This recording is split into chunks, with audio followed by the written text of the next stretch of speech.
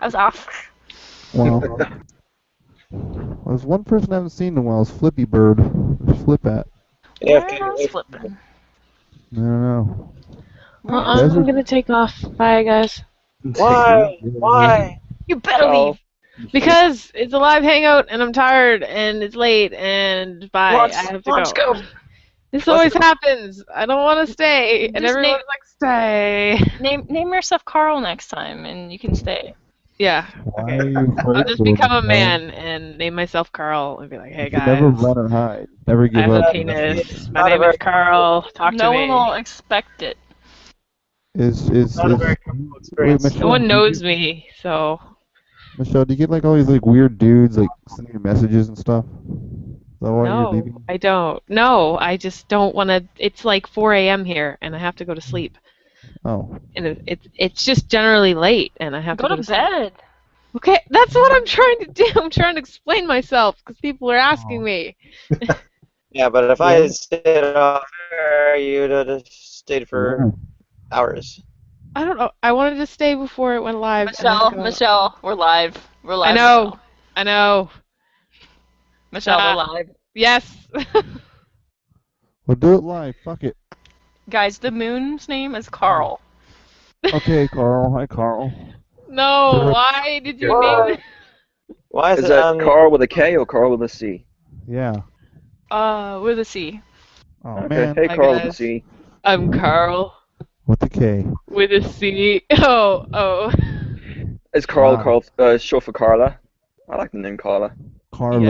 Yes. I'm actually Carla. I'm a man who's now a woman somehow. Probably still Dana. Man-woman name. Well, that's Why not is how this happening? That's some damn quick not sex how I change. would describe myself. I but know, right? It's how various other people describe me. I wonder what the ratio of. But you were born a Nice. woman, right? Yeah, no. Weren't you born a- I still haven't finished getting rid of the parts that I shouldn't have been born with. Right. Oh. You'll get it. You'll chip away. Keep Yeah. chipping away. By and large, I don't get subject to the same harassment and so on online because, well, to most it's obvious.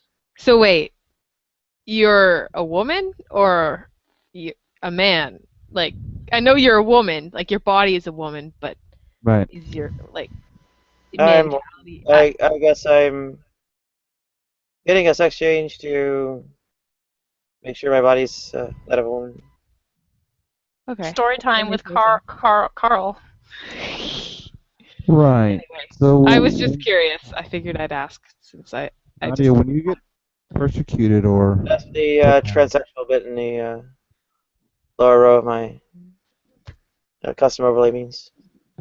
okay, because I know it's different for everyone. That's like that, kind of wants to be the different gender. Like they feel like they're born into the wrong body or something. Yeah. see, I will probably never actually be able to get to surgery and so on, but. But you're pretty. You're pretty just how you are. Yeah.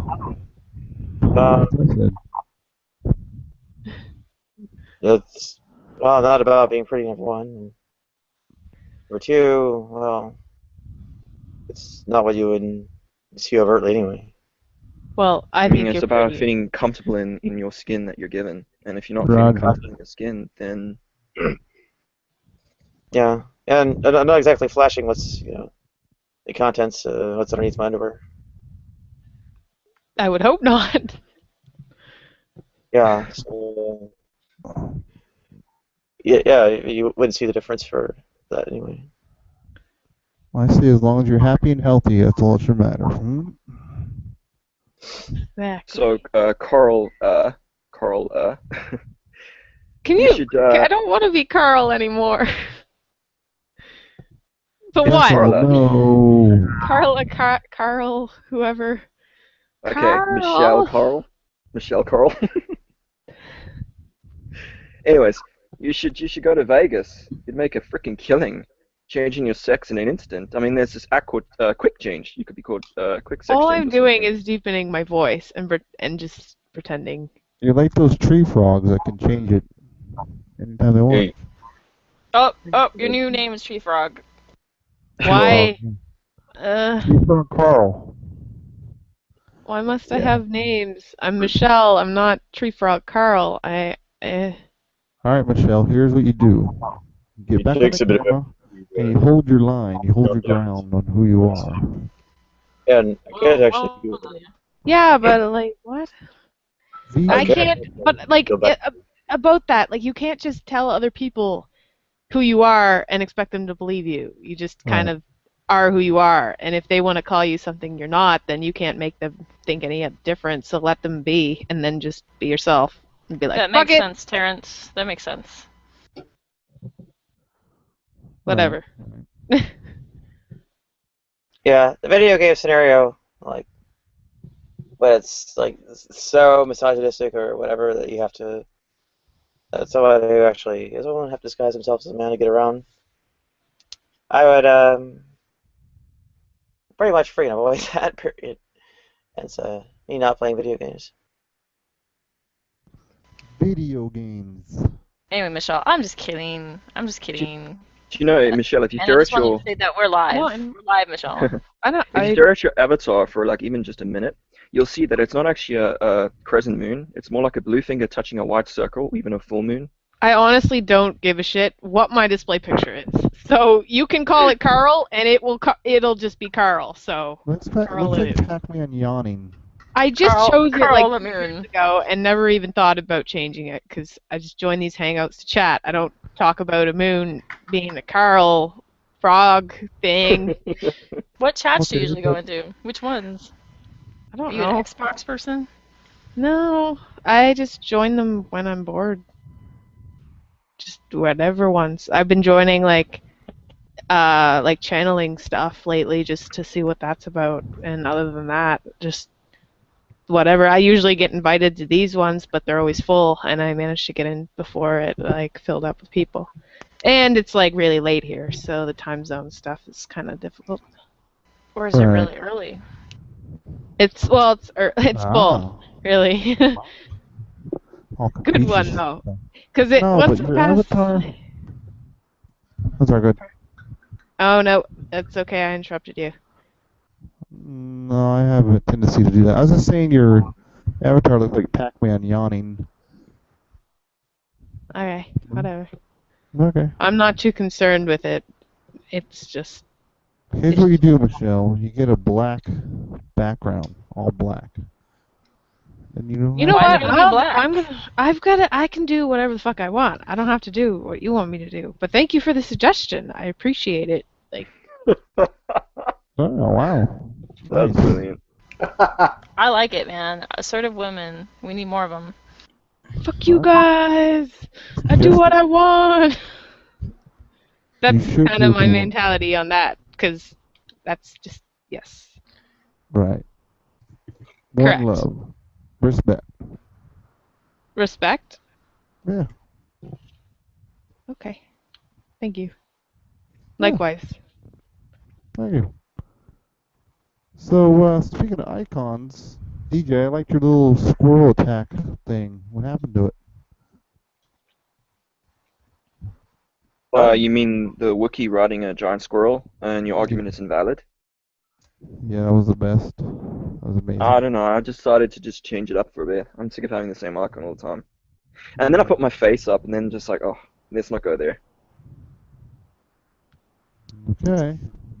Hermione. Oh my gosh, isn't that freaking ironic? Hermine enters just as I said I put my Yeah, face up. That's a sign from the heavens. Hmm? Hey, Hermine. My bear down or something. Ermine, I want you to meet Carl. Carl, this is Ermine. Hi. What? Carl? Yeah, that's Carl. You never know. Carl. It's an inside joke, Hermine. You missed the whole thing. Don't make her feel left out. And no, I'm not a man, by the way. No, Or am I? Wait, haven't I met you before? Yeah, we've talked. I remember you made something in your kitchen once, and you were wearing yoga pants. That's all I remember. She's always in her kitchen. Carl's under the witness protection program for like Oh. hangouts. No. What? I'm a fugitive. Yes, that's my secret. I'm a fugitive. But anyway, Harmaine, I saw the picture of your daughter in her dress, and it is so beautiful, that dress, and her. Like, it's such a nice picture. Thank you. She's getting on my last nerve today. Yesterday. That's okay. It was just like her prom dress is so nice. Oh. So Like how red was her? and gold and How? Sorry. How was work, I mean? Oh, it was actually, I had one of the best days of work yesterday that I've Oh, had. and you seem so tired. Shame. Yeah, it is strange. Like, some of my new clients are Yeah. absolutely great, but they're very time consuming, Hmm. and they pull and suck a lot of energy out. So, Draining mofos. yeah. What kind of work do you do? I am a consultant. I do social and digital. So you're a Wow. spy. Right. Let me tell you my spy abilities. Okay. Yeah, I like what I do a lot. But I work really hard. can you hang from the ceiling? Not even on a pole. What? I don't know. Yeah. She said she was a spy, or you asked her if she was a spy, so I asked her if she could hang from the ceiling. It seemed like a logical question. That was Right. logical, but the not even from a pole thing turned into a stripper. I'm allowed to say one, and I always do say one inappropriate thing at least. I hang out. Okay, I'll Yeah, give you we that. each get one. I had like Get 10 one thing. yesterday. It One? was really bad yesterday. Yep. Same. Anyway, Carl needs to go to bed. Good night. No, Good night, Carl. Carl. Watch out for Good night, zombies. Michelle, Carl. She feeling a little schizophrenic? What's this thing with Carl? I don't know. She said she didn't want to be on live air, so I just gave her a witness protection name, and it was Carl. That's hilarious. Okay. I saw Never The met- Walking Dead go by on a meme, and I just named her Carl. I never met the man. Oh, Ha ha ha ha ha ha ha. You're hilarious. I know. Leave the jokes to him. I like Gus. I Yes. do too. Gus and Doesn't I, like we me. friends. That's the man, man. Whoa. We friends. My bad. He seems alright. Ouch. I mean, he seems cool enough, you know. He's very Yeah. clued up. He's very clued up, and he's Oh, he's got Uh, him. He's got him lined up. He's witty when it comes to certain. right. Yeah. Right. He's quick-witted, very quick-witted. Yeah, but that's the When thing. he draws, he shoots, he fires, and he But some- hits his target. But sometimes it seems scripted. It's hard and it hits hard, and they'll knock you out even if you know more than. But it's just the way he knocks him out. He's got it down. He's good at it. He has his ones, his zingers and his closers and his half-hour fillers. You know, he's got it down pretty pat. He's a cool dude, but sometimes long-winded. I like him. He's all right. Right. I'm guessing Gus is a heavy hitter, huh? Yeah, he's Takes all kinds. He's like Deidre or Desert or Nadia or something. I don't know on that deep of a level, but on that observance of appeal for observing a group from a distance enough to blur it a little bit. Yeah. Right.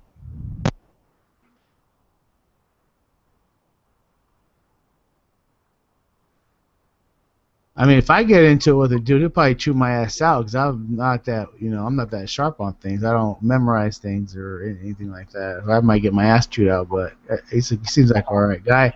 So I'll say he's an alright guy. That way he won't fuck with me.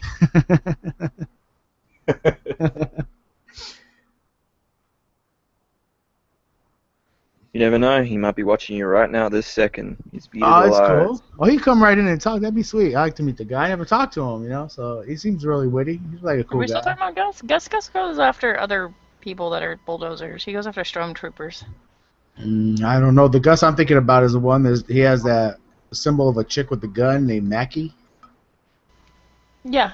Yeah. Except that's- now he's changed it to the Oh, did he? yeah, whatever it's called, the F series from the start. I don't know. I'm not a He's big back to the Star Trekkie Wars. fan. Of what? Star Wars? Oh, I don't know. George. Never mind. Maybe it's back to the Star Trek ship again. Yeah. Yeah. I haven't seen this new one. I thought it might have been the Star Trek. Yeah, Yeah, is he like in Love The and ship McKay or is Star something? Trek, but I remember when he came in earlier this afternoon, he had like the bounty hunter thing. Is that McKay's boyfriend? Their internet silliness. It's whatever. Proof It's of just fair. internet nonsense. Yeah.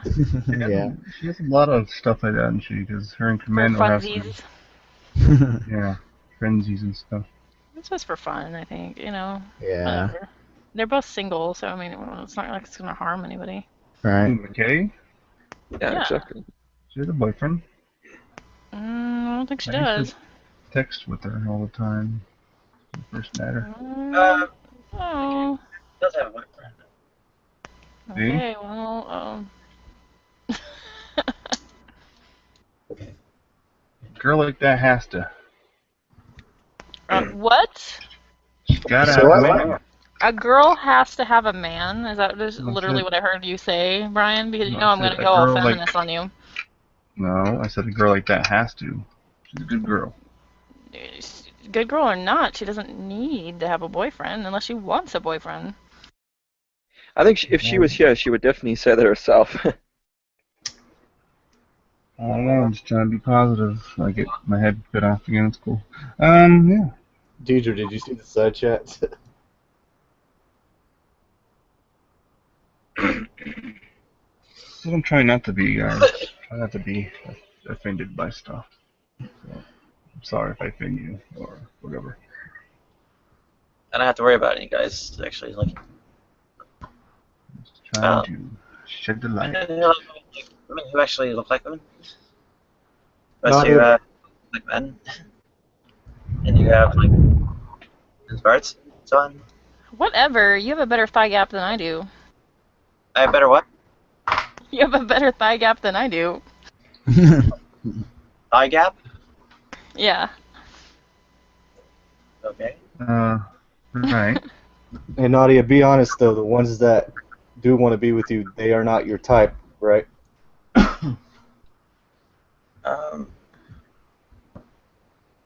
Probably not. Chasers. Well, I'm not talking about chasers. To be with Nadia is not to be with her. See? See how that works? Yeah, I think ones who are interested or a bit obsessive. See? Um, To want Nadia is not to want Nadia. what? Nothing. Being weird. People need to stop being creepers. Creepers, creepers. What do you That's think, like creepers, creepers? Everybody's in love with you, Nadia. That's why we're all here. Like when I have, I don't know, things to do and not paying attention all the time. I come back to a long string of messages where they're like, I don't know, saying how angry they are that I didn't answer right away. Oh, okay. Are you talking? Okay.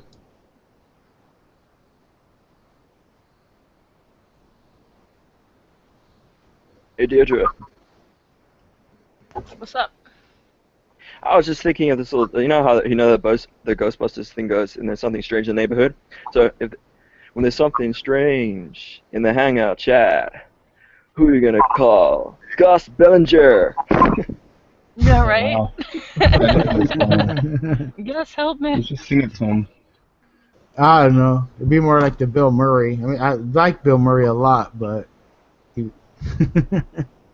I was thinking of making Right. a little graphic just for funsies and put me, Hmm. McKay, Rev, and Ah. Christian Anarchist together and be like, we'll call ourselves the Mod Squad. Maybe you're Ermine too. Ermine, you want to join the Mod Squad? I'm gonna try and. I don't know if I'm cool enough. Just moderate You're definitely Christians, cool enough. You have to be a Christian theist to do it. Ermine, are you kidding? No, I'm serious. You guys are too cool for school. Oh, please. Ermine, you know you want to be a part of the Mod Squad. Yeah, I mean, you Well, could I'm be gonna Team make it all Captain. retro 70s. 80s. I'm trying not to 80s. belong to a group. What is it that would have me? I'm gonna link you guys a cool music video. Check it out. Whoever dares watch will be amazed. Whoever dares what? Whoever dares watches it will be amazed. I don't like random links because my guildies have made me afraid of ever going to random links without knowing what they are first. It's good to be I trust cautious. you. Here, I'll screen share it. Or can I do that, Nadia? What? I don't. What are you screen sharing? Probably. Yeah. It's a YouTube video. Oh, oh, not good to screen share somebody else's YouTube video. Roger. Linking up only. Alright, well, let's see a cool music video. One of my favorite ones I've ever I seen. mean, you're up and- late or early. Yeah, I Early. got up early. I went to bed at 8, and I'll probably stay in the hang out for an hour, fall asleep, and start over again the next You day. guys, did you notice that, I can't say his name, Joku Siko or something just changed his icon to the Ghostbusters? He ain't afraid of no ghosts. Oh, Brian, I've seen that video. It's actually pretty cool. I've seen that one. Yeah, so that's the kind of music I'm into. Like this kind of stuff. Who's it by? Gunship, baby. Yeah. Check it out, man. I like the animation in it. Roger. Okay, cool. About the music, though. So, what's crack-a-lackin', Music said so. Joku Seko? Alright. Alright, DJ. I'll check this one out. I guess he doesn't speak. Information. I wonder. How should I introduce myself? I like the V's logo. Did you make that yourself? Mine? Yeah. Yeah, No. that's my that's my name. It's my last name's Cole, so you see the little spaceman spelled out Cole. My first name is Victor, so I put a V for the antenna. It's like my Very little. creative. Oh, thank It's you. really creative. Thanks, man. Were you high when you did it? I'm just wondering. What's that? Were you really high when you did it? Like, No, it was something that was bouncing around in my head for quite a while. I was high when I drew that one, yeah, but I figured. But it's cool. Don't get me wrong. It is cool because it's like oh, when I you're in take that the high, compliment. I your take the senses become compliment. so heightened, right? Yeah. Yeah, and it's like your creative juices begin to flow. I Yeah, know. but I'm high now, and I'm like, I'm looking at stuff to improve on it. You know what I mean? So I'm like, yeah. Right. So I might work on it a little bit, but I think it's pretty I mean, cool. a lot of people associate it, people who are, what do they call them? Dope heads or whatever, to be completely stupid and incoherent and whatever else. But to be honest with you, I've seen some very creative people who, yeah, it depends on how they use Dragon. it. It depends on how they use it. It's what they use it for, and if they let it use it for creativity or for learning experiences, or for just to sit there and watch a Ren and Stimpy video. It depends on what they use it for and how it can actually allow you to grow in certain ways. Yeah, and I mean, I think it's because of the release of the endorphins. I mean, when you're happy, it's pretty much clear that you're gonna, produce something that's pretty awesome. Right. Yeah, and it's pretty expensive at first, but when you learn to control it and you really use it for your benefit, is when it really works for you. Yeah. That's why I kind of want to start. Mm-hmm. I want to kind of start back on smoking weed again. No, seriously, I want to get a buzz, so then I can, like, you know, chill out with you guys and not worry about my stuttering and shit like that. Yeah, but just like what kind of buzz? I mean, because like right now it's, you know, it depends on what you're doing, but I'm pretty, I mean, with bud and alcohol and shrooms, you know, it's a good mix. Right. Yeah, so it's a very psychotropic. I like when you started. Yeah. DJ. What'd you think of that link, baby? I'm at a total loss as to what you guys are going on about. Want to buy some weed now? Ermine. Yes. Do you find that's true for you as an artist? If you've, you know, had a hit, that your senses become more heightened and you feel like you can actually achieve a better result?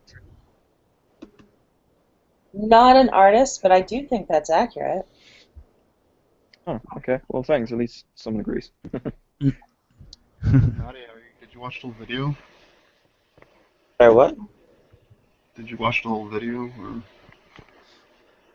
What whole video? I don't know if you're talking about, you don't know what's going on to my link, whatever.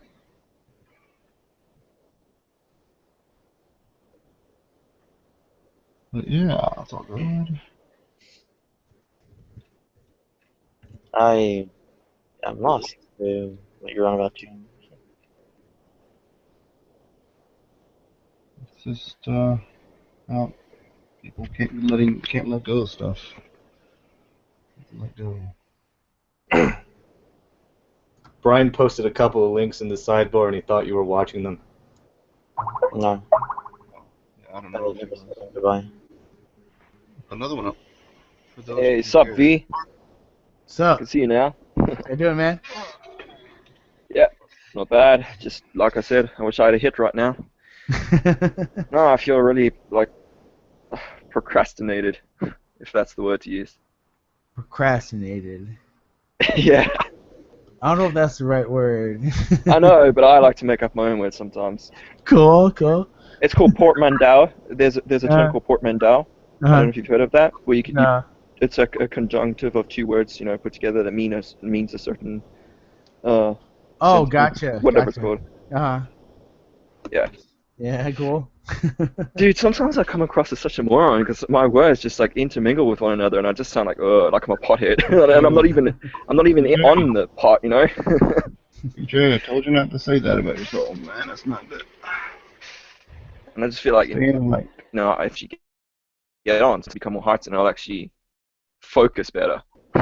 You are focused. You're just not realizing yet. Everybody has their own path. I'm linking you, baby. Linking you. Check the links. You'll have to send it to external. Remember, I'm on my phone. Oh, okay. You never know. I can't see the side chat for whatever reason. It's not integrated into the Hangout section. Roger. Message you now.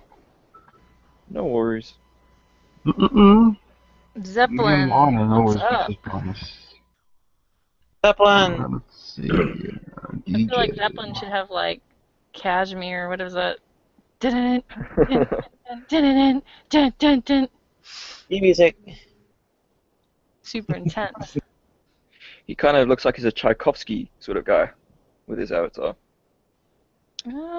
Is that Mozart? Let me see.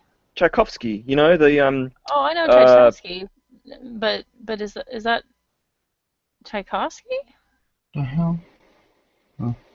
No, it may not be. I don't remember the actual face, but I just. The hair's kind of Mozart-y, but I don't know. Mozart-y. Mozart-y. See, we all make up our own words. It's true. I'm Californian. Do you think we have good English skills here? Terrible. This is true, though. I live here as well. Oh, fail. It's I'm up Beethoven. I was north. going to say, he's got like quite a scowl on his face. That makes sense. Beethoven. Yeah, no, I see that now. You guys in San Diego don't say hella all the time. I don't say hella at all. I'm not from NorCal. I'm Southern California. We actually say hell of a, like he's a hell of a guy, you know, that sort of thing. Right. Never hella. The people in Northern California say hello a lot. Yeah, it's annoying. Hello, hello, hello, Not hello. what I'm like, I'm But At you'll least hear it's me not as say annoying dude as and bro a like lot. totally We say like dude. every single sentence. I say like a lot. I say I say random and like What part of Cali? like Like from San the Mission Beach, San Diego. Mission Beach in area. Sacramento. Close to Mission Beach. All right, cool. I'm in South San Diego. Cool. 'Cause Nice. I was in Southwest San Diego, so we got a lot of dudes and mans. You know, what's up, dude? Yeah. And yeah, Dudes. yeah. I'm like, dude, Yo, dude. man. What's up, dude? Hey, dude. Bro. There's a good for everything. Yeah. dude. Are you from San Diego? Dude. Are you in San Diego? Are you in San Diego? Unfortunately, no. I'm in Southern Illinois right now, but I'm from San Diego, and I'm planning to go back next year. I've been out here for almost a year now. That's really funny because I've always thought you looked kind of familiar. That's I really weird. think Joku Seku has just put up the image of, is it Tchaikovsky or? Like I'm not lying. I Who's that, always thought you Mozart? looked familiar. Yeah. From That's what probably area are you Mozart. from? I'm from National City area. When I was a kid. Yeah, I'm a Kimball? neighboring city right now. That's where I am right now. But I grew up by SDSU. Were you around Kimball Elementary around that area? No.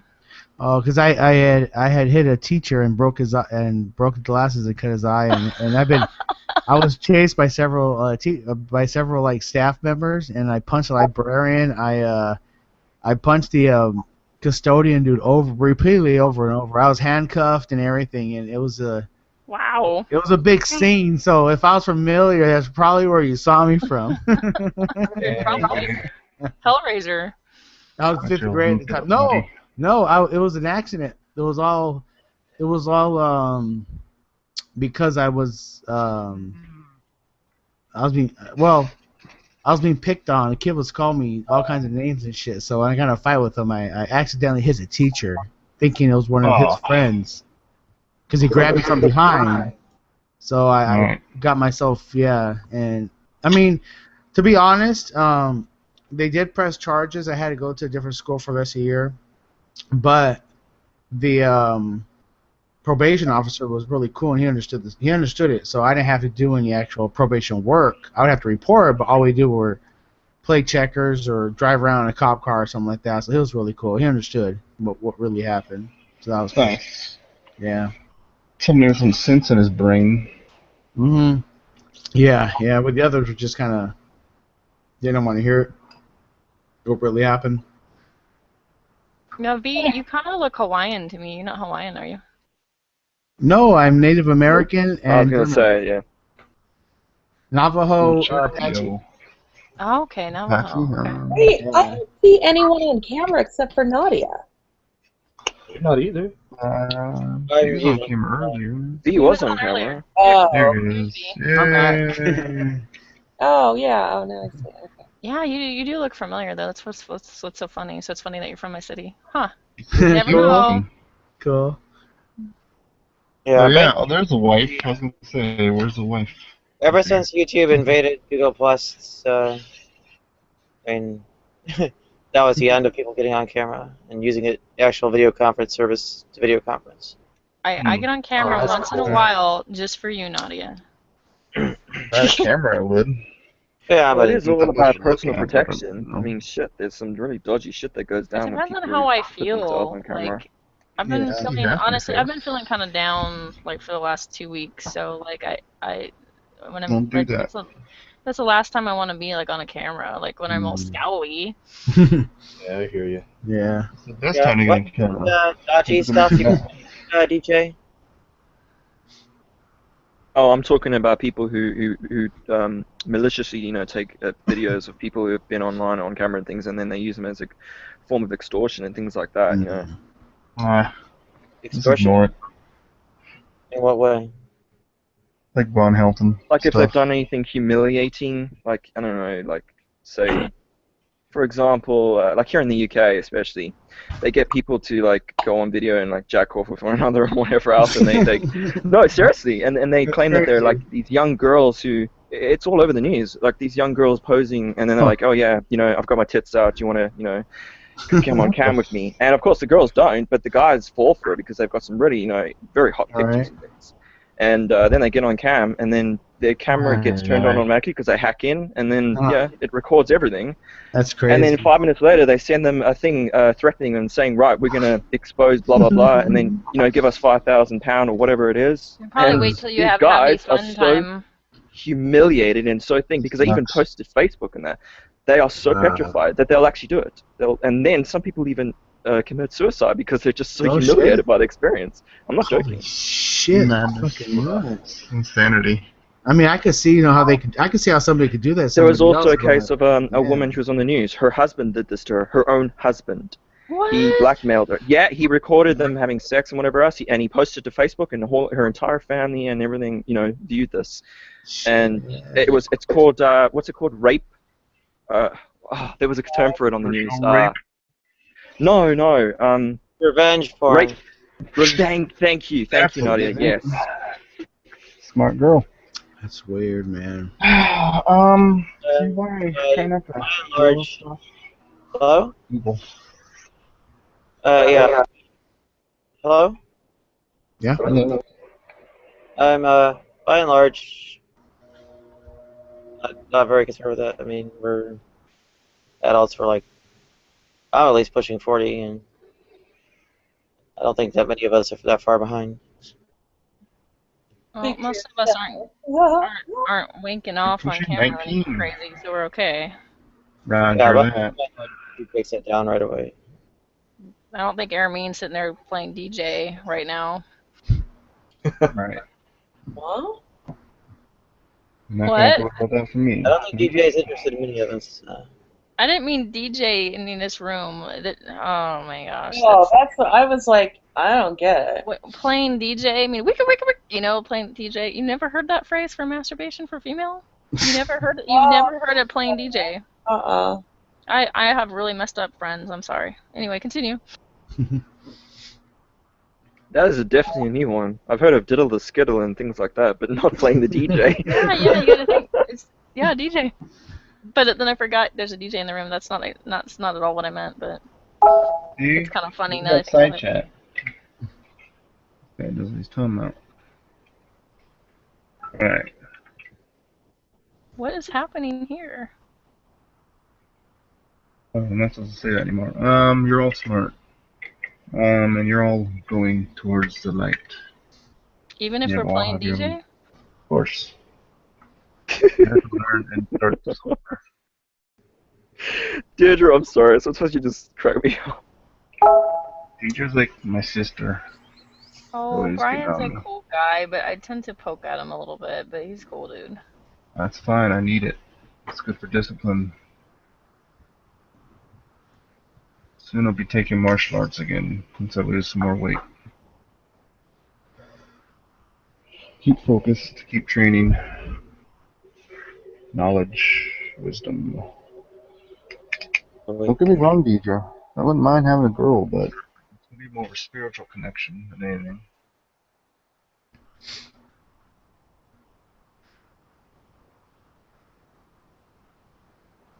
I don't know how to say your name, my friend, but you're definitely quoting some good stuff over there.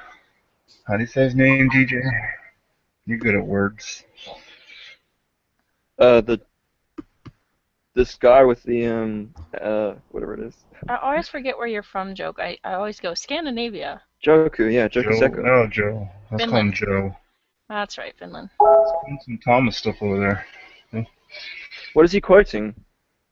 Gospel I wish I could see the Thomas. side chat. I always feel left out. What is he saying? Okay, no, my bad. He's quoting the Gospel of Thomas. It's can you see my overlay on your phone? Yeah, I can see that. Yeah. Okay, so he's just quoting stuff in the Gospel. Oh, I'll alrighty. link you some stuff there, DJ, too. If you want me to link the Gospel, I will. It's up to you. Help you guys out. Or, see, there, I did it again. Well, let's go. In the external chat. Right. Yeah, if you could send it there, anything you want to send, just send to the external chat, because that's where Okay. the only place I can actually see it. Roger. See, Deidre? I'm correcting myself. You're correcting yourself? Yeah, because I said, oh, you guys gotta listen to me, and then I have to stop doing that.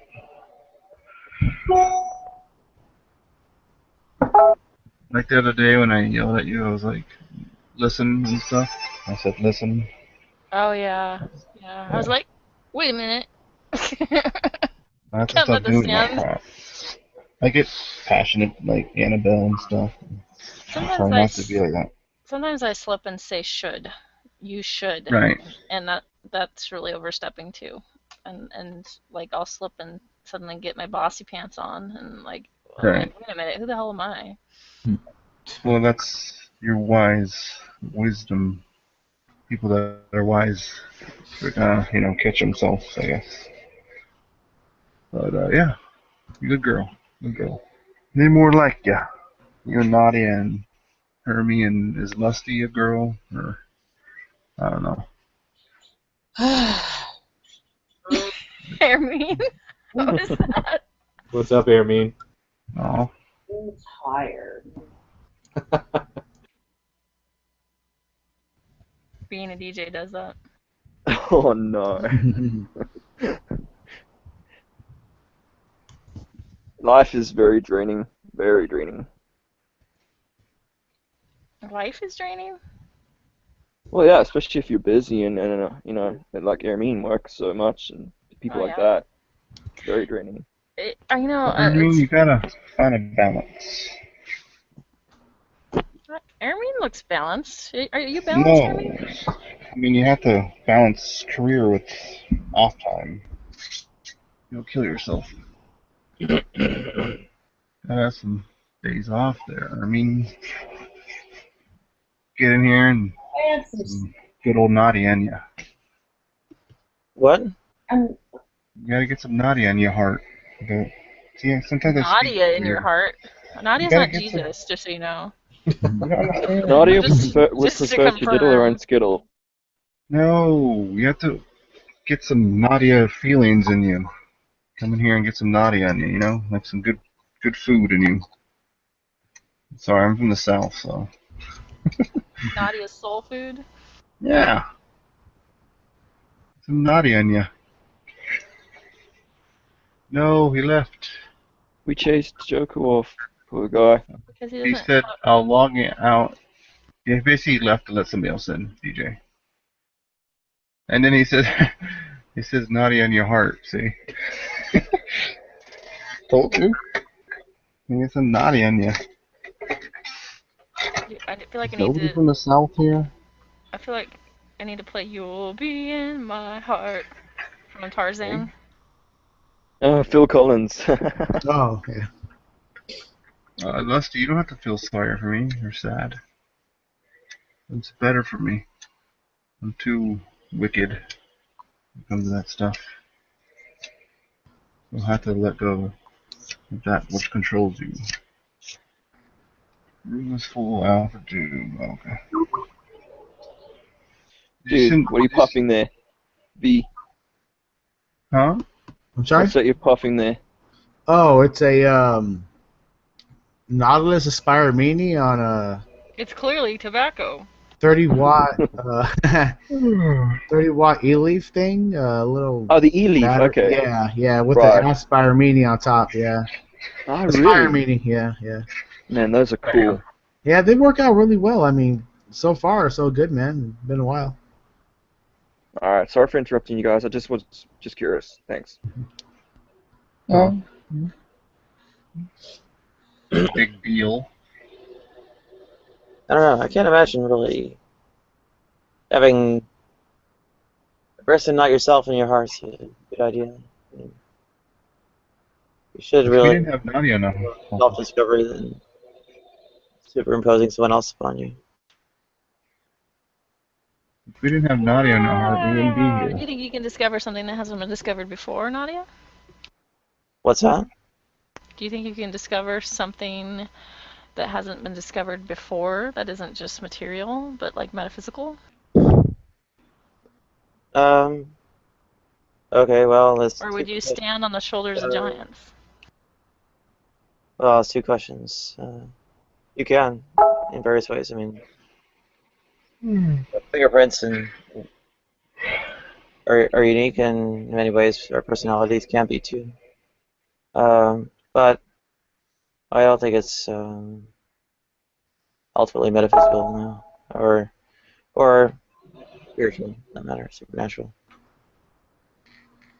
Does Lusty McButt, do you sell those? I Lusty know. always seems to know a lot about this stuff. She's in side chat for viewers. I just got distracted by side chat. It's so distracting. Right. That sounds familiar to me because when I used to hang out with Vaughn on a lot of TV, they a lot of vamp rooms and stuff. I was told that Lusty was a dude. Oh my gosh, I was always referring to it as a him. So it's a woman? It's fine. I mean, she never talks much. So, I assume she's a woman. I never really asked. she just told me up top here Okay. that she is She's a woman. like a little top higher. Sorry, Lusty, I didn't realize that. My bad. Yeah. Girls Well, are not the certain best it generally people. helps to ask. And given what people tend to do with their, I don't know, not being really present in various ways, you generally do have to ask. Well, ladies, if it helps, I'm pro women. Yeah, well, thanks, Nadia. It's true. I should add that to my layout. Pro woman, as if, I mean, I don't really know if you need to do that. I support women and everything they You do. what? Hey, Simon. I mean, Simon. the sad thing is that guys that are con women, if we could say that, like Right. extremely patriarchal or misogynistic, like Right. they don't often realize that they are that way. That's what's funny. That's because Hey, they're Psyduck. issues. But yes, I am pro. So I will add that to my list. I believe in it. Yeah, those of us who, I don't know, maybe have a bent toward, I don't know, various kinds of gender liberation affairs, often have sort of protocol for announcing pronouns. Like, say she, her, hers are my pronouns, and so on. And it really matters the most for non-binary people. Right.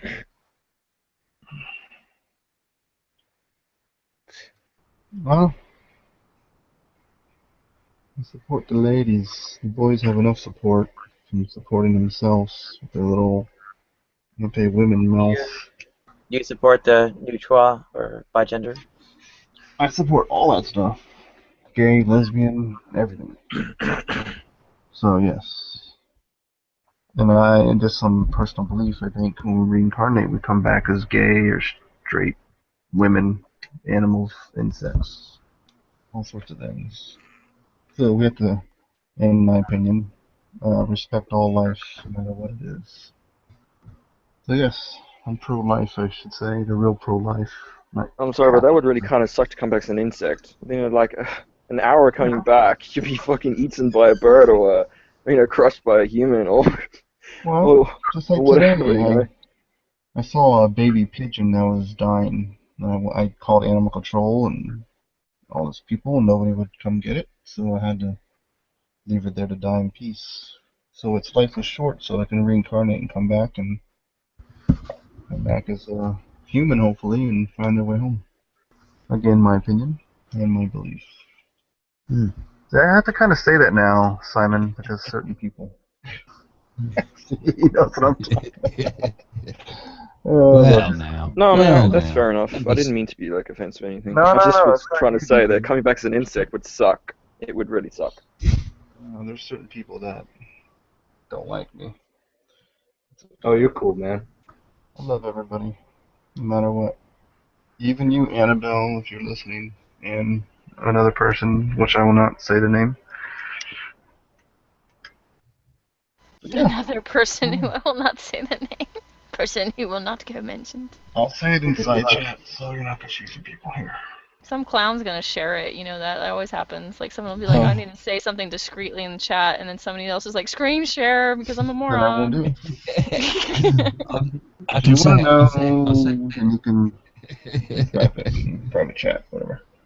The person knows who they are, and I love that said I'm actually person. afraid of clowns, Lusty, but I'll make an exception for you because it looks like you're That clown's kind you're of not hot that though. scary looking. Yeah, that was kind of hot. Flesh side of me talking. But I mean, like I was scared of clowns before I ever saw like It or anything like that. I just thought when I was a kid, like if you have to put on a smile, well, then that's kind of scary. DJ, don't watch that Poltergeist movie, the new one. I did already watch the Poltergeist movie, Uh-oh. but I didn't watch it as a kid. I watched it as an adult with my No, friend no, no, no. The this new one year. coming out. Oh, the new one? Yeah, don't even. I think everybody knows what I'm talking about. You should have saw it. Yeah, do you know what makes me laugh the most is when my mom and my dad used to go on about The Exorcist and say it was the most horrific film they'd ever seen and blah blah blah and all that, and they said if you ever watch it you'll have nightmares. I watched it and I burst into laughter within 5 minutes, and the entire thing it was so comical to me. I can't Well, I can't first of understand all, how you're it was spoiled banned. with special effects. Everybody that's been I don't know. when were you born? Like late 80s, like early 90s? I'm not talking about the special effects. I'm talking the fact that this girl was twisting her head around, puking out green and whatever crap coming out of her, and crawling How down the old were stairs. you when you watched it?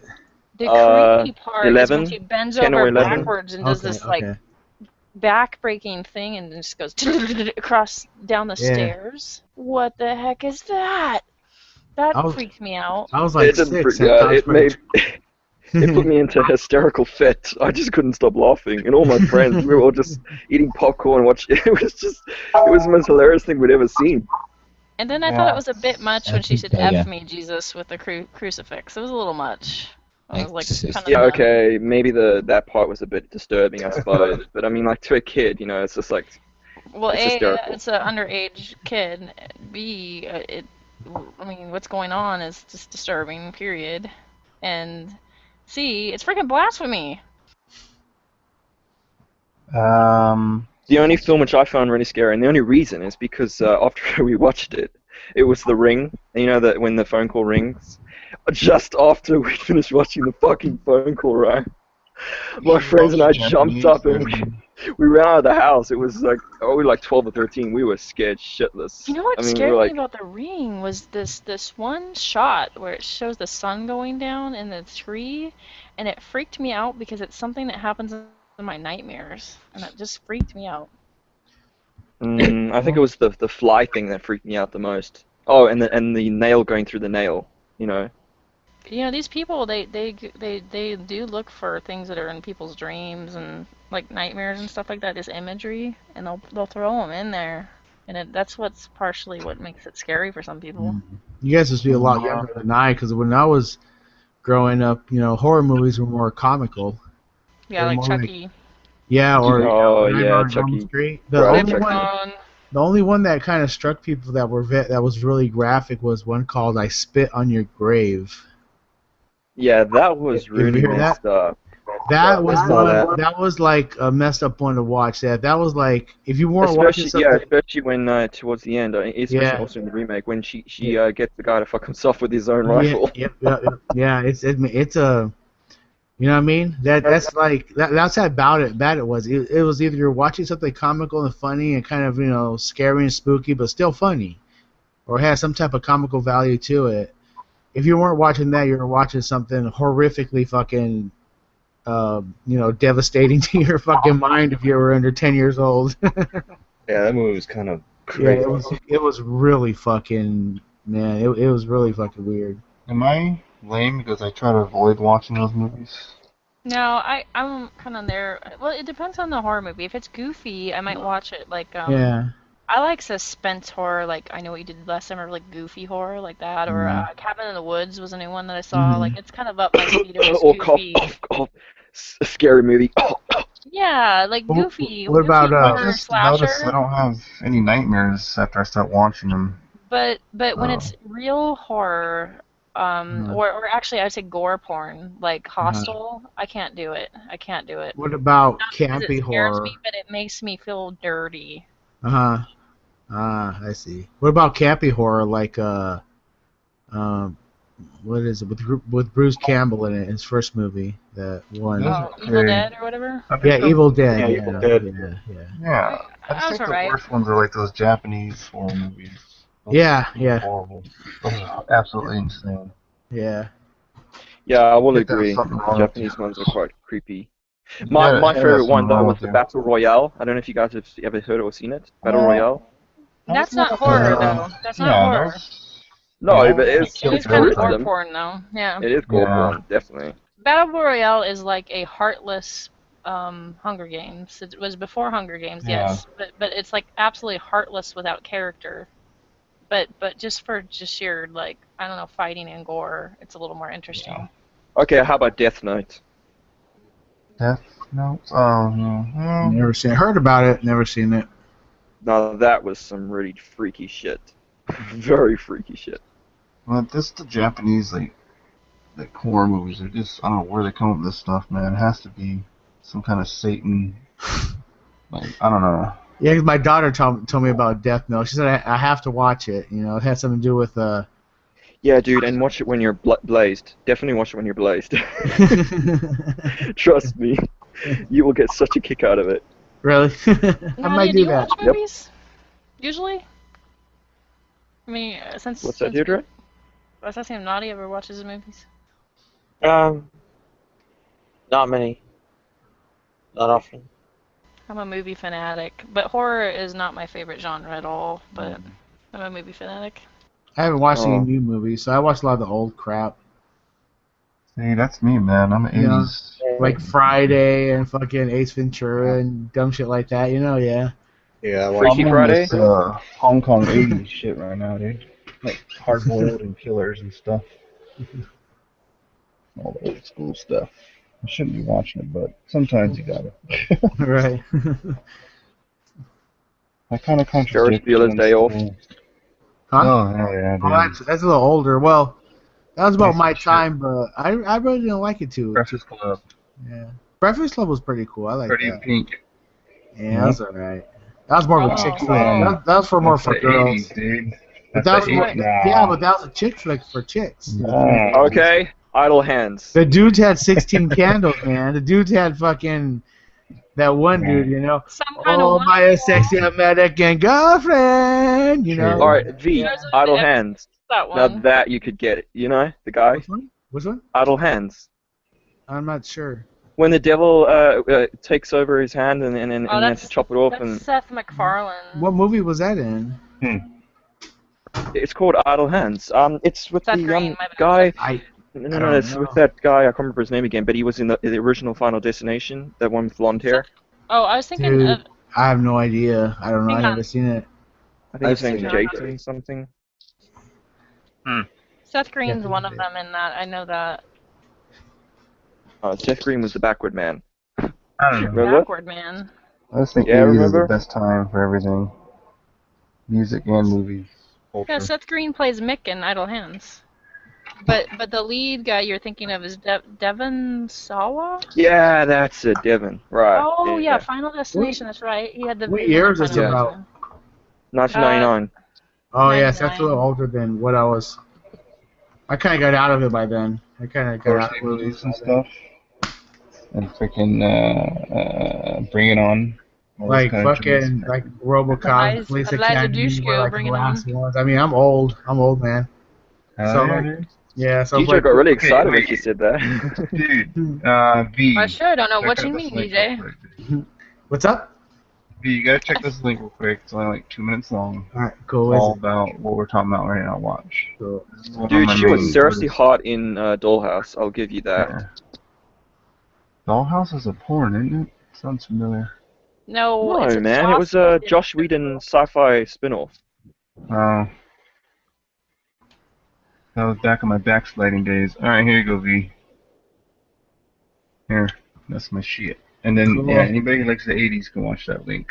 Cool. I'm just gonna pack me a El Bolio here real quick. Check it out. Roger. Yeah, that should help. I sent you that link too, DJ. I'll watch it.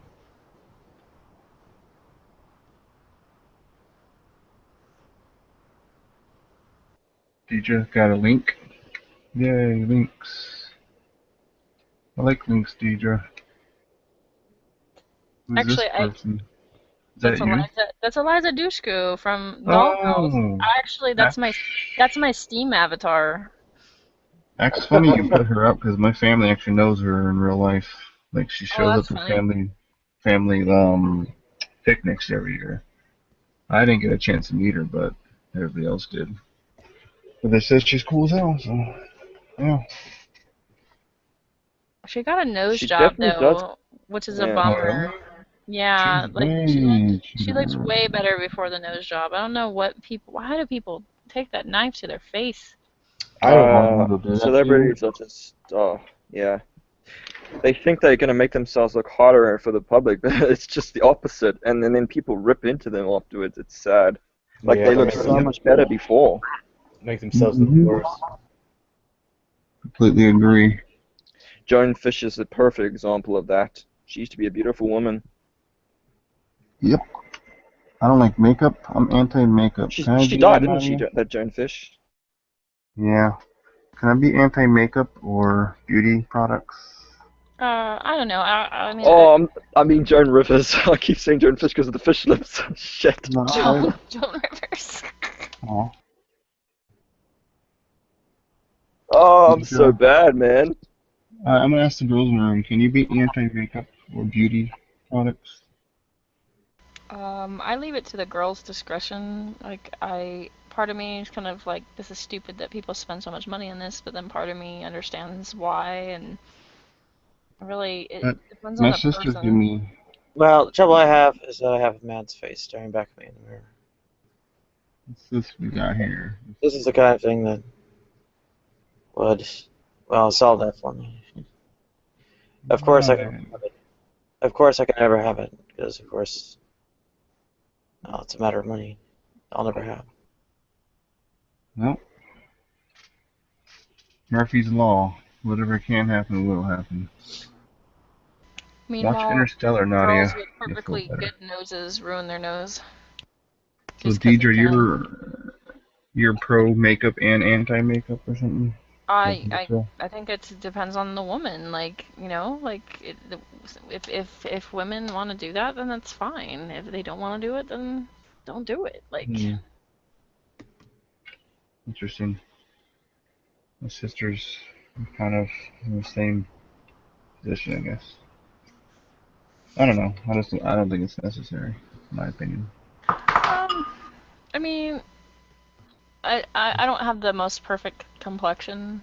But at the same time, I have to actually be extremely careful with makeup because it tends to affect my skin badly, and so it's sort of like, well, you know, like it's kind of a trade-off. Like, I don't know.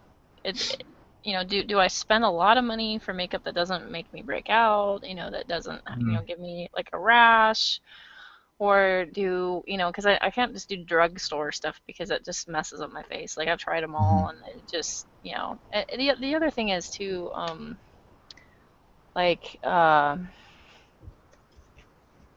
mean, there is part of me that just resents this idea that you have to paint your face to make yourself, you know, an acceptable human being for society. I tell my daughter that from time to time. I always tell her, it's like, it's funny you got to paint your whole fucking face like a clown just so you can seem normal in front of other people. Yeah, she actually does. I mean, they lay down the whole foundation. They redesign everything. You know, they redraw everything, and madness. Yeah, what good does it do to put a layer of paint on a man's face? Yeah. It's unnecessary. It's not. But you should just get up and wash your face. But if in a woman's, you know, like my daughter, it was unnecessary. It was just all for nothing, I think. Yeah. Because we are who we are, you know what I mean? Hello? Well, the idea of makeup's to accentuate certain features. Right. So, like in Nadia's case, Nadia want to accentuate certain features. Mm-hmm. And Right, I understand that. Yeah. and really anybody's case, like, you know, girls that are good at makeup, they don't just do it to just hide behind a mask. You know, they're trying to accentuate what they have. You know. Right. Right. Except what I have is all wrong, so this situation is not really possible. All I really got by painting up a man's face is looking like a clown. Yeah. You're all right. All I really got by painting up a You're man's all right. a man. They look like a man with makeup on. Yeah, but you're all right for it. What? Well, you're all right for it. You're good for it. This link's for you, Lefty. Wait for people to finish their sentences.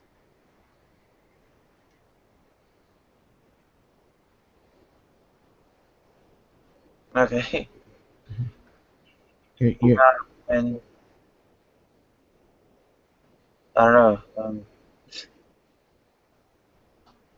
And it doesn't help me. Maybe it helped me face myself in the mirror a little bit.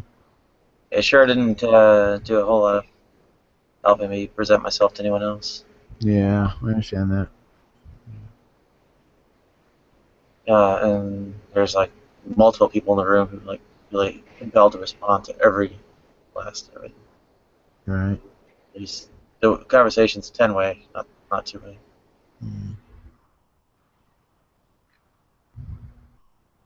Right, so that's Brian and Victor, right? I mean, I don't know what to say, because anytime I say, you know, like if I met you and you came over and we had a transaction or something, I wouldn't immediately go, or I'm at Starbucks and you walk in, I might not immediately go, oh, there's somebody that was once a man. Like I wouldn't think that. Well, I mean, just for the record, I thought Nani was a woman from the beginning, the first time I saw her. So. I wanted to say that. Sorry for interrupting, Nadia. When I very first came here, I didn't actually realize she was a transsexual. I had no idea until obviously I read the write-up. I actually thought she was a woman. I'm not joking. I'm not even just fluffing her ego or anything like that. I literally thought, because it said LGBT goodness, right? And I didn't know that she was a transsexual. So it was very interesting. Yeah, there's it is beneath people's notice. It's you can actually have people wandering around in gorilla suits and other Halloween costumes go unnoticed. So it doesn't really say much for them. And I've seen demonstrations of this, literally YouTube videos of it. Well, I knew you were transgender because of Brett. So I already knew that going in ahead of time. What I was surprised was that I was like, you were the first transgender woman that looked like a woman. I mean, I hate to be awful to other transgendered people, but I met a lady named, well, I won't tell her name, but I met a lady who came to my church, and I mean, it was just like a neon sign, wah wah wah wah wah wah, because she was just bad at makeup, and like really loud makeup, like blue eyeliner and stuff, and she was not only tall but really really really built, like more built than most men. I went over makeup too, and I had it. She still get to face herself.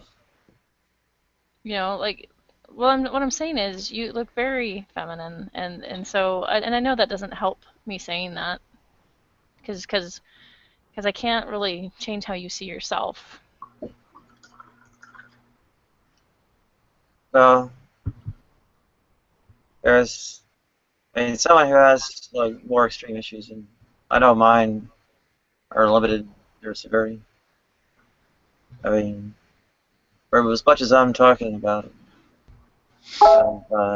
opening my heart or whatever, how bad I'm torn up by all that. Imagine, what they're not telling you, how much worse it is for them. Yeah. Mm-hmm. And when it really is, you know, Yeah. it's really extremely masculine. You know, my Well, eyebrow edges might be there. You can actually see them right now. They're there.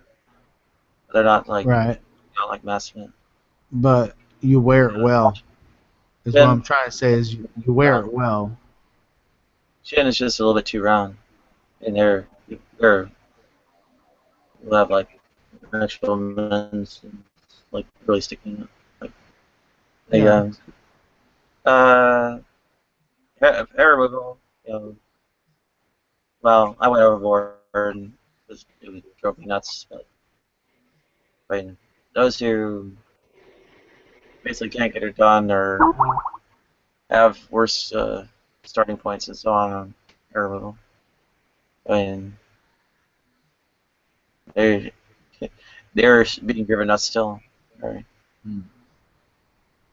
And yeah, I'd say it's so much worse than bugs crawling on me. The actual bugs crawling on me is nothing.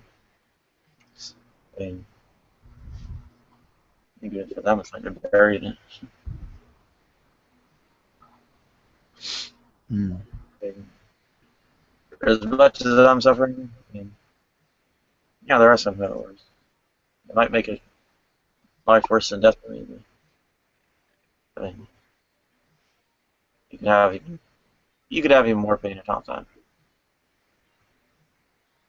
Yeah. Yeah. I mean, it could always be worse. So you have to learn the two magic words, that get you through the day, that get you through life if you use them right. And that's, unfortunately, Not what gets you through life. is fuck it. Sometimes there's things you can't handle. Things you can't deal with. You just have to say fuck it and do what Except you oh, can do. because it oh, Well, right. No, right. Some knowing of us have to deal with that. With knowing that. some of you have to deal with it doesn't help you deal with it. You're not dealing with it. Dealing with it is actually being prepared. Right? There's people who have it worse. Don't make your life not worse than death. Right? No, but what I'm saying is not the base. It's not the bottom. It's along the way. It's what you have to say fuck it to along the way. It's not what drags you down to the bottom and brings you to the bottom and makes you say fuck it all. Well, it's along the way to where you're going. There's certain things that you just have to say fuck it to. There's just some things that it beyond your control at that time that you may be able to have control over later or be able to do something with later. But at that time, the words that have to be used is fuck it and try to get away, a way around it or stay there till you get past it. Well, you're basically just denying your own heartbreak. Well, right, but Not what going to I, really con yourself into not feeling but actual sorrow that you're. right, but what a negative or a positive so far apart from each other to make you want to contemplate love or hate or evil or good? Is that really necessary for something that you really have to say fuck it to at that time? Is it that you have to do we have to bring it to those far of a stretch on either end? You have to bring what to so far to stretch. The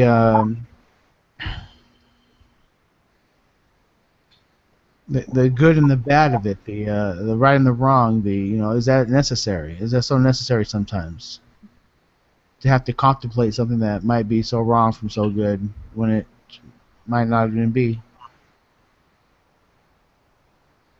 It's like asking if you see red. Not necessarily. Somewhat, I guess in a way, yeah. But What are being feelings? such a simple question doesn't What are feelings? make it so simple. They are every bit as much perceptions like vision. They're what they are perceptions of your own drives and Right. But from their onset, from their view, from their particular set of point of view, maybe might not be so abstract as necessarily thought for a conclusion or to get by. Yeah, denying you're having an emotion.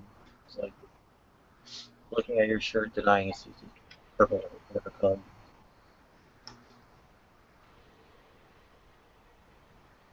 Looking at the Alright, sky. Nadia, this one's for you.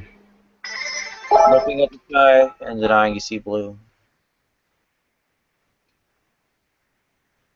You, Nadia. Not denying it, but contemplating on it.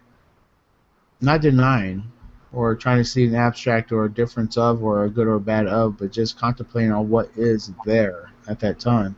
But they're not things you can shut your eyes to. No. They That's where the fuck it comes in. That's where you have to. Yes, and you Yeah. can feel yourself stop feeling.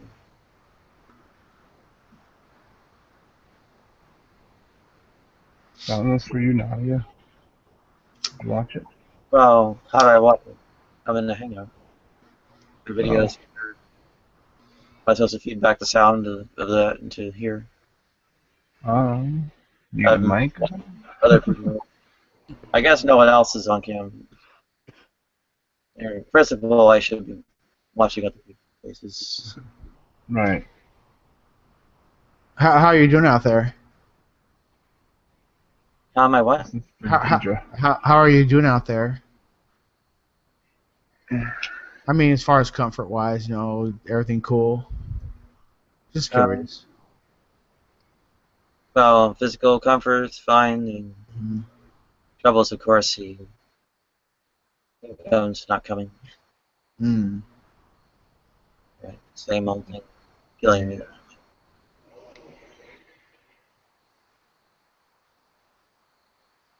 It's all retro.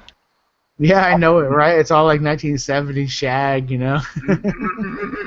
Body over here, baby. This one's new wave, so it'd be 80s. 80s. What are you talking about? Early 80s, very early. He linked some music that's instrumental, and it's like retro 80s new wave kind of stuff. I got one for you there, Deidre. Right underneath Nadia's. Okay? I clicked on it. Yeah. That's panel. That's wood panel. That's like 1979, 80. I guess 80 at the. Yeah. I don't know how young you are, but being that I was born at the end of the 70s, the bottom one that I clicked on is new wave, kind of keyboardy, so it's 80s, and then this one on top. Well, I was born in on 75, so we're close to the same age then. Yeah, but what was kind of new to you was kind of like slightly used, okay, for us before we went new. You know what I mean? So it kind of coincides with so it kind of. All I know is I'm supposed to be the last year of Gen X, so I have like a foot in both generations. Cool. Right. So in the meantime, like the. I guess management or whatever you want to call it, if you like, is not done by denying them.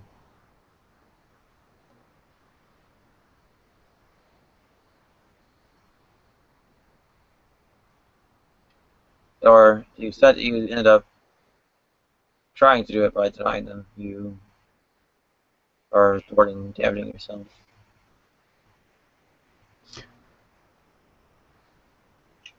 Only to what you're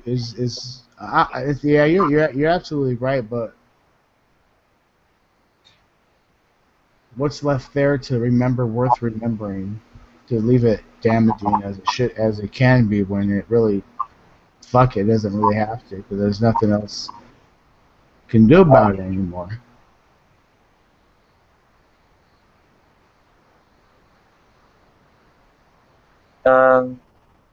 You were kind of garbling in my echoes.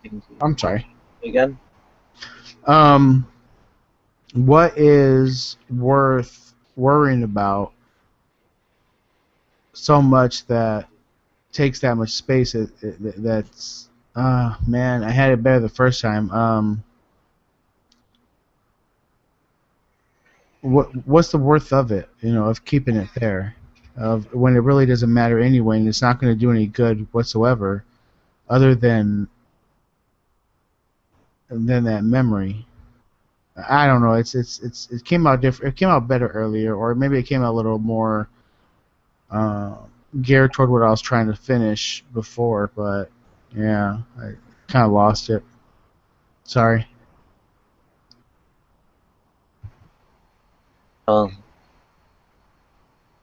I'm at a loss how to respond.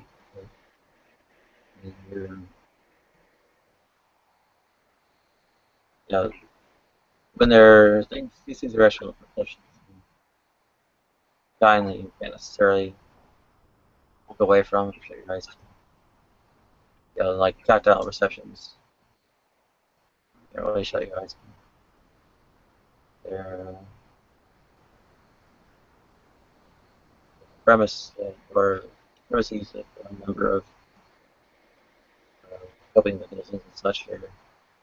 Mm-hmm. This is actually, and I think the I don't know, it's pop psychology and such really very misguided. Mm.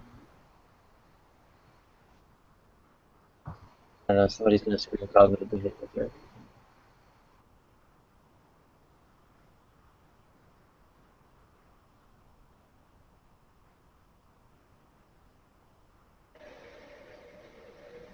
But yeah, I dragged everyone kicking and screaming to the top culture, and now everyone's trying to run away.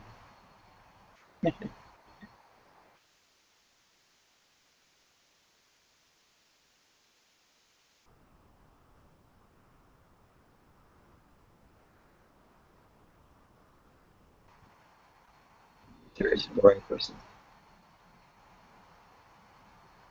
Maybe it'd be more popular or something. How do you if I just let people run away with it?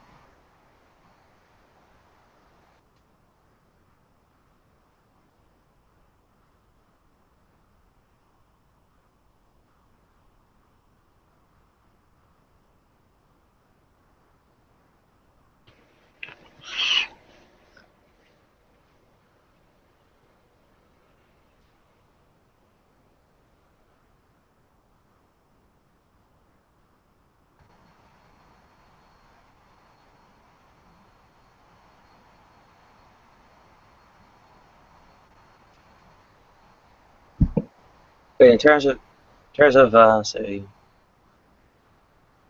yeah, the sort of unresolvable um, the material needs and such.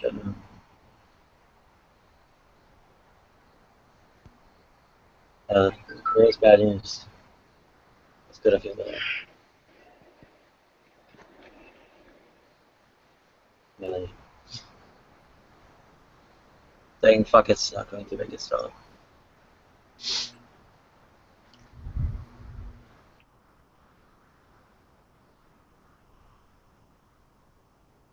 Nothing you tell yourself changes. Oh fuck no! You can tell yourself whatever you want whenever you want. It's not going to change a damn thing.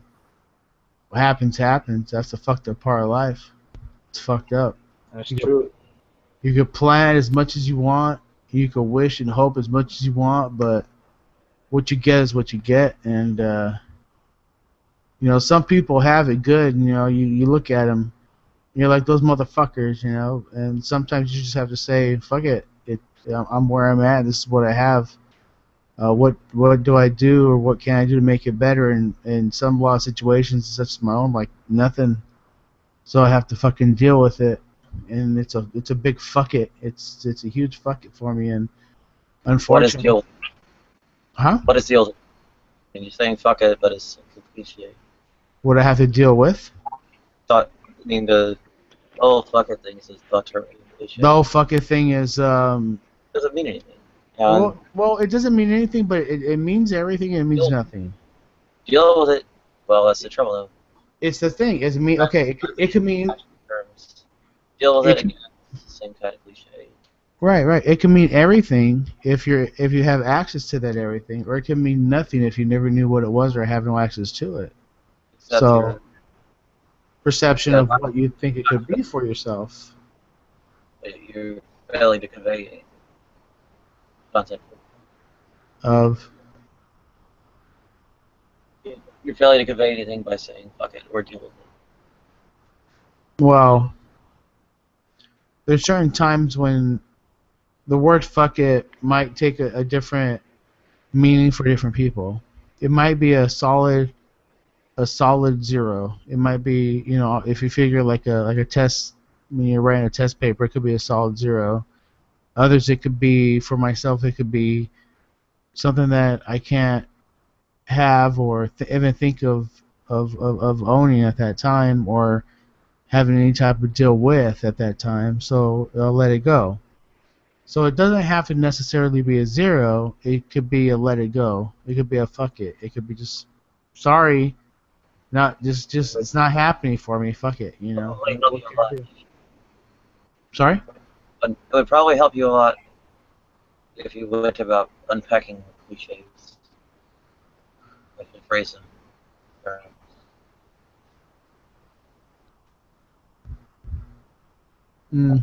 I'm sorry. I just get by with what I got. Sorry. But I'll look into it for sure. I'm always ready to check new shit out, see what I can do to clarify things or maybe understand more things. That's what's going on and hopefully contribute more.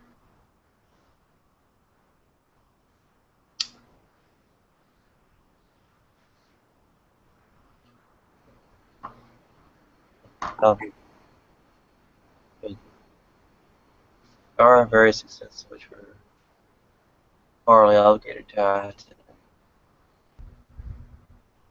Not only on behalf of others, but ourselves.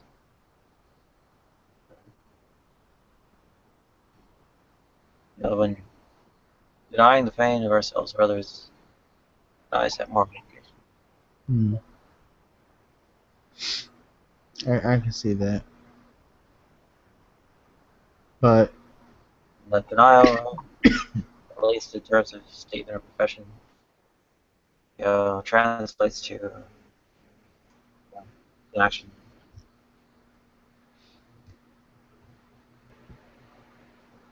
And this is our Christianity, a little message to our Revelations chapter 3, verse 16. Yeah. What's that? Hot or cold, spit the out. Right.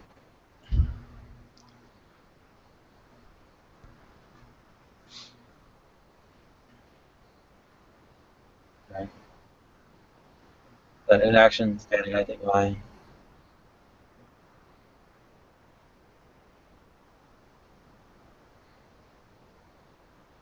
Yeah, that's something grievous, transgression itself.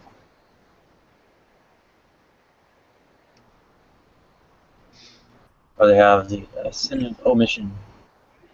It's also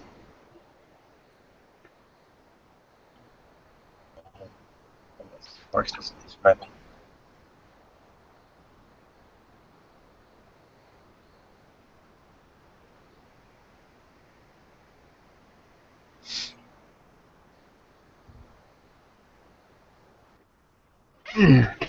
When we're driven,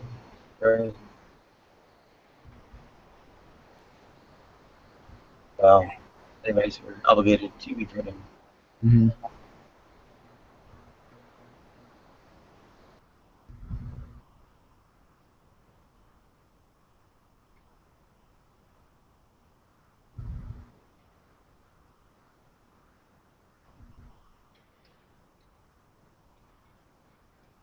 And I think I don't know. Mhm. I'd be too serious a person. Or just kind of want to shoot the breeze. Mhm.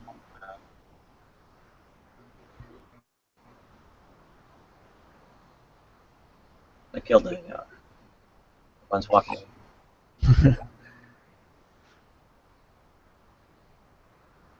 Everyone had their fun just kind of blathering about pop culture.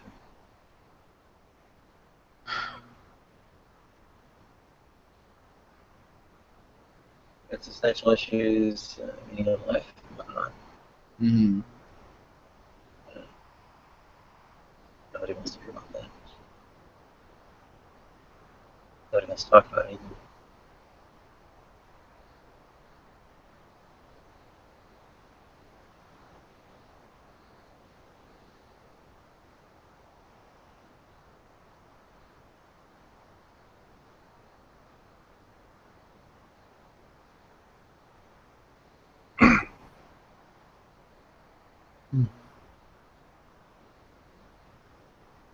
Oh, if it's pop culture, then whoever's Automan.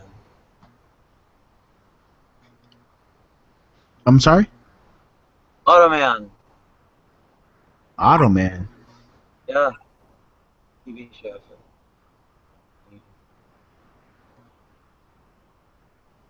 Very short-lived TV show.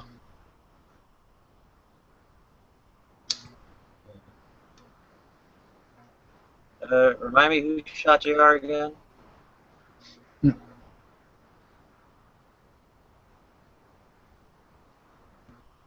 Billy Crystal did a terrible rendition. I'm not sure exactly what it's supposed to be registered note on, so I've never been a fan of Billy Crystal. Still hold that against him. Mhm.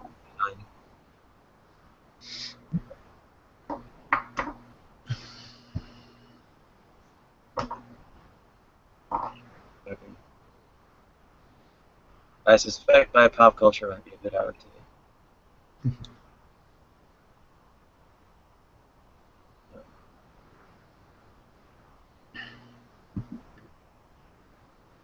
Wasn't Beretta kind of like a crappy remake? I'm sorry, what was that?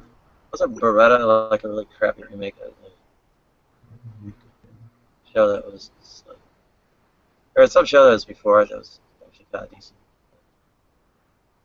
Beretta was like a crappy remake or takeoff on. Beretta? Yeah. The fucking cop show? Yeah. Oh, okay. I was trying to figure out what you're talking about. Okay, yeah. What about it? Yeah. There was something that came on. I was young enough. I can barely remember. Right. Like the original one was all gritty and stuff, and then Beretta was kind of like all cleaned up. I'm trying to think about it because I'm the same age as you, I think, and we're probably watching the same shit at the same time. You're actually a year older. Am I? Yeah, you're 75. Yeah, May 19th, 75. I don't know, but I think it shows at that time. I think of like if you're not talking about regular TV shows like Quincy Adams or some shit like that, or the ambulance show, then maybe a movie.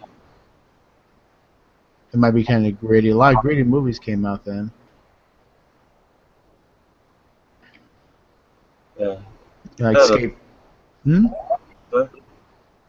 I was thinking like Escape from New York was a pretty gritty movie, or something like that, along those lines. They had a like SWAT show. I mean, that was like. Oh, SWAT. Yeah. Yeah, I remember that. That was so fucking corny though. Nobody ever got shot in our generation. The fucking A-team could fucking shoot a million bullets and nobody got shot. You sucked assholes. Yeah, that was. I didn't actually get to watch much of it. Got glimpses and so on.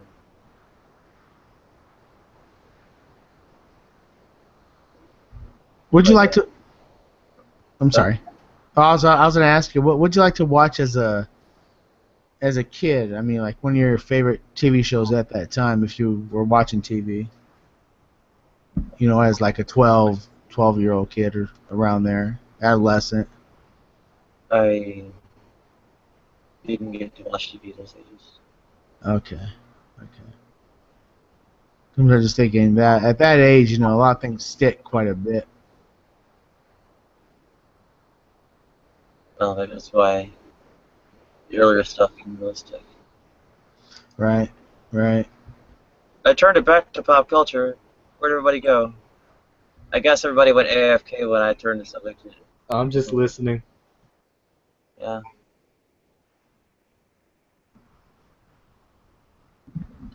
That's the trick. There are people kicking and screaming onto a topic they don't like, and I'll have to room goes AFK. Actually, all but the person you had tied up in conversation goes AFK. You have a room, 8 people AFK, and you and the other person you had pinned down for pretty much you had to hang out because they all drop off incrementally every time.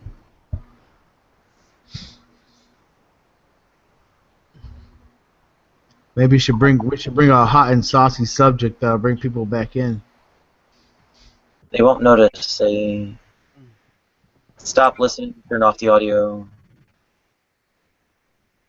went to a game console or something. Nah, there's always somebody listening. Their connections will just drop off by themselves. And yeah. they're not going to be back.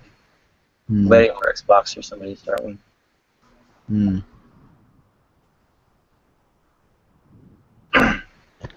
I'm here. I'm just actually seen enough of the series to really catch major events in it. Go ahead, Simon. Sorry, I'm here. I'm listening. I'm just half asleep. So there's no point in me saying anything because mumble my words out of my teeth. Just do it. We'll try to make like sense of it and get a subject going off of it or something. I'm sorry. I've never been across the pond. I have no reasonable expectation I could ever go there. Not even to visit. I'd much rather live in, I don't know, like monoculture. Or staying more progressive, all that. But it's paradise beyond my reach. Like, what is it? They call it Salem and Battle Angel Elizabeth.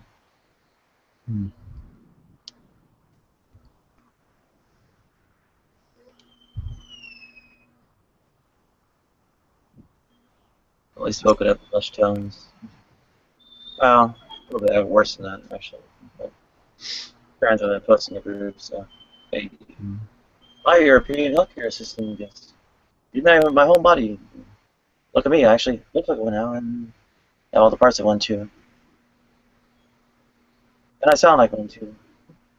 And look at the video of me and my wife. And my extremely stable career was so accepting of me because I'm in Europe and the culture is so much more over there.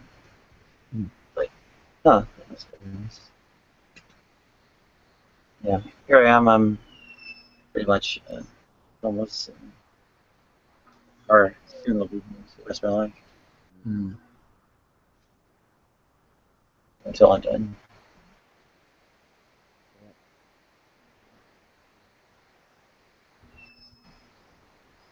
I'm not going to last long this time. I don't have a student organization office which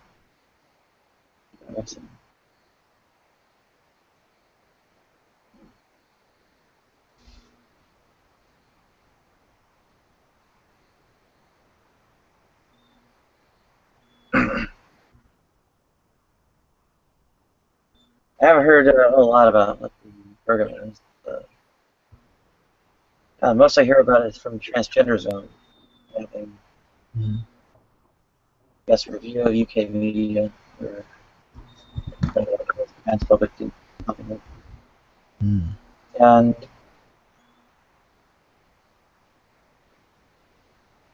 hear things like from, I don't know, one of my old bosses said he went back to Belgium with his parents. He turned on the TV and there was like a commercial featuring like,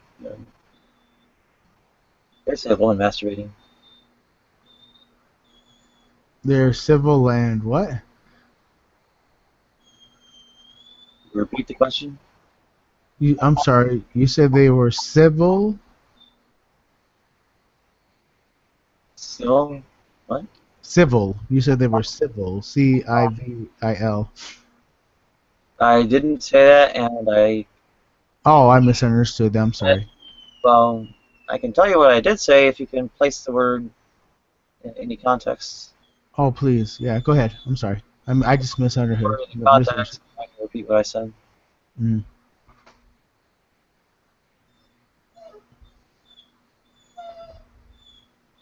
The old boss went back to Belgium to visit his parents. He said he turned on the TV at some point, and there was a commercial with a woman masturbating. What on earth? Yeah, essentially like triple X porn or whatever.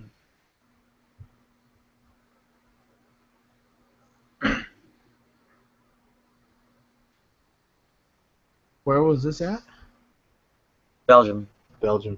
Oh. That's kind of fucking crazy.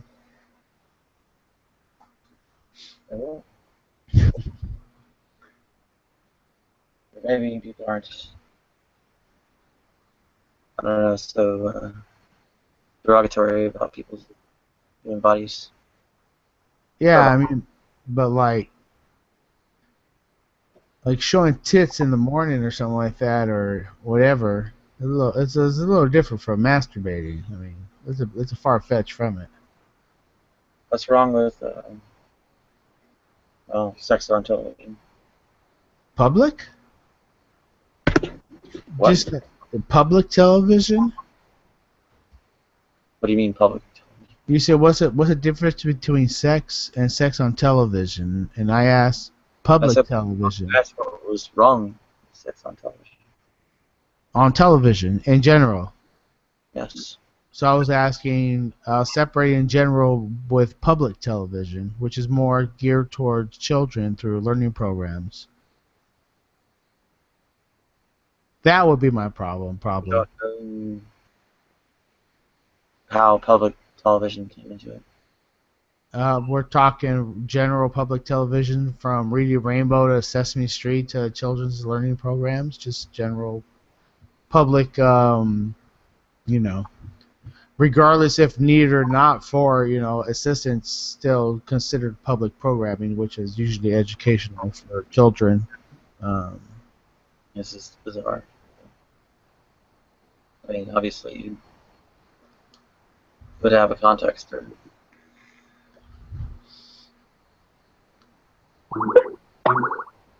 a context on the given subject from each point. What? The concept we're talking about, the subject you're talking about, from what I'm referencing.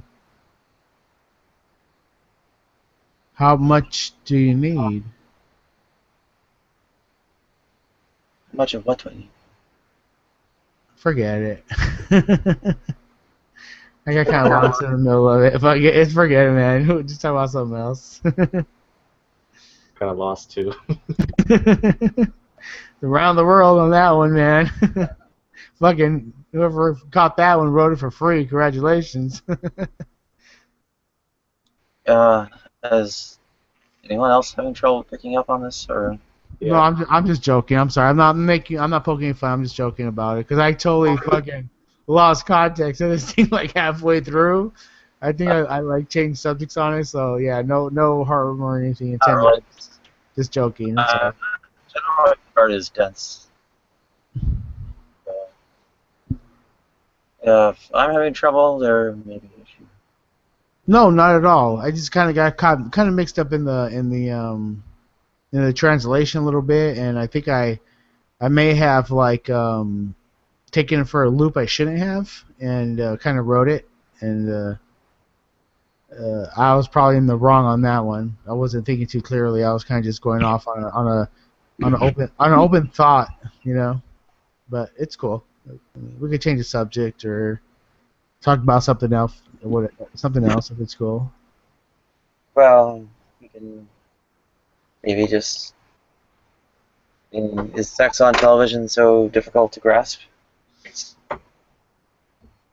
You gotta bring me back more. You gotta bring me back to the past. What do you mean? On the subject, what you just said, I have like really no idea what you're talking about. I need to be brought back a little bit more, if possible, please. What do you mean brought back then? The subject you just brung up. Repeat it, please. Sex on television. Sex on television. Okay. Oh, okay. Now that we're okay. Yeah, I mean, sex is a sex act, as a performance of intercourse. You know, that's a big difference from showing some tits and ass, and a little bit of humor here and there, or even for educational purposes. Those are two different sides. So that's where I'm like wondering where you're going from on that one, or which point. What's the point? It had to do with differing standards of television programming in Europe.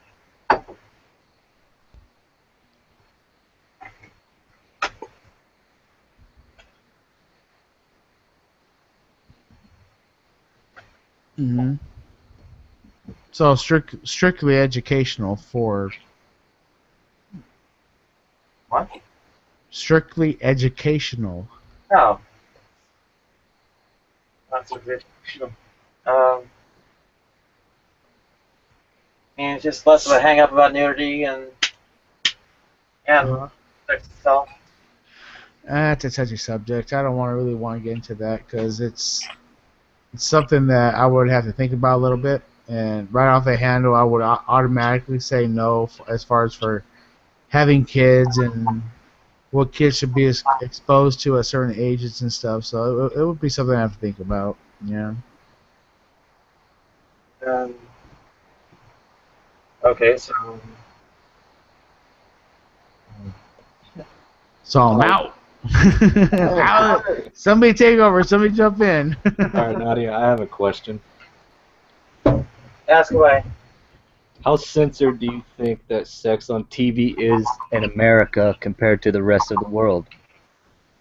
Well, what is the rest of the world? I don't know. Europe, Russia. Yeah. Well, if you're talking about the Middle East, then U.S. has probably got more, or it's more open.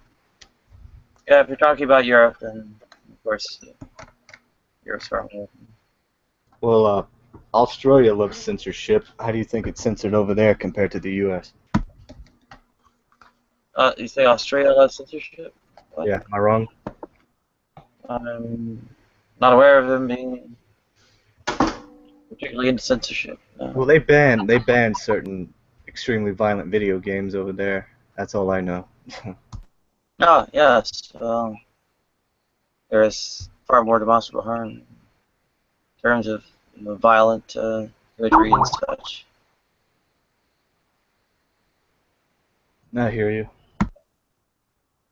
Right, I mean, sex? What's wrong with sex? It's people loving and pleasuring each other. I agree with that. 100%. Violence, that's that has actual moral innocence and so on. That's true.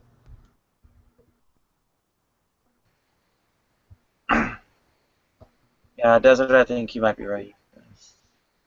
Really?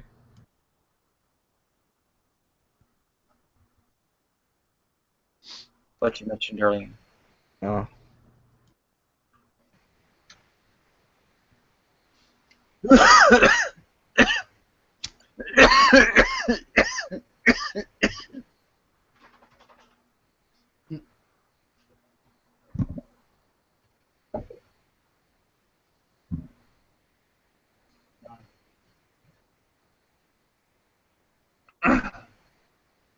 Where is the rest of the world anyway? It's 10 a.m. in the UK.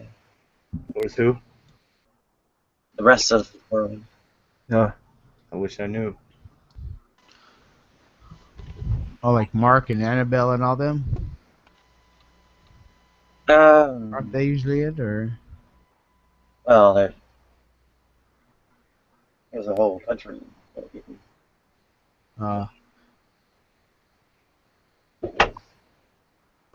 Who speak English with them? Welcome back, Deidre. Yeah, what's up? Welcome back, teacher. Sorry, I didn't mean to be gone so long. Hello.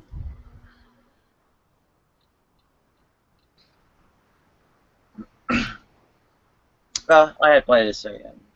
Rather predictably, nobody likes what I actually have to say. So.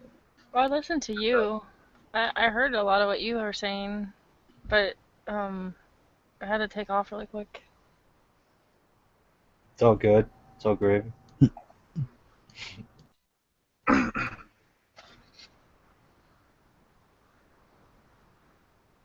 Yeah.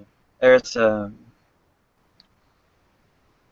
tried to turn it back to pop culture to salvage it, but well, everyone who had gone AFK to get away from what I was saying is still AFK. Well, the AFKers are asleep, I believe.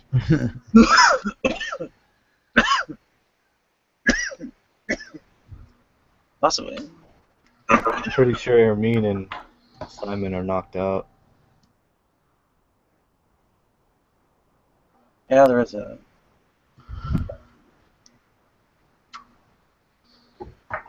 Maybe still people aren't drunk enough.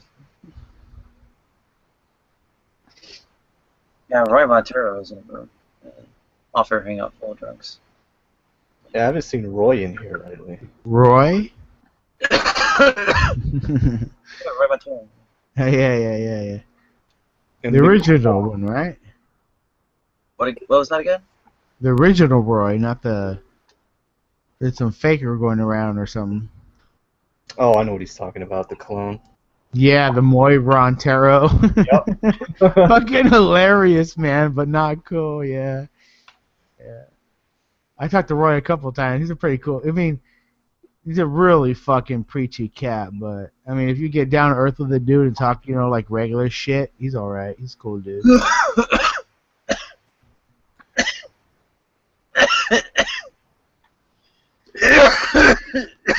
Choke that shit. What you smoking? Yeah, well. Roy and I go back to 2012. Oh, wow.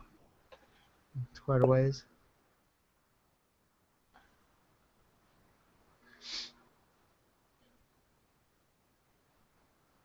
Nadia, remember Nathaniel from Canada? Nathaniel Christopher? Yeah. Well, I've known him for longer than I've been on G+. Yeah, I was gonna ask you, have you really known him since what, 2008? Not 2000. I think more 2010. Oh, okay, yeah.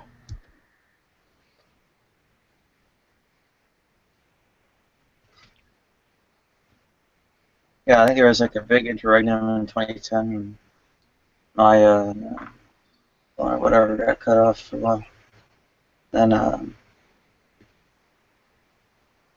after my friend from Russia, he picked up my phone bill and so on, I was able to keep up with them again. And welcome, Bohika. Yeah, how's it going? I was listening in about your conversation about sex on TV. Oh, yeah. So, a little bit of insomnia, but I have a little take on it. I think the question that you're asking them, they have no basis of comparison. They may have not watched European TV before, right? So, when I went to Europe back in the mid-90s there, you found everything from like paperback pornography, right?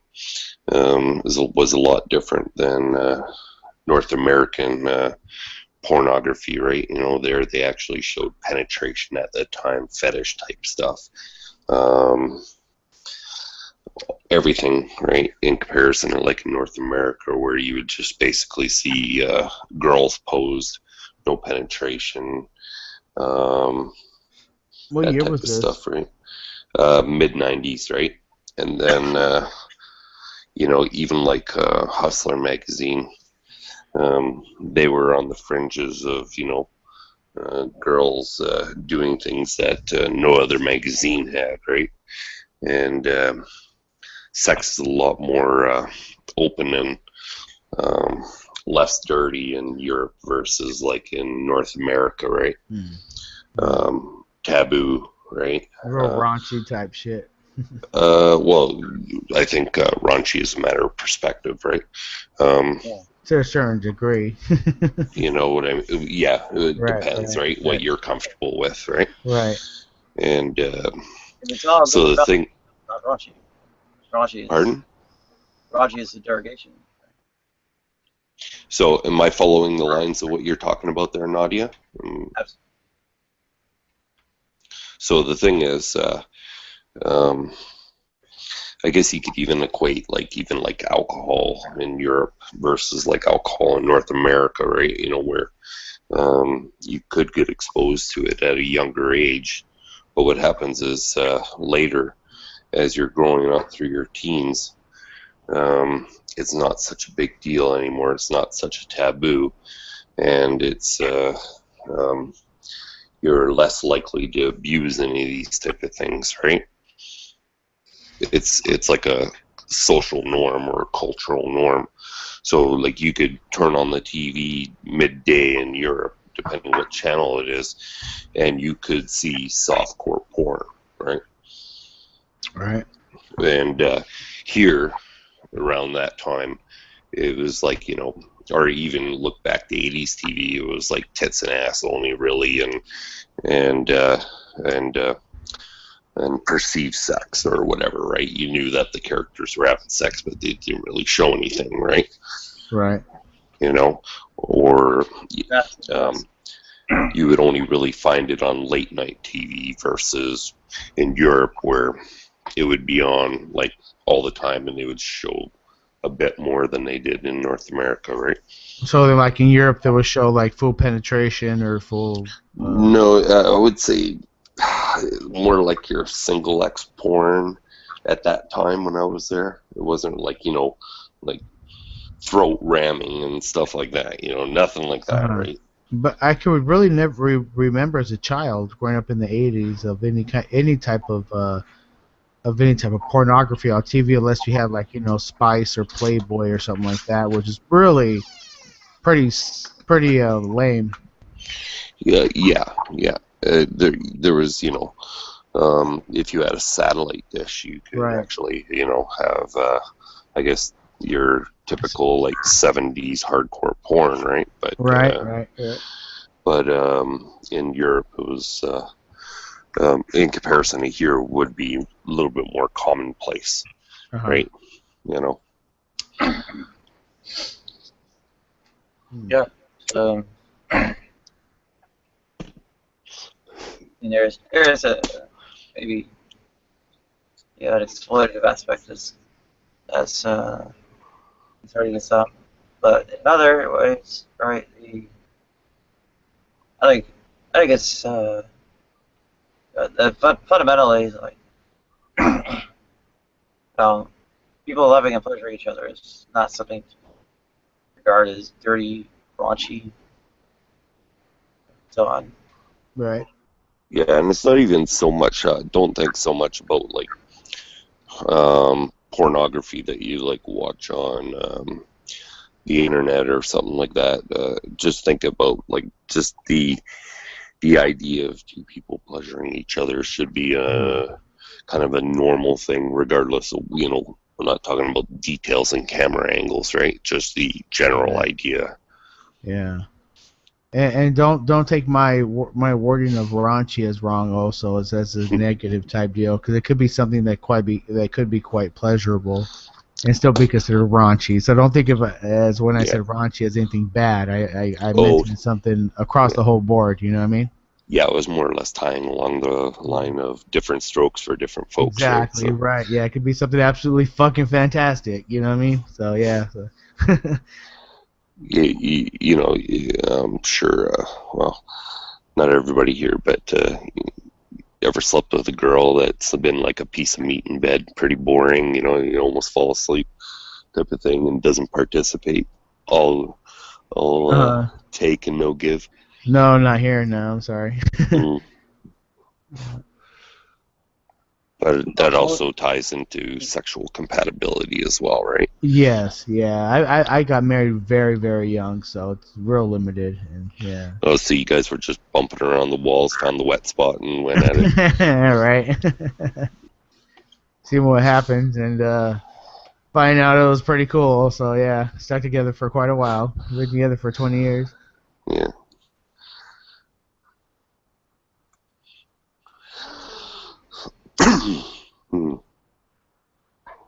But I think the kinds of critiques that go around about pornography are justified, but they are justified not by making things, you know, puritanical and including nudity, rather, you know, the manner of presentation of And I think the other thing too, just to add on to what Nadia is saying, is that you shouldn't be punished for wanting like sexual pleasure, right? You know, like masturbation shouldn't be a bad thing. Right. You know. Oh, right. Yeah, I totally agree. You know, I'm sure telling a kid to wash his wiener in the shower isn't going to be a problem, right? So, you know, and ties into sex ed and all this other type of stuff, right? That's a very big change of and that's a whole different avenue. That's a whole different avenue on a different side of the city to bring up. And I usually like to use instead of like sex ed, like health education, right? And then it kind of, you know, that probably would better explain it, right? Because as soon as you say sex ed, the first thing people think is what they see on, you know, the porn channel, right? Well, not necessarily. Not for me, it doesn't. No, but some people do. Some people maybe. I don't know. Yeah, I don't know. There are genuinely troubling things about, well, the matter of presentation of, you know, nudity and sex. Yeah, it would. Some people don't want other people to be. They don't want their kids to learn that people should be objectified either, right? And it's all about the presentation, right? So. Exactly. Yeah. Yes, women being in postures of, you know, submission and humiliation and so on, and in these kinds of videos and such, or otherwise, you know, objectifying as opposed to, you know, more, I don't know, natural, or if not natural, then affirming kind of presentation is a real thing. You can analyze postures and everything else and see its consistent pattern. Go ahead. The other thing too is like, I'm not trying to say what's normal and what's not normal, but the thing is that the younger you are, the less and inexperienced you are, the least you understand it, right? Like when somebody like BDSM type people and stuff like that, that's something that some people can't understand unless they're interested in it, and that's also consensual, and it's too mature for a younger person to understand what type of sex play that is, right? They don't see that same type of passion those people have for that type of activity, right? And they misunderstand it, right? Can be, but that's also a sort of manner of presentation. It takes themselves. When it's just kind of like thrown at people as kind of a fetishization object, sex or even those kinds of BDSM play, it creates that pretty serious problem in terms of, is he more naive or is misunderstanding it? I think you can actually, and welcome R1, you can actually present things in actual loving context. I mean, why not have triple X sex and a romance with? I don't say it shouldn't be there. I think that some people aren't mature enough to handle it, though, right? If they misunderstand the level of passion it is, right? Especially if they're inexperienced.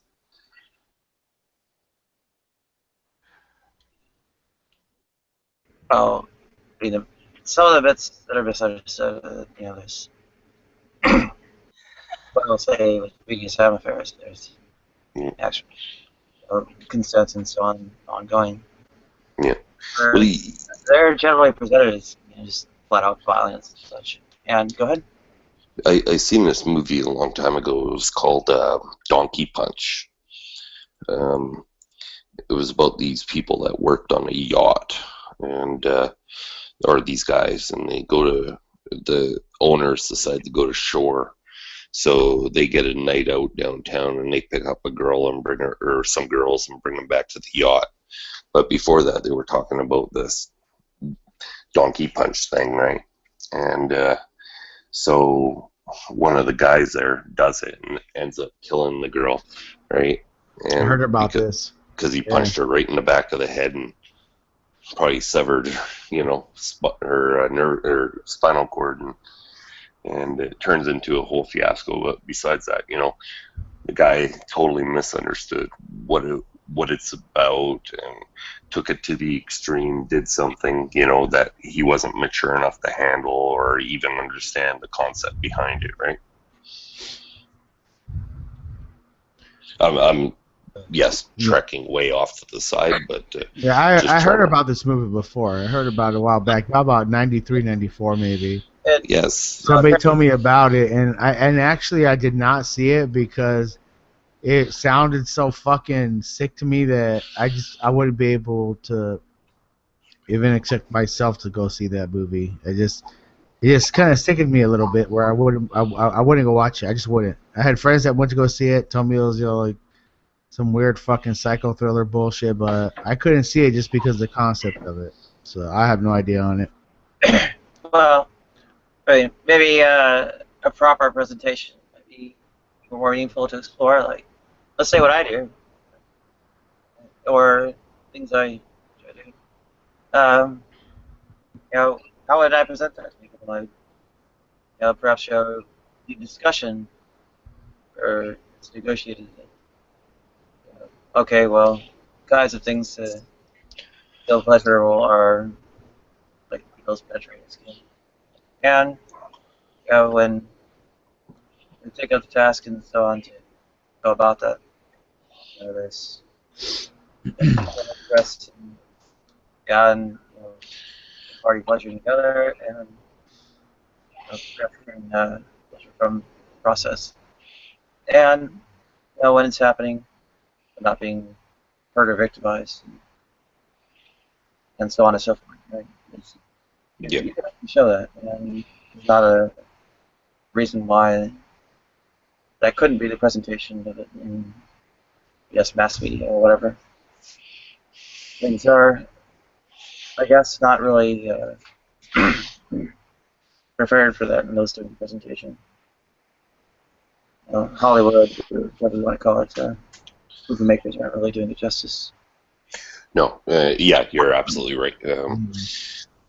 Because Hollywood could make, well, it's all about the plot line of the movie too, right? You know, so this is a thriller. This is, you know, about a murder on a boat, you know, but it was one sex act that brought that whole story on, right? So if you're not mature enough to handle the plot line, you know.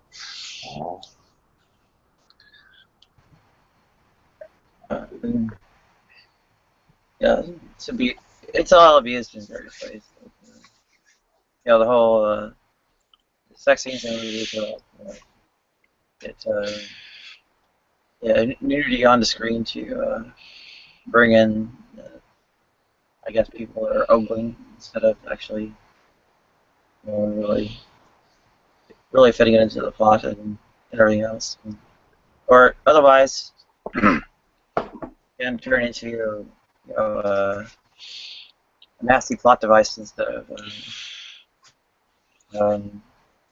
you know, well, trans people are often turned into those kinds of plot devices and tropes. The same way, right? Sex altogether as a kind of thing done or be just done too. Or you look at like a movie like Basic Instinct, right? The power of a woman, the power she could have over a man, right? Or you look at something like the Crying Game, right? The guy doesn't realize that he's with a trans woman till later, right? And it plays, of course, into the trickster trope. Yeah, it's a little different. And for yeah, the whole I don't know, sexual power game, nasty tropes there. Yeah, and you see these similar things happen. Like you read about them on the news where somebody will manipulate somebody else with sex to get somebody else to do something, right? Yeah, I mean, you know, it's a big play. It could be a big play on emotions, right? Sex is a powerful, convincing tool that you can use, that you can dispense, right? Well,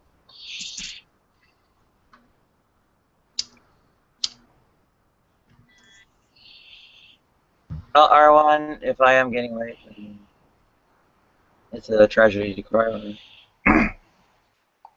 Same time, right? The people expressing genuine affection towards the litter and such the reflex is yeah, not enough of a plot device, I guess, to satisfy the script writers and such. That's a bit of a problem. Yeah. And in the matter of presentation, you see the RC. So there is a rather unfortunate focus, or not even focus, but there is focus, but on like basically, presenting the one's body and nasty objectifying man. It doesn't have to be that way. Have sex for you. Yeah, I agree. It doesn't have to be. It's just that you have to be mature enough to handle it, right? And know how to do it. Who's mature enough to handle the script writers or? No, I'm talking about like when people observe a sexual act on television and they don't understand it, right? You know, they take it out of context, even if it is presented right, and they have no idea what sexual bonding or sexual lust is, right? It's like it's small steps for some people, right?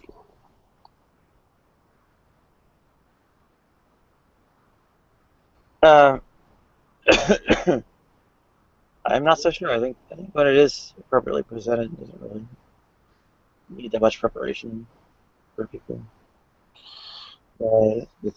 It's basically wrong ideas being put forth that brings misunderstanding.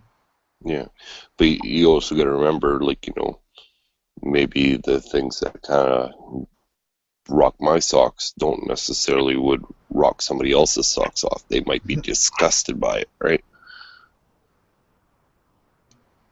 Oh, sure. Okay. I don't think that needs a whole lot of preparation for. There's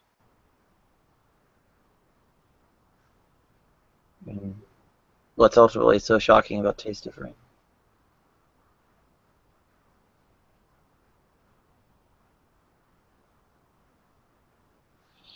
But it's like Ermine mentioned the other day there about facials, right? Some girls like it, some girls don't. Sure. Right.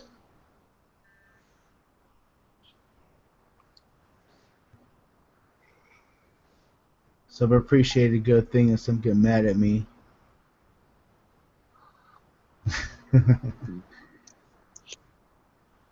Surprise! Boy, the Sandman was good to you last night.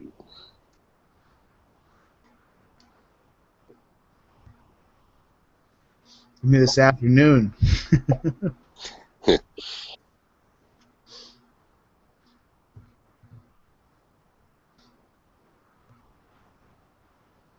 How you doing?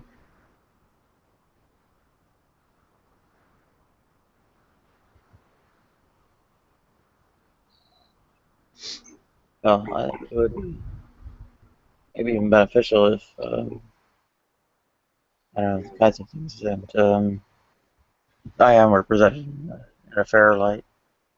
And as I stand now, or as they're presented now, and they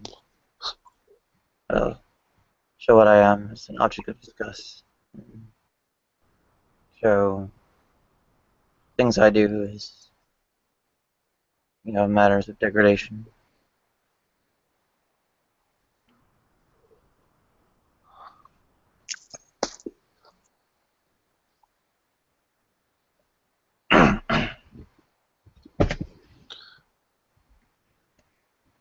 It bothers me. It's like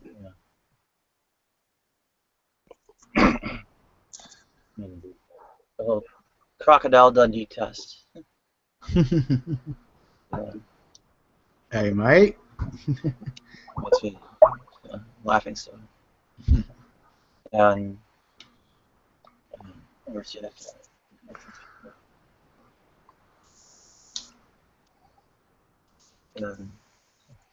Ace Ventura. Yeah. Entire whole army of men vomiting. But I knew you'd say that. Or are you talking about the spin-off of the Crying Game that he does in there with the plunger? There's some kind of reveal scene in Ace Ventura. Yeah. Oh, like a horde of policemen are all vomiting. yeah, that was when the football coach, right? What? It's when they discover that the football coach is not the coach of the actual player. Oh yeah, sorry, that's right. Had changed gender and became a cop to fool everybody. I don't want to give it. I mean, it's an old movie. I don't want to give it away. But if you haven't seen Yeah, it, watch it. yeah, It's I've funny. seen it.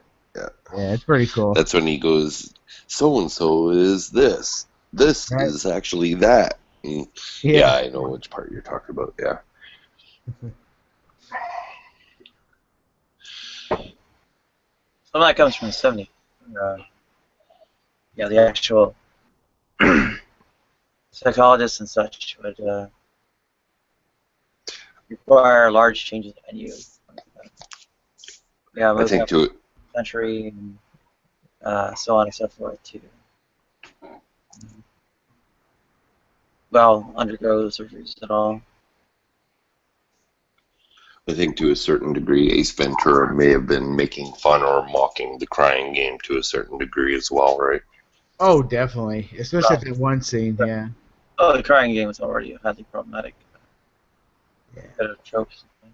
Yeah, it's been in quite a few. I mean, but not done as funny as on that one there. Yeah.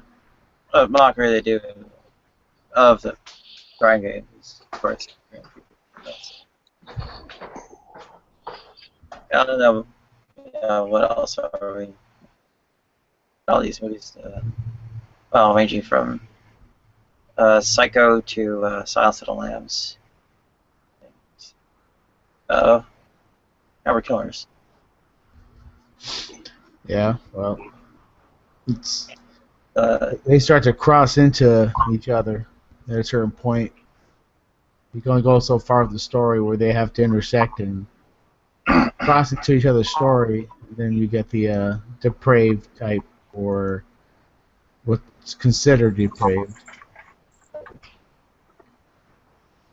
And of course, we're so disgusting and so on that are portrayed as such. So. Mm-hmm.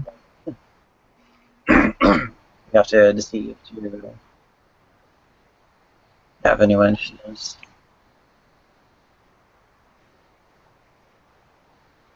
Right.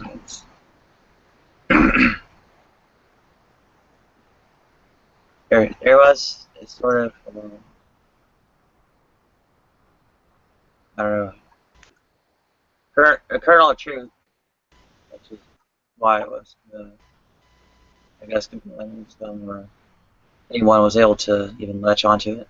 See Janice Raymond's whole affair about commodifying, but you see that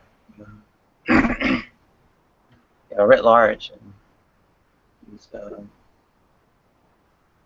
little movie presentations, but all. Somehow we're able to be repaired and not leave waterways into perfect passability and supermodel sexiness and all that. And in pornography that's put on this way, in rather horrific ways. Always a surprise. I guess in the sex begins. And of course the movies, the reveal is in the more general audience movies, porn reveal is instead a matter of horror.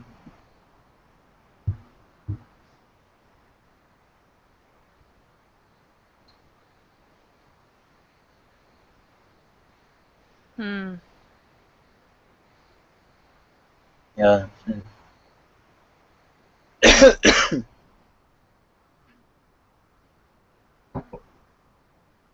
In both ways, it gets us going. Well, there's other movies out there too that do a decent job. I see Boys Don't Cry. That was a trans man. Which is more unusual, isn't it? There are about half as many trans men as trans men. Yeah. Paris is Burning. You know, Wonder Boys has a side character in it. Who? the movie Wonder Boys with Michael Douglas and oh my gosh, what's his face? Tobey Maguire and Lost me. Wonder Boys. Yeah, it's a good movie. I've never. But there's a side character in there, and that side character is probably transgender, and isn't shown in a negative light at all, and is actually very funny. And there's no sad dying part in it like a lot of other movies. It's actually just kind of.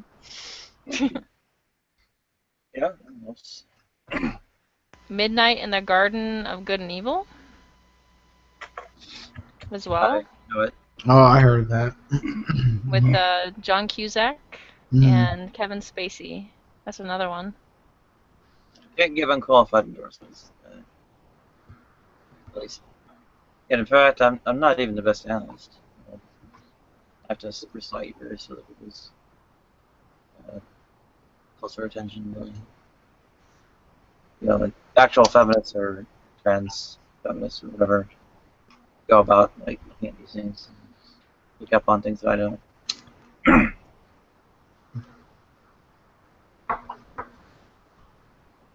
There's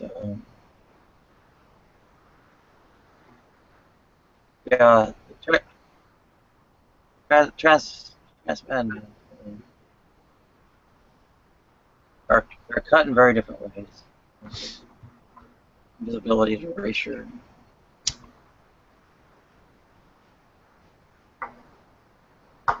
There's clearly tobacco. Yeah. In some respects, you know, they're, I guess, more effectiveness of testosterone in one way. That's demasculization. Actually, bites them, yes. And trans women, on the other hand, have sort of the opposite struggle. Because the masculinization is going to ultimately can't blend into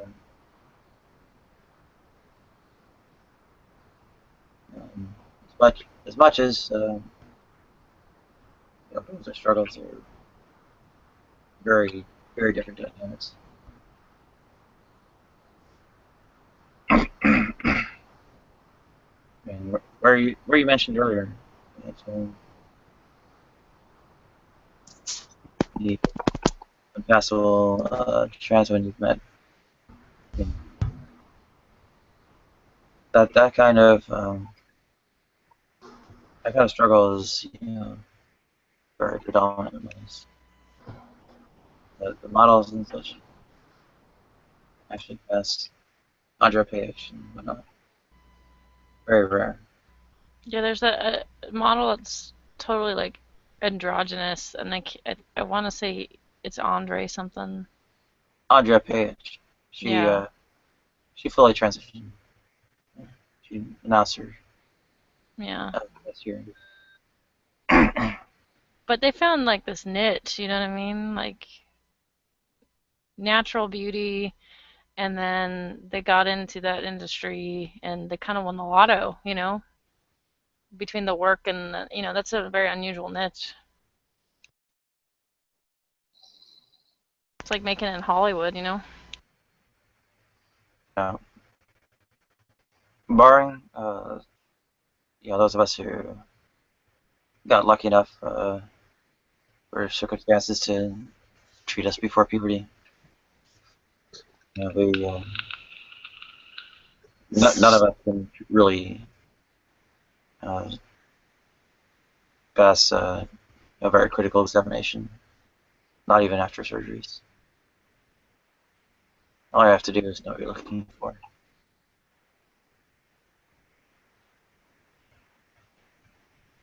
I mean, with $250,000, I could do pretty much everything that's out there available. The most I can do for myself would would leave hands and feet intact. Right. My face could be almost totally reformed. I mean, it would take dentistry and such even to fix the teeth, but yeah, $250,000 budget. Yeah, that could be done. What's wrong with your teeth? There are actually distinct patterns to masculine and feminine dental development. Huh. I never really thought about it. Yeah, that is. Go to a dentist, they tell. And somebody who knows what they're looking for, you can see it too. Just smart. And for all the things they can do to my face, they can't bring my eyes closer together. Or at least there are no sort of standard surgical procedures to bring eyes closer together. Or make them genuinely bigger relative to the rest of my head. Alright. And my eyelids can be made further open. Can't actually make my eyes bigger. Right. Those two already, you know what you're looking for. You can see it on my face, or anyone's face who hasn't been through puberty blocking. Right. None of us can survive much scrutiny or pass that much scrutiny. And it's not even that much scrutiny. It's more like just knowledge of what the differences really are.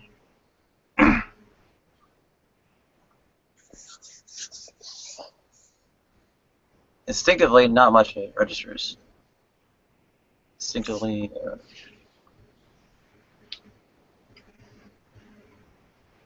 well, it's probably more about eyebrow ridges and jawline, which are exactly where I got hit. Yeah. My face overall doesn't need that much work, but the two places where it does, teeth actually trip that recognition.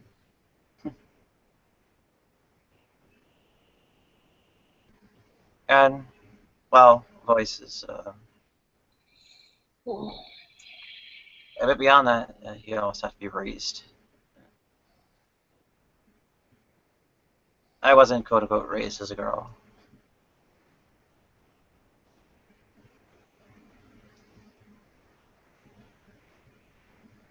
Never properly.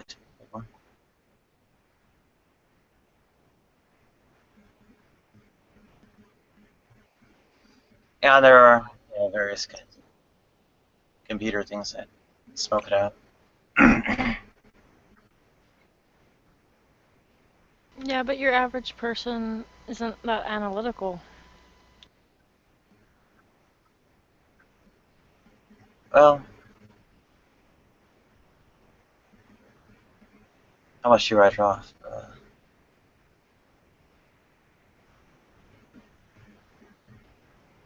But even so, it's all about the quantification and justification. It's like our health in numerous ways and states is commodified. And having a set of teeth is literally a badge of having an income above a certain level. Anyone below, pretty much is missing teeth, very visibly. Well, I mean, welcome to my club. I extracted molars in the back. I had to pull 2. So, I mean, I understand that there's a financial gap with dentistry, absolutely. You can brush your teeth like crazy or whatever, but like I had put off, my point is that teeth in general are just a pain in this country for everybody, whether or not you want to completely get implants.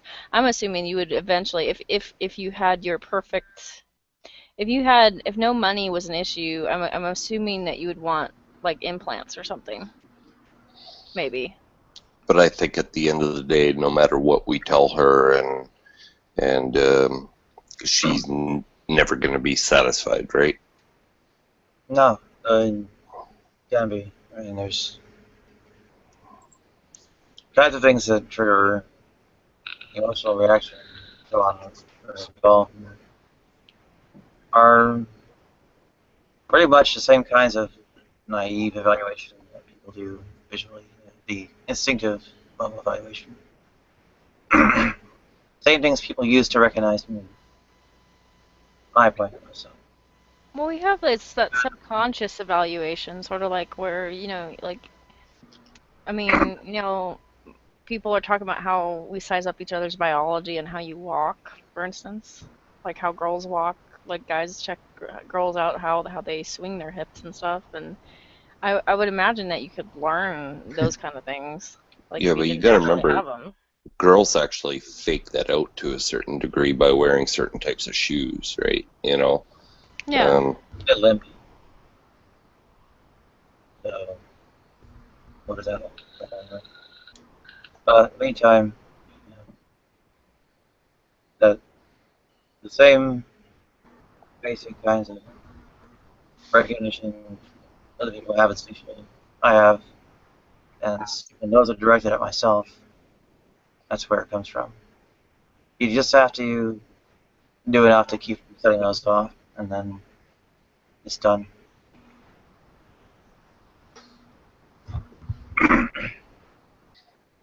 Yeah, in my case, it's iteratively resolvable. I have physical. Nadia, if you fix downstairs to where you liked it, and you fixed your voice to where you liked it, what else would be like your major thing? My face. Your face? Did I pick an order, or am I in the wrong order?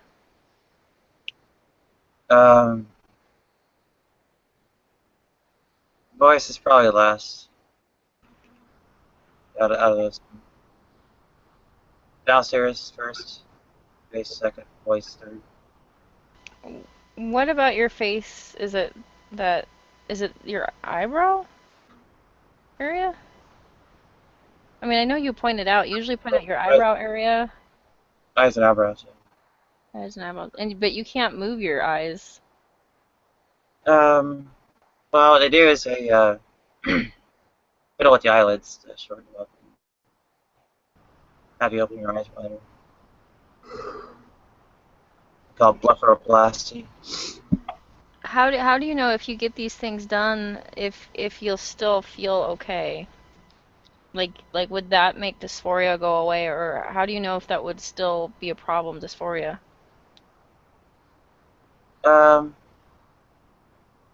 Well, have ways of justifying the expectation.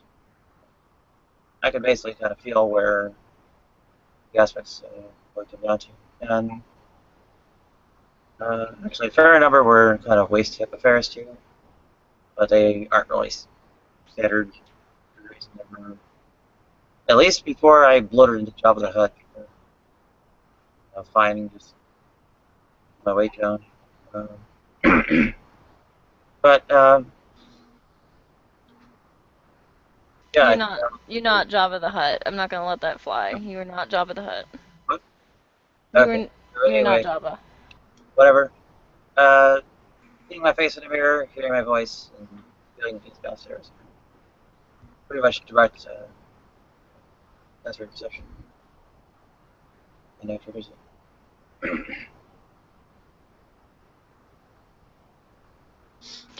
Now, Yep. now I saw when I looked up in England how they treat dysphoria. Remember when I shared that with you? And like we don't have those abilities as at least as readily available here in the States. Oh, it's all money. Yeah. Yeah. So, is there any studies shown for people who have had this taken care of? I mean, I know this is how they're saying they're treating it, but is there anything that backs up like how people feel about themselves after these things are done? Or does the dysphoria stay? There's a study somewhere. This is at least one. The suicide rate goes down from 41% to 6%.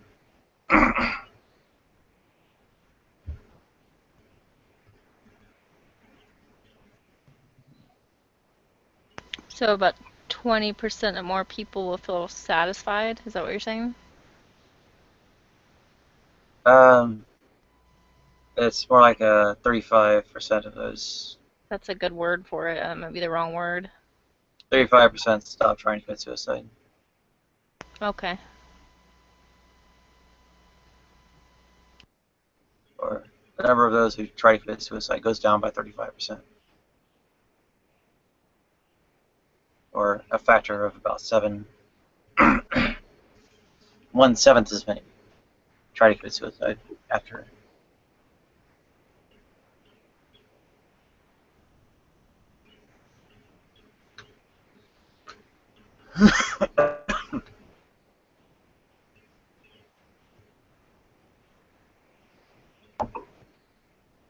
Cutting down suicide by a factor of 7 is better than cutting down by 35%.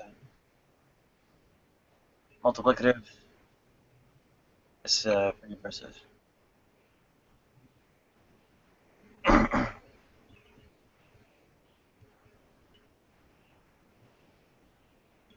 Probably the thing that doesn't actually show up as well or as well studied is when you really don't feel like one of those body parts should be there, and you don't have other ways of having it fixed, you tend to make attempts to fix it yourself. You don't have good stats on that.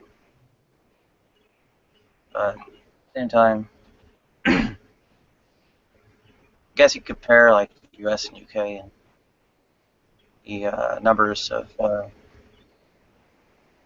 I guess, attempts at that in the US or the numbers of it in the UK are vastly smaller than the US.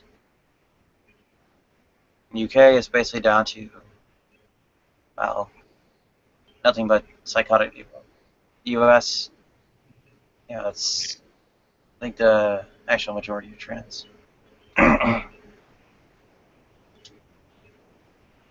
And that's where I've actually gotten into more trouble than suicide, per se.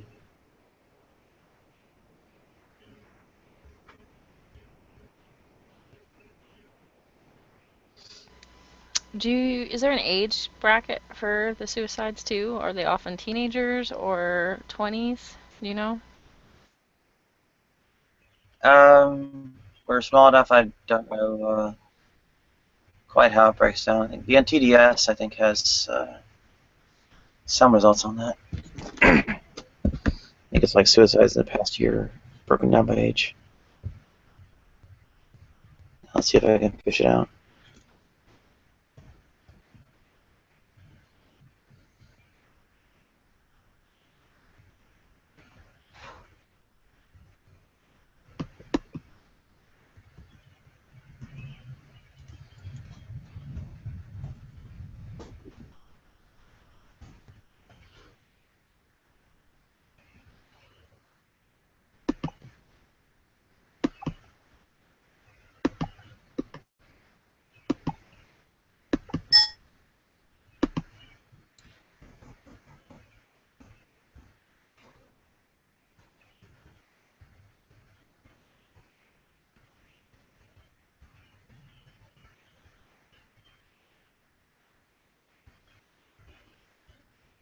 I'm fishing for it.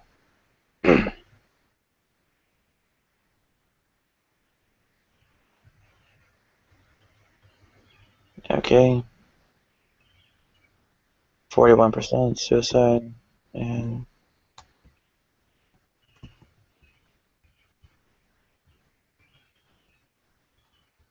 somewhere.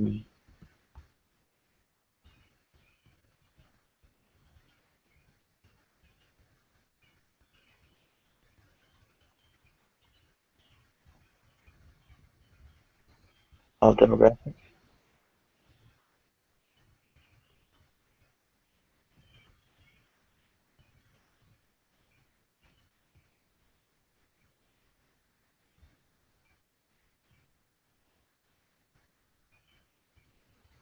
Needs to be table content somewhere here.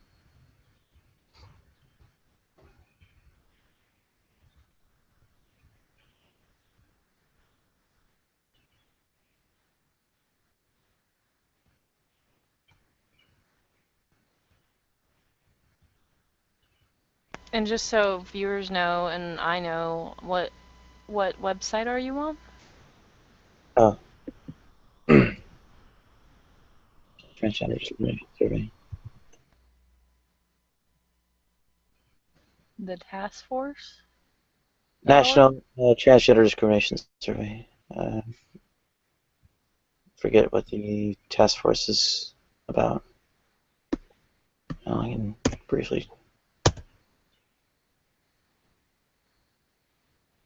National LGBTQ Task Force, it looks like. Okay.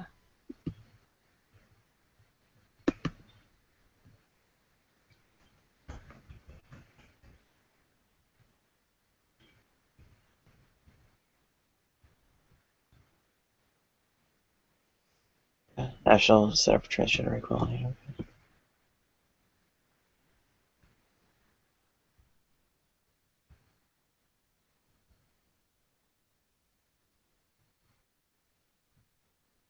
That's health, 72.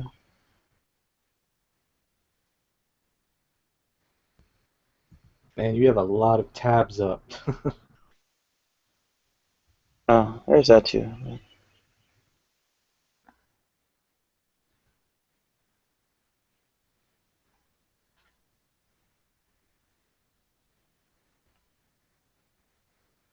Okay, it's good. Breakdown by suicide. I see a message by Flip flashing, so Flip is alive. Yeah, I see two of them, Nadia. Better answer. He's alive! Alive? What? Oh. We've noticed that we haven't seen Flip in a while, but I see that there's a Flip in the tab, so he's alive. Oh, yeah. He's there and so on.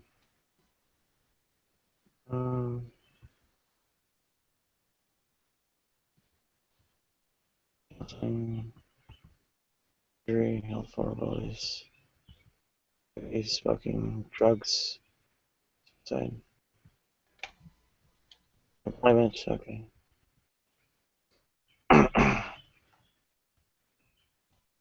Damn, that's high. Suicide stats by age, here we go. So it actually drops off with age. Race, here we go. Highest American Indian, multiracial, and black, Latino. It's a big drop from multiracial to black, but American Indian and multiracial, pretty close. I'm kind of surprised to see American Indian that high. 45% stays constant until basically mid-40s, and drops off by 6% over the next 10 years. 6% over there, and then the big drop is once people hit 65.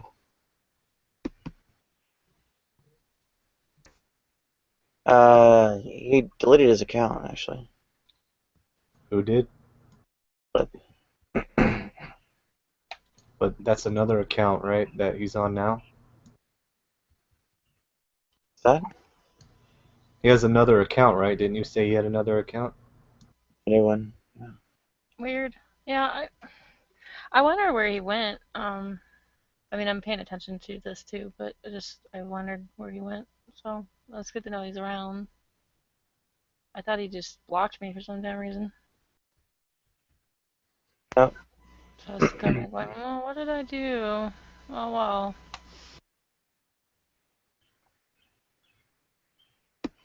Yeah, trouble is really checking in with kids. Because everything here is over 18. But no, I didn't block anyone. Deleted his account. So that was page 72, I think. Or no. Page 72, okay. Hang on. Not 72, it was 82. 82, 82.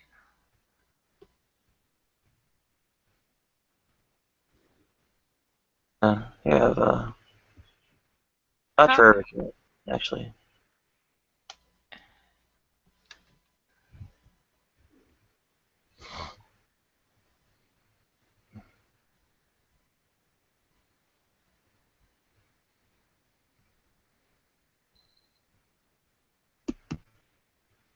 actually say that medical surgical transition isn't not helping as much as other studies indicate.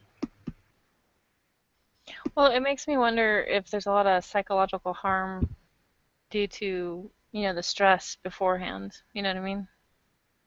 And I'm not trying to say like it's hopeless or anything like that, but I'm saying like I just wondered, I guess, because it's weird because it seems like, I mean, let's look at somebody that's an actress, right, that has all the money to blow in the world, like Renee Zellweger. Renee Zellweger to me just had a different looking face, but I didn't think she had a bad looking face, with the little squinty eyes and stuff, and I always, but she was just different looking, and it was fine, but then she decided to take a knife to her face, and you're like, whoa, why did you do that, And then you think about it, we can tell somebody that they're pretty or unique looking or that they're just fine, but then like we can't really change that perception for someone else, you know what I mean? And it's not quite the same thing, but what I guess I mean is the power of perception, how you see yourself.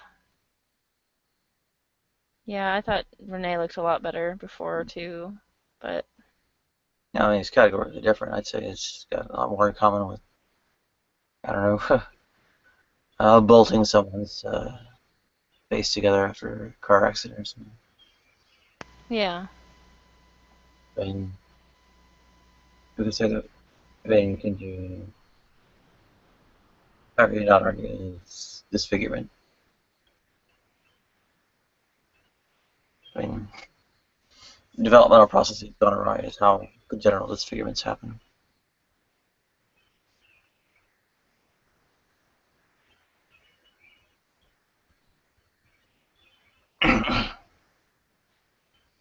In other cases where whatever kind of disfigurements go on, they're generally given enough legitimacy as actually be treated, reconstructed, and so on. Why not ours? Oh, well, because you're deranged, perverted, trickster, whatever you are. Well, I would think too if you had been disfigured, like the acid or in a car accident, right? There's that horror of having your face messed up. I mean, nobody wants that, right? So I can kind of see the comparison. You're like I can see that you're like, I'm a woman, I think like a woman, I feel like a woman, but these body parts aren't matching what I'm feeling. That's what I'm understanding, at least in my, you know. And so I could imagine it's probably about as horrifying, yeah, as the car wreck, like somebody that's completely forever changed, and I guess I could see that. That makes sense. Yeah. You know where I was during puberty. Or the reason.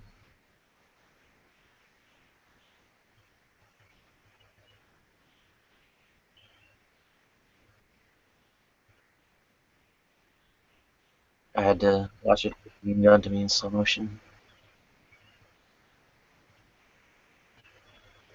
And no, I'm never getting over it.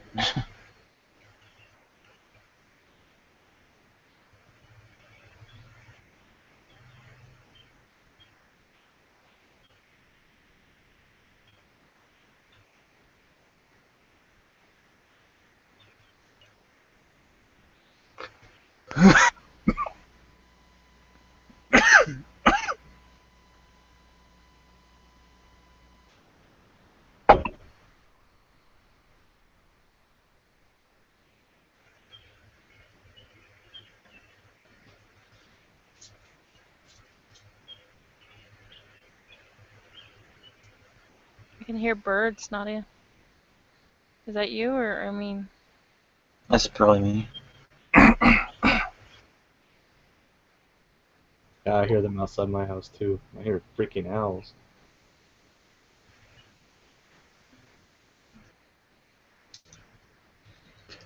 It's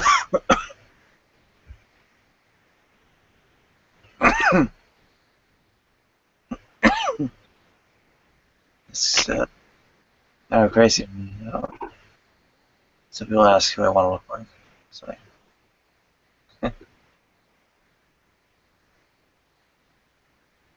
wait, I should have known. Someone else.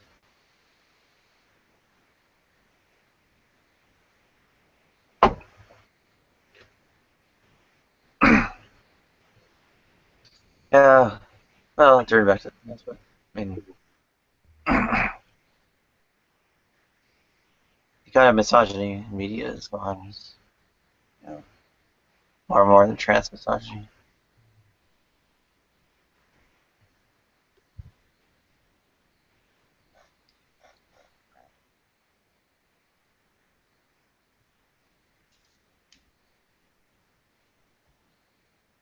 Always is impaired, always trivialized, always represented as incompetent and dependent and so on. That's what I mean, you really has to.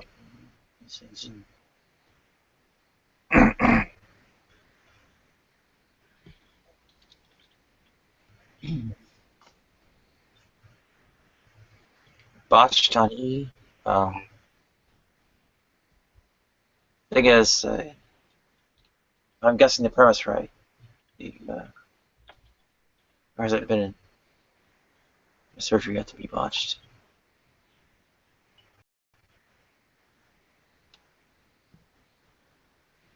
Yeah, like fixing myself was limited to my eyes and teeth, and maybe the dirty pair downstairs. There never will be anything else. There's no bad surgical result to clean up after.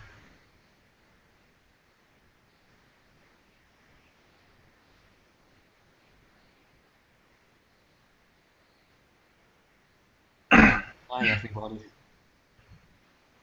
Welcome, Safi. Welcome back. Yes. Got a bit of a fever at the moment, so I don't think I'll be talking much today. Just hope it passes. Fevers are the worst. And got shakes as well, trying so hard to come off this alcohol. No. Well, it's somewhere to come and watch and listen to you guys. Appreciate you being there. Good for you. Good for you, though. It's not probably easy for you. I haven't had a fever since I was really young and forgot how hot you get. Bit gross, I know, but I'm really sweating. Gotta go find me deodorant as well. Get like a cold washcloth, put on your face. It's more like a body fever, not really my head. I'm all jittery. I'm not gonna take anything for it. I don't think I can take anything for it.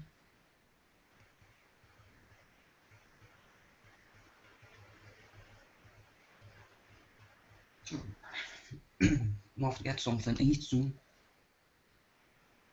Don't know what though. I'm allergic to everything. Beef, sunflower oil, most fish, I think.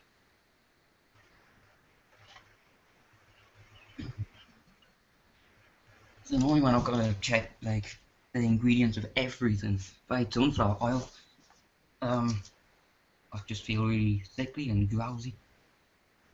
That's never good.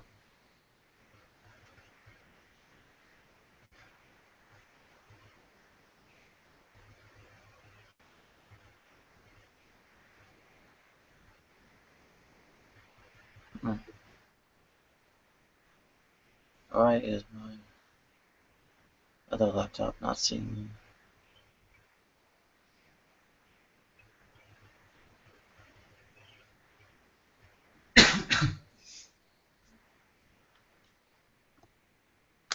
Oops.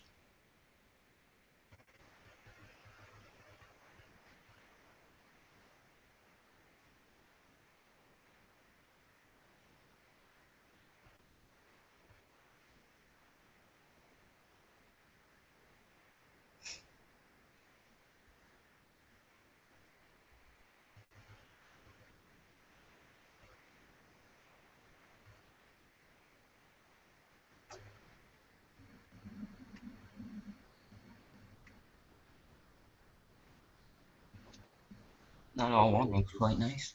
Should.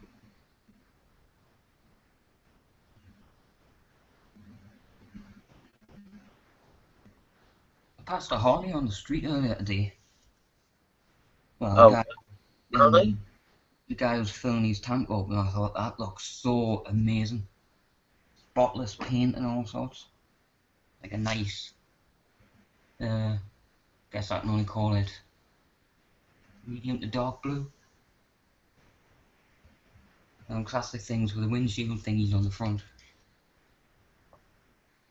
My Uncle Craig was into bikes and stuff, like motorcycles, motorbikes, whatever you want to call them. And I think he had to quit riding these bikes because of road rage. Okay, I'm lost. Mental. What does this have to do with representation of women in media?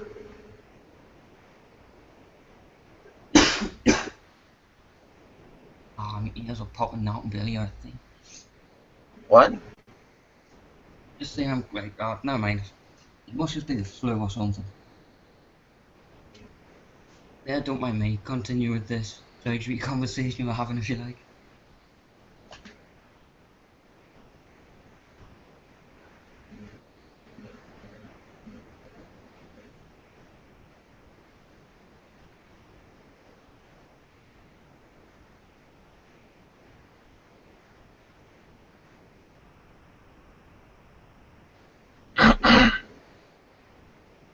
I'll be right back.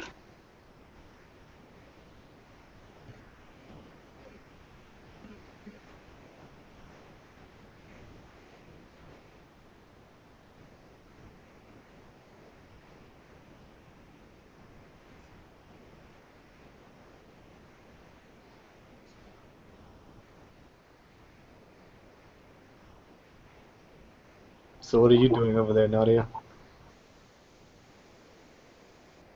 Upgrading the other laptop. Hear that?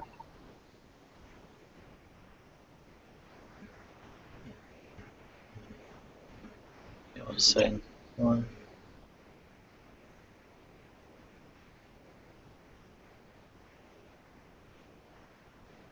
Updates, so that's not right.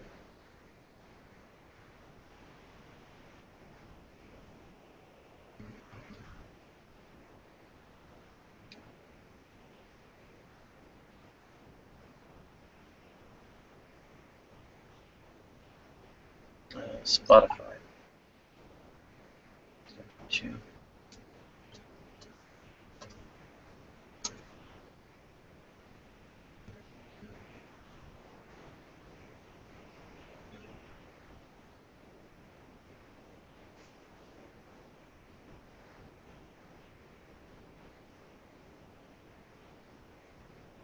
That's a duplicate from there.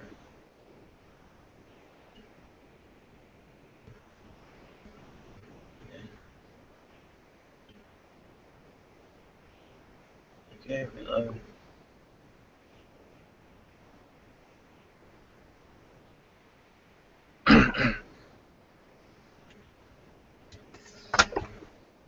I don't know.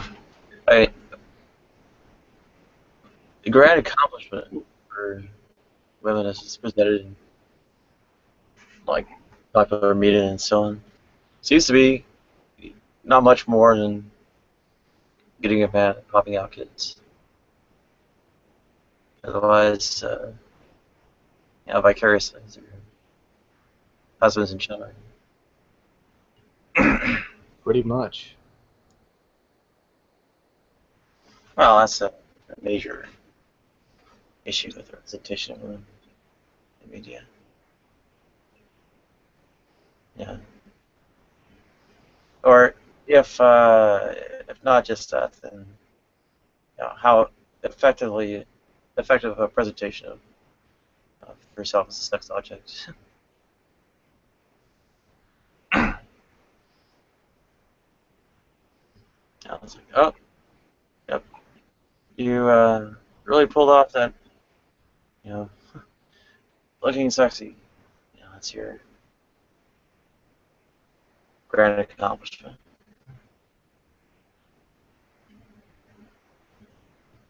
I mean, for as much as, maintaining one's body appearance and so on is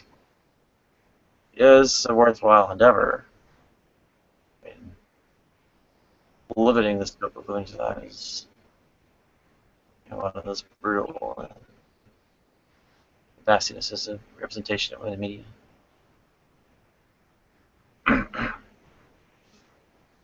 Whereas McClintock and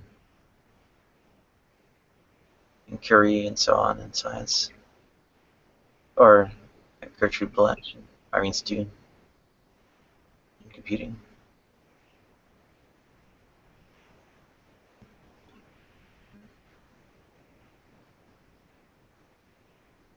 Grace Hopper, for that matter. Those two, all too often forgotten.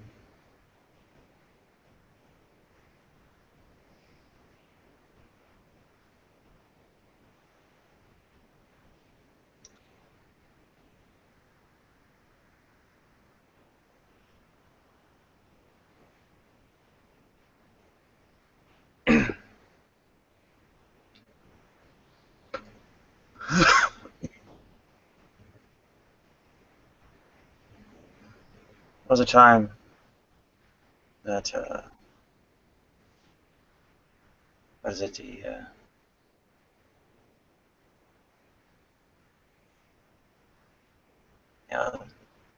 course of programming and such was measured in kilogirls, not manmonths.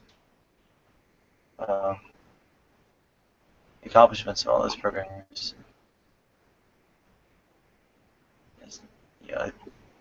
yes, quietly swept under the rug. Yep, no surprise there.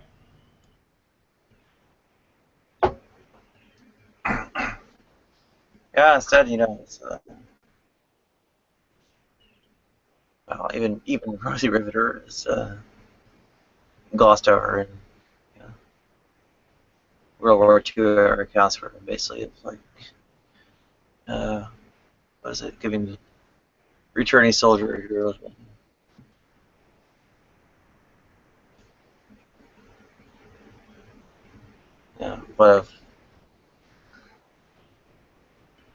What of being industrial army? Actually,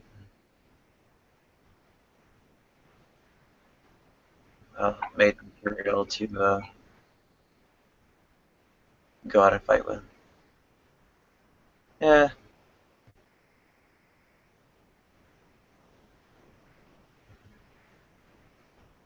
All right, on. Get that, factory uniform.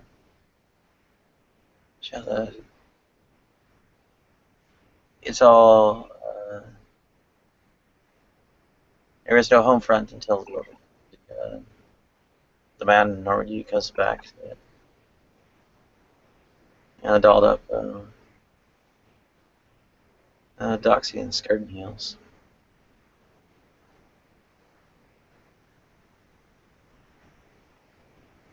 I don't know, I really don't care what the media sees or thinks is sexy. It's all fake bullshit. I mean, you see these women with, they look good a lot of the time because it's the makeup. You see them without makeup and nothing special. Oh, that's not the issue.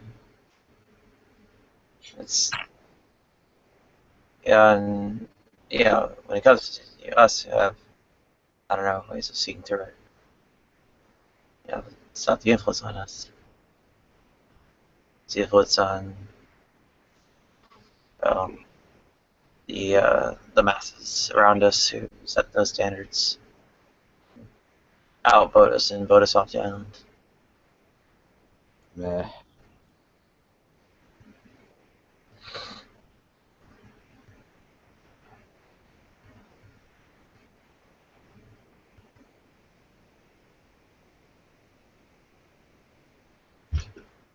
I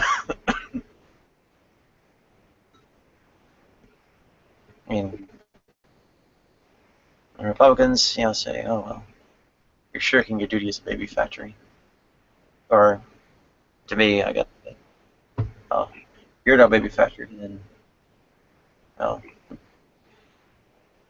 you aren't actually real. Yeah, that's the shitty world we live in. Is it? I think so. Is it the shitty world that Simon Safi lived? What was that? Or Bohica? Is it the shitty world that Simon Safi and Bohica and R1 live in? What I mean, though. Oh, it's not the world. It's the United States, it's Republicans.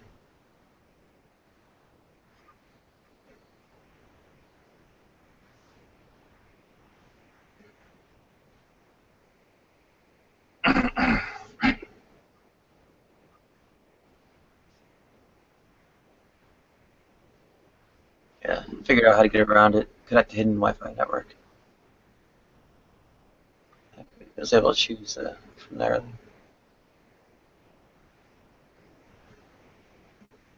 I guess the network ID of my phone.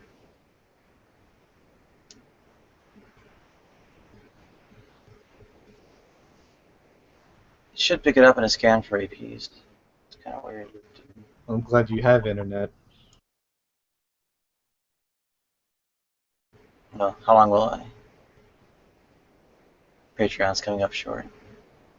And shorter. It just gets shorter each month. It has been.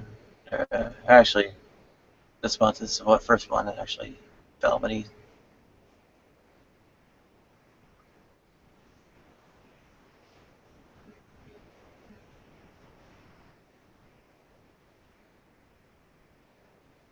Alright, good night, Lusty.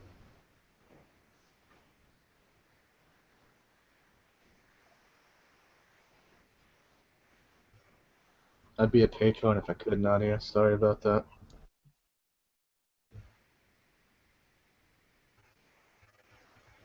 Well, I mean, so what if some people do it? What? So what if 10 people do it? You need hundreds. I mean, Yeah, I know. so what if the phone bill's covered month to month? I mean, where do I get a wall outlet to plug it into? Stop paying rent.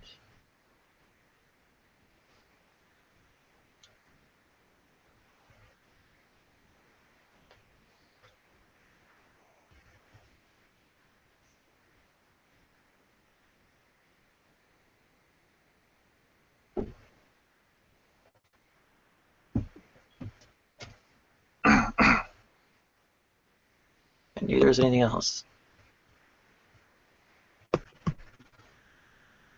Did everybody go AFK again?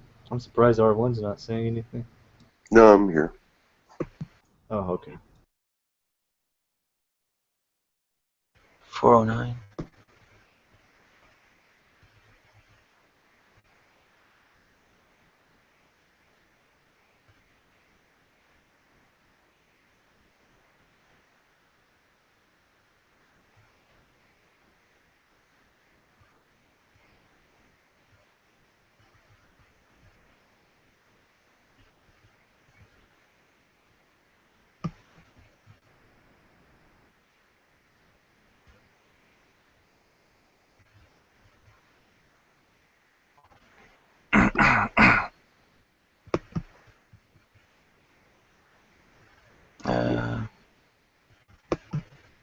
Who knows what's going on with Flip? Are you talking to Flip right now? Not right now. Something came in a while ago. I didn't see till just now. I hope he comes in again sometime. I have no idea what he's up to. Oh. Huh. Why was that?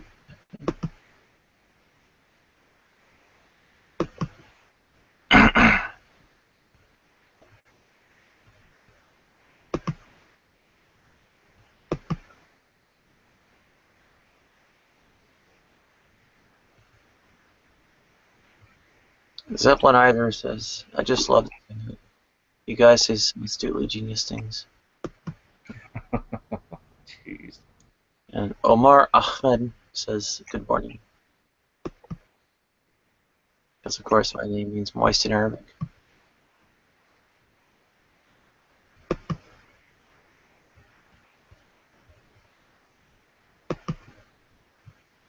Eight thumbs up. That's kind of unusual. Yeah, I want you to know that I thumbs up all your videos. Excellent. Yeah. Does it really do much, though? Not at the scale that actually happens.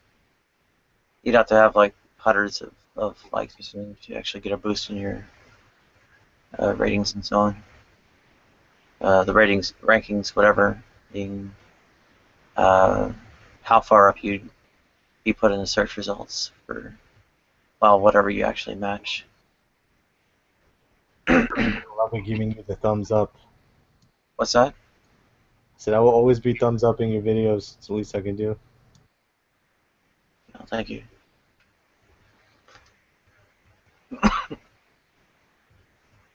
Speaking of which, I need to, well, actually shoot up. I remember when YouTube, instead of thumbs up and thumbs down, they had a star rating system, I believe. They had a star rating? Yeah, I think you could rate it 1 to 5.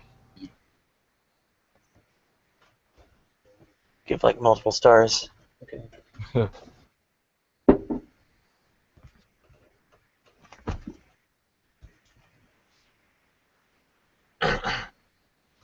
Hopefully things pick up soon so I can take a nap before I go out to the shrink. I signed up for a appointment late in the day, which is actually pretty awkward with the buses. And then they tell me that it was, well, today and not yesterday. Oh, you have an appointment today. Yeah, I was trying to reschedule for later on in the day yesterday. What they actually signed me up for was 3 p.m. today. Oh man, don't tell me you took the bus for no reason. Don't tell me I did what? You left somewhere on the bus yesterday, right? I never got to the bus. Oh, okay.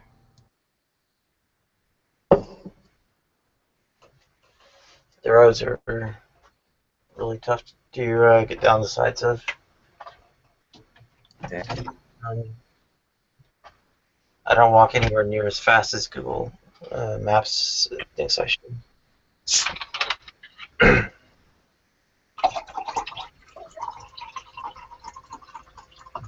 need to write a script for an intro video of some kind. Not sure. Should be short and sweet, like 30 seconds. How I should always in that time. Haven't people made you intros? I think they have sometimes, but I think they were directed more toward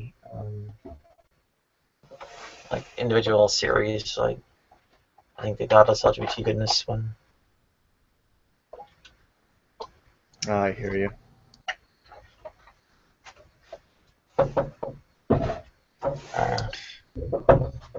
Well, I'm going to try to pack her and see if I can get some more sleep before I have to go to work. So I'll talk to you guys later. Take care, man. Yeah, have a good one. Bye. Have a good night.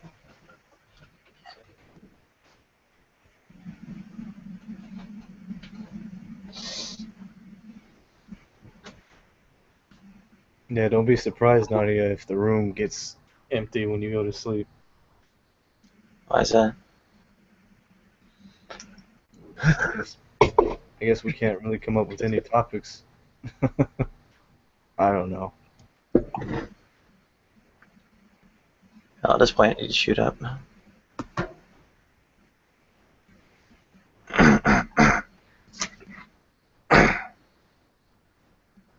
But I'll be around when you wake up. I think everybody wants to talk about like pop music movies. I'm not really that big on pop culture myself, to be honest. Oh, welcome, William. Hi, Nadia. Hey, everybody. Oh. Hi, William. Well, I guess I've been having a monologue since no one else really gave a shit about the representation of women in media, and I guess differences between the United States and Europe with respect to, I guess, well, how would you say it? U.S.'s bizarre derogation of sex. I don't have a horse in that race. Yeah, I don't think anyone else did either. I can't even say that I honestly understand everybody's side. Same here. You don't understand everybody's side? What? Yeah, what did you mean derogation of rate of what was it? Gender? Sex. Sex. Okay, explain what you mean. Sex is raunchy, dirty, obscene, and so on. I don't see it that way. I don't know that really that's the general consensus. Well, then why is it censored? Yeah, in the media. Because not everyone is mature enough to deal with it. I mean, I've got children. They're not ready to be exploring that. They definitely are not. Oh, why isn't that such a concern in Europe? I mean, you've got weather broadcasters going topless. Not on my television sets. Yeah, they do overseas. Yeah, okay, but I mean that's their choice, and I mean it seems like you're forcing kids to grow up and deal with issues that just don't belong to them.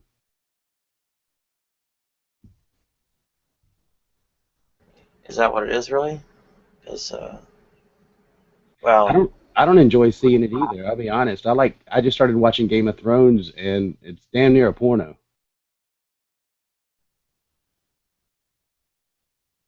I could totally enjoy the movie a lot better without having to see these people's personal lives or their. I mean, I know that's what it's about, but their intimate times, I don't need to see it. I get the idea. I know what's happening there.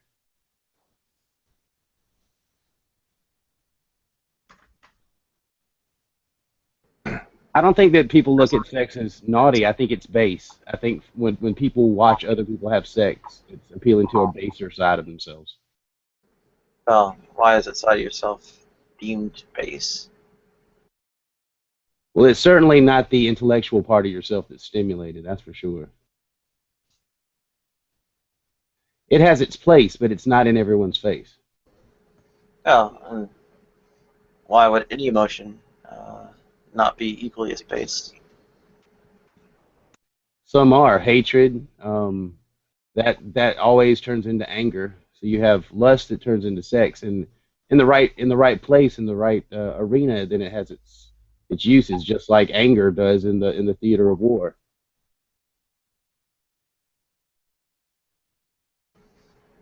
Anger's place in war?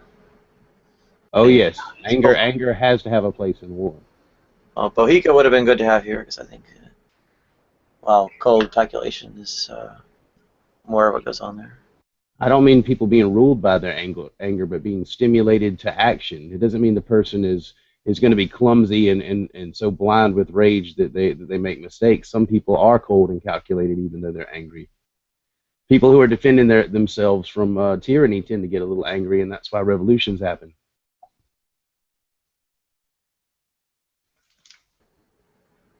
Oh. My opinion. What's that? I said it was merely my opinion. Ermine, are you trying to say something? Because I think I'm cutting you off. I think Ermine's asleep. What, are we just catching her snoring every now and then? I think so, yeah. Yeah, pretty much.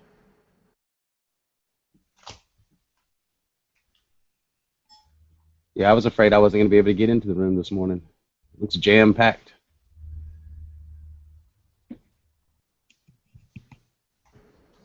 Well, Jetpack with mostly the people who are asleep or AFK. These people like you so much they want to be near you even when they sleep, Nadia. How does that feel? Yeah. You know how many people try to hang out with me right when I'm about to go to sleep? Nobody. I see you sleep on the couch every day, and people stand around, including myself, and just hang out in your room.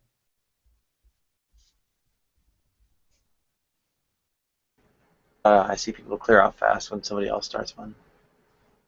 Oh yeah, no, that's true. There's certain times when I'm gonna do that. As soon as Nate opens up a guide in games, I'm gonna go over there and discuss something that I'm very comfortable with discussing. That's more duty than just this is hanging out, being silly, having fun, talking about stuff that guide in games doesn't really cover. Yeah, I'm pretty much Nadia only hangout.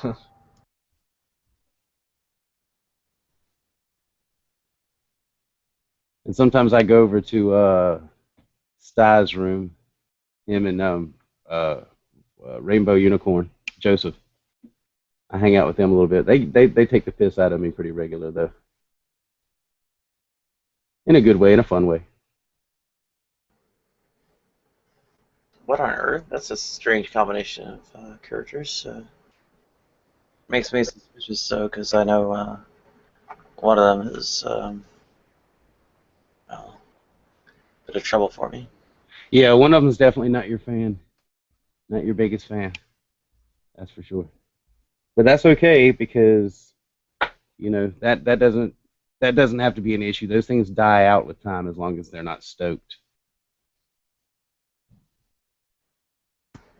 Oh. You mean like YouTube trolls? They're not dying. You can quite easily get rid of them. I've had those people blocked for the better part of a year. Actually, over a year. You're talking about one in particular, aren't you? No, I'm talking about probably about 100 or so. Okay, well, there's only normally 3 of us in that hangout, sometimes 4. This is about as big as it gets right now. But I do, you know, I do like being over in this room, Nadia. That's why I'm here like all the time. I've got friends here that even when I'm not on, I'm watching a lot of the times just because, you know, it just feels like a group of people that I normally hang out with.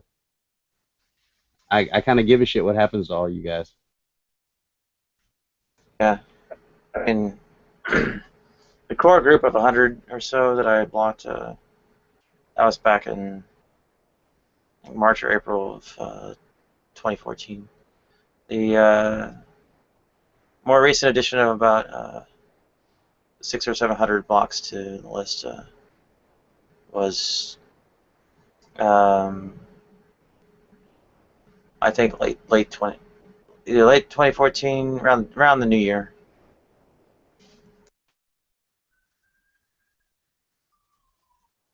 Did you want to go back to your topic of discussion that you posed earlier?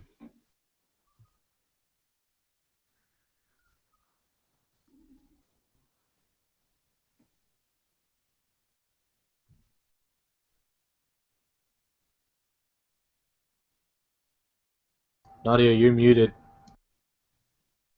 Double-edged sex is a little bit double-edged. It's yeah, on the one hand, there's kind of a basic sort of aspect of humanity that's being derogated and deemed dirty and so on and so forth. But on the other, of course, is that the way sex is presented has trouble with being misogynistic. Well, you keep saying dirty. You keep saying dirty, Nadia. It's not dirty. I mean, it's just there's a place for it. It's like you don't want your weather forecaster taking a shit while he's telling you about the weather either, because now that might be considered dirty, but we all know how important it is to have a good BM. But we don't want that fucker doing it while he's telling us about whether it's going to snow today. You know, him grunting out the temperatures throughout the week. I don't want to hear that shit. You know, and that's just me. That's genuine filth, right? Huh? I mean, that's not. It's just something that needs to be private, is all I'm saying.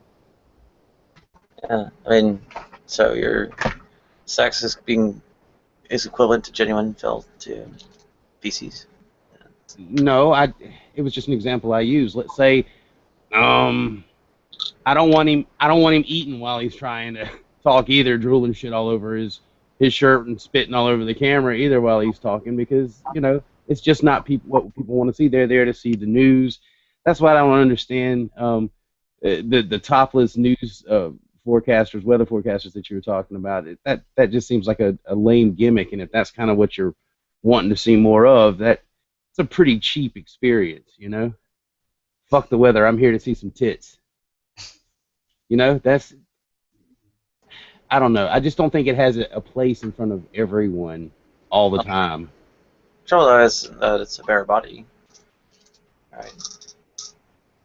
Yeah. There's nothing wrong with a bare body. There's nothing wrong with a bare body in private. Oh, but that's the thing, right? Okay, I'm going to give you an example. If you're relegating it to the private, there are some bare bodies and some bodies that have certain issues. Like, I don't know, you ever seen a horrible case of herpes? You don't want that guy sitting down next to you butt naked on the bus. You just go like, good God, man. Now that is nasty. Nobody needs that shit in public. Okay, because that's a oozing. I don't know what herpes looks like exactly, but there's an issue, and I don't want to fucking sit down after you either. There's a whole lot of reasons why naked is not appropriate in all situations at all times. It's to do with hygiene as well, isn't it? Yeah, a little bit. More perspirate, you wouldn't want to sit on a bus or train seat after somebody's been leaking on it. Some more sweat. Profusely dripping all over the seat. Yeah, I kind of even there. That's not about nudity. That's gross right there, because that's your fluids on the seat. I do have a thing about bodily fluids. That's a fact. You sneeze and you got like a boog in front of you, like just hanging out your nose. I'm gonna turn away and try not to gag a little bit. You got a swinger. You wanna get it? It's hanging right there. I'm not gonna look back until you wipe that boog off, dude. Yeah, I don't like that shit either. I know that sounds crazy, but you highlighted a lot of what's wrong with it, though, right? Break it down for me. It's still early. Not the bit about the context. It's actually that sort of objectification, the whole tits and ass, right? Oh, why is that the center of it all? Why is tits and ass, or why is bodily fluids the center of it all? No, why tits and ass? Well, like I said about that, I don't want my kids being tempted towards sex before they're ready. I ain't ready to be a granddaddy yet, Nadia. How? Well, that doesn't actually constitute temptation, right? You get the. Yeah, it does. I used to trip out to mud wrestling when I was a kid. Yeah, whole Catholic school, we're all rebelling, etc. The way you end up having people not be, tempted and go nuts when they get in contact with it is to, in some ways, just accustom them to. I don't agree. Active life and such. I'm just not for that, man. I'm not. Well, there are other societies on Earth that do better and do it that way. Well, I protect my children from that kind of stuff as best I can. You take your what from it? I said I protect my children from it as much as I can. Well, that's the trouble, though. Right? This sex is some kind of hostile force, some kind of attack on children, as when they're not even parties to it. Right. I don't want them to want to be parties to it until they're old enough to understand it responsibly. How old are your kids, William?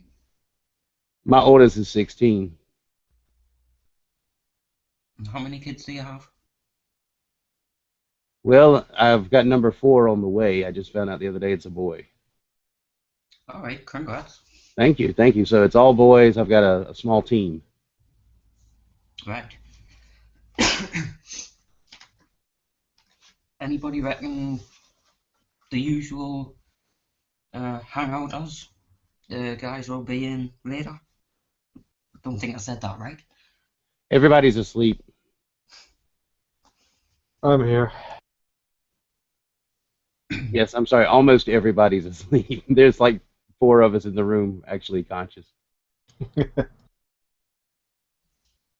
we not just kick everybody out? I know, it's me, William, Safi, and Desert. Okay. I thought I heard Deidre earlier. I think she's gone to sleep since. Wow, just while I was in the shower. Dang. Yeah, she was out walking the dog or something and came back, and now she was back and then promptly went to sleep.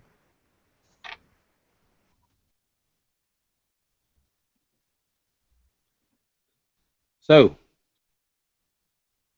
would you like to push forward with the topic that we're on, or would you like to change the subject? Well, the trouble with having kind of the wrong idea what the problem with the presentation of sex is that the actual problem with the presentation of sex never gets discussed. The thing in the presentation of sex that was going on about earlier was that it's generally done in a manner that's like degrading, objectifying women.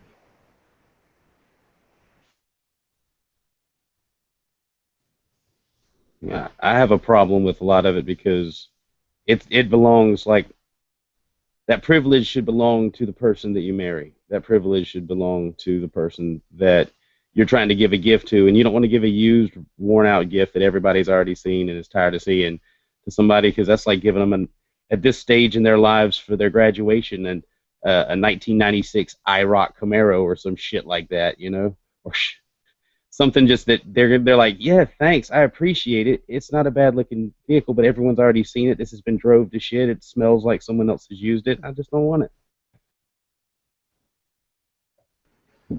Where does that come from? This people wear out. I'm sorry? What'd you say? Where does that come from? That people wear out? And is it the opposite the case that It's just we get bored with it. well practice, the better skilled than they are? We get bored with it. I don't think so. I think that the saving yourself for marriage is more beneficial. I wish that that's what my wife and I would have done. But that it would have been more beneficial just because there would have been a lot of issues that wouldn't have arisen afterwards.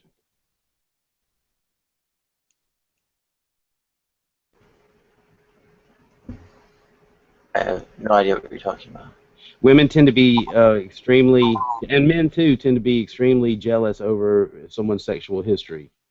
And I think that goes, I'm sure that goes both ways, because men tend to be a bit jealous about that kind of stuff too. And it's something, you know, I really think that the institution of marriage lasts longer and is more solid if both people wait. I wish it was a cultural practice, but it's no longer a cultural practice. So those that do it are pretty much limited to whoever is. I don't think it's a good cultural practice. I think it's even a highly problematic one. Right. I mean, but you and I have lots of disagreements on personal choice. How is this personal choice? It's a societal practice, institutions. Right, and I'm cool with personal choice stuff, like if you don't agree with that, but when you make it a public issue, a public policy, or a practice, like public nudity everywhere, you know, the clothes do keep you from seeing a lot, but that's not their only purpose. They do also keep in a lot of unpleasant aromas, if you will. But on TV, I don't think I want my kids staring at some chick's hooters while she's talking about the weather. You know, that it's fairly objectifying too, don't you think? Well, that's where the problem is coming in, right? A little bit. I think people are more than just a set of tits or whatever.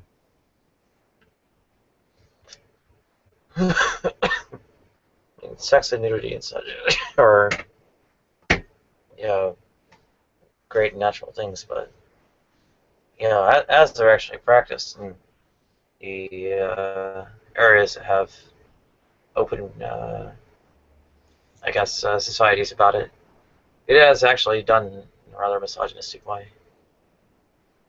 Oh. Well, I'm just going to say there's also the issue that the people that nobody wants to see naked are going to feel real bad. They're going to feel really, really bad. They're going to be made to feel pretty low. And you can't lie. There's a lot of people that you don't want to see naked. You just don't. Women's toplessness is actually legal in New York City. No, we're talking about full-on naked. We're talking about sitting down on the bus next to some naked folks. But the example is actually meaningful here, because what you actually see when these things are allowed is that they're not in fact prevalent. I mean, you don't see topless women going all around New York City. Yeah, yeah.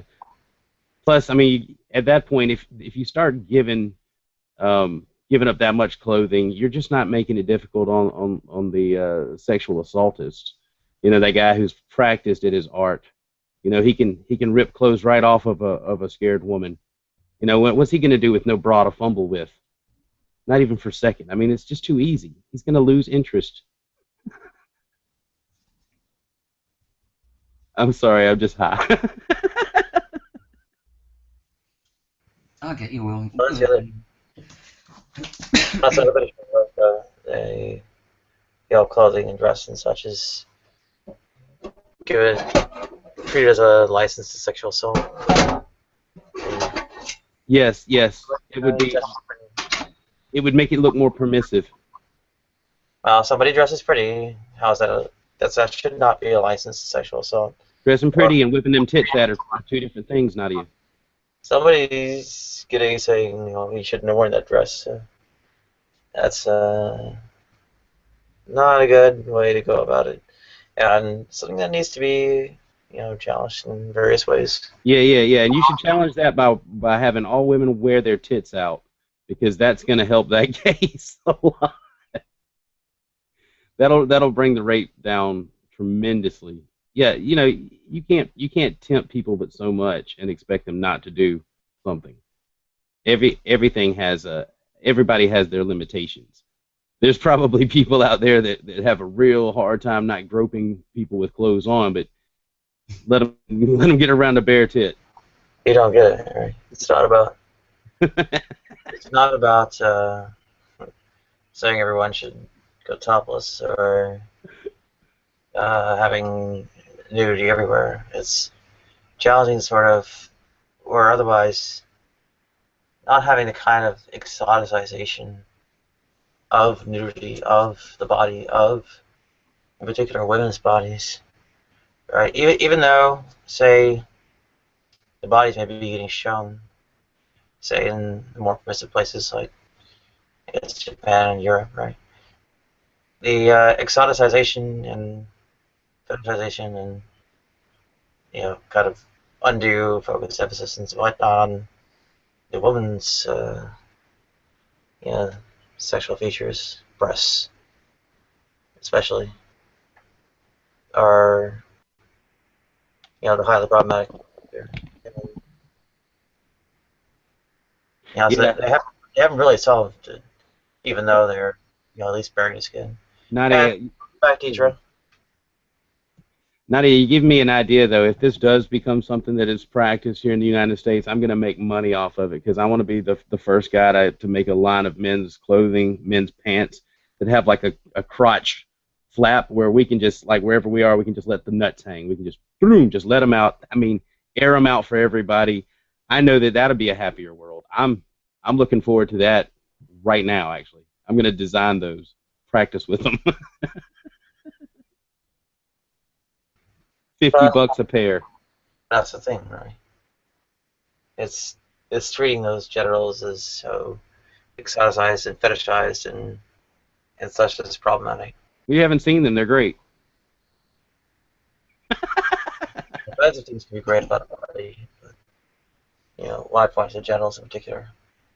I think that the argument itself, the discussion topic is kind of amusing, but I don't think that there's ever going to be, or it'll be a long time before anybody even begins to take it seriously. I know I can't. I want to, just to have a topic, but the idea of everybody just public nudity just being okay and being on TV, it's okay, just hey, tits out, all the news people, let's have those breasts. I don't think I'm going to live to see it, and I don't want to. Wow. In a number of respects, it does impact me. I mean, what are people fixated on that I don't have?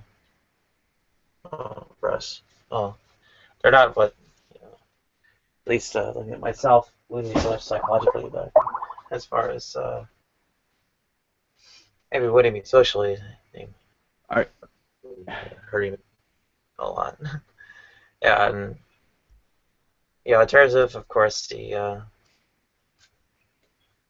treatment of people with, I don't know, bodies that aren't quite the norm. I mean, that fixation on genitals, that they're so dirty and so deep and dark with secrets, and that they're so horrific when they're not what you expect. I've seen some dirty ass genitals. Well, how dirty do you think it is when it's where it should be? That's the. I get that kind of trouble. I'm sorry, I'm taking the piss out of you. I'm sorry. For as much as I want it fixed, what do I do in the meantime? Wait, it's been 40 years, and the fix is still not coming. Yeah, it's probably not. Probably not. Whatever changes happen will be more unpredictable than we're capable of understanding, because you don't know what's going to happen. But I did predict it. It was predictable. Either my career worked out and everything rode high, or I would be cast down into the worst hells of poverty and homelessness, and nothing ever being fixed. You mean as a result of your decision? What decision? To cut off your gonads. No. Oh, then what are you talking about? Decision number one, and the impact of things is not related to that. It was essentially career success or failure. Wait a minute. What was your number one point? That I foresaw this outcome. Okay.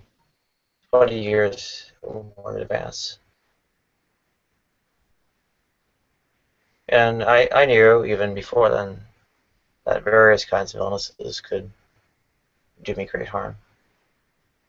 And the impacts that are harm were socioeconomic, not just bodily health.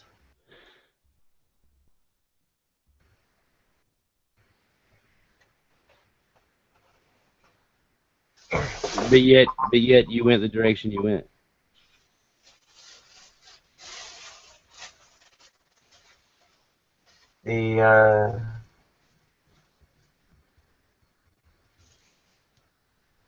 How is that a relevant question? How is it a relevant question? I don't know. You were complaining about the socioeconomic repercussions of something, and I was trying to make out what it said. I can only assume you were talking about your lifestyle or whatever. No. It's hard to understand you. I'm just being honest. For one, it's not a lifestyle. Number two, I had an entire series of 42 hangouts on worldviews and lifestyles, where the premise of which was, number one, atheism is not a worldview, and number two, LGBT status is not a lifestyle. Right. Well, okay, that's fine to say. Now, what else? How does that relate to what we were talking about just now? I'm just trying to get you to clear up what we're talking about. The socioeconomic repercussions of what? I guess largely type 1 diabetes, but in conjunction with, well, of course, all my other statuses and so on. Okay, because I understand that type 1 diabetes doesn't keep people from getting jobs for the most part. Want to bet? Yeah. A lot of people with type 1 diabetes working. Depends on what they're doing, they do work.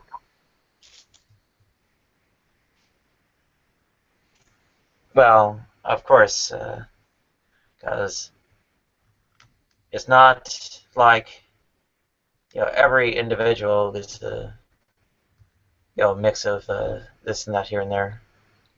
Some individuals get shut out, and some get included. All right, the question is, how many got shut out?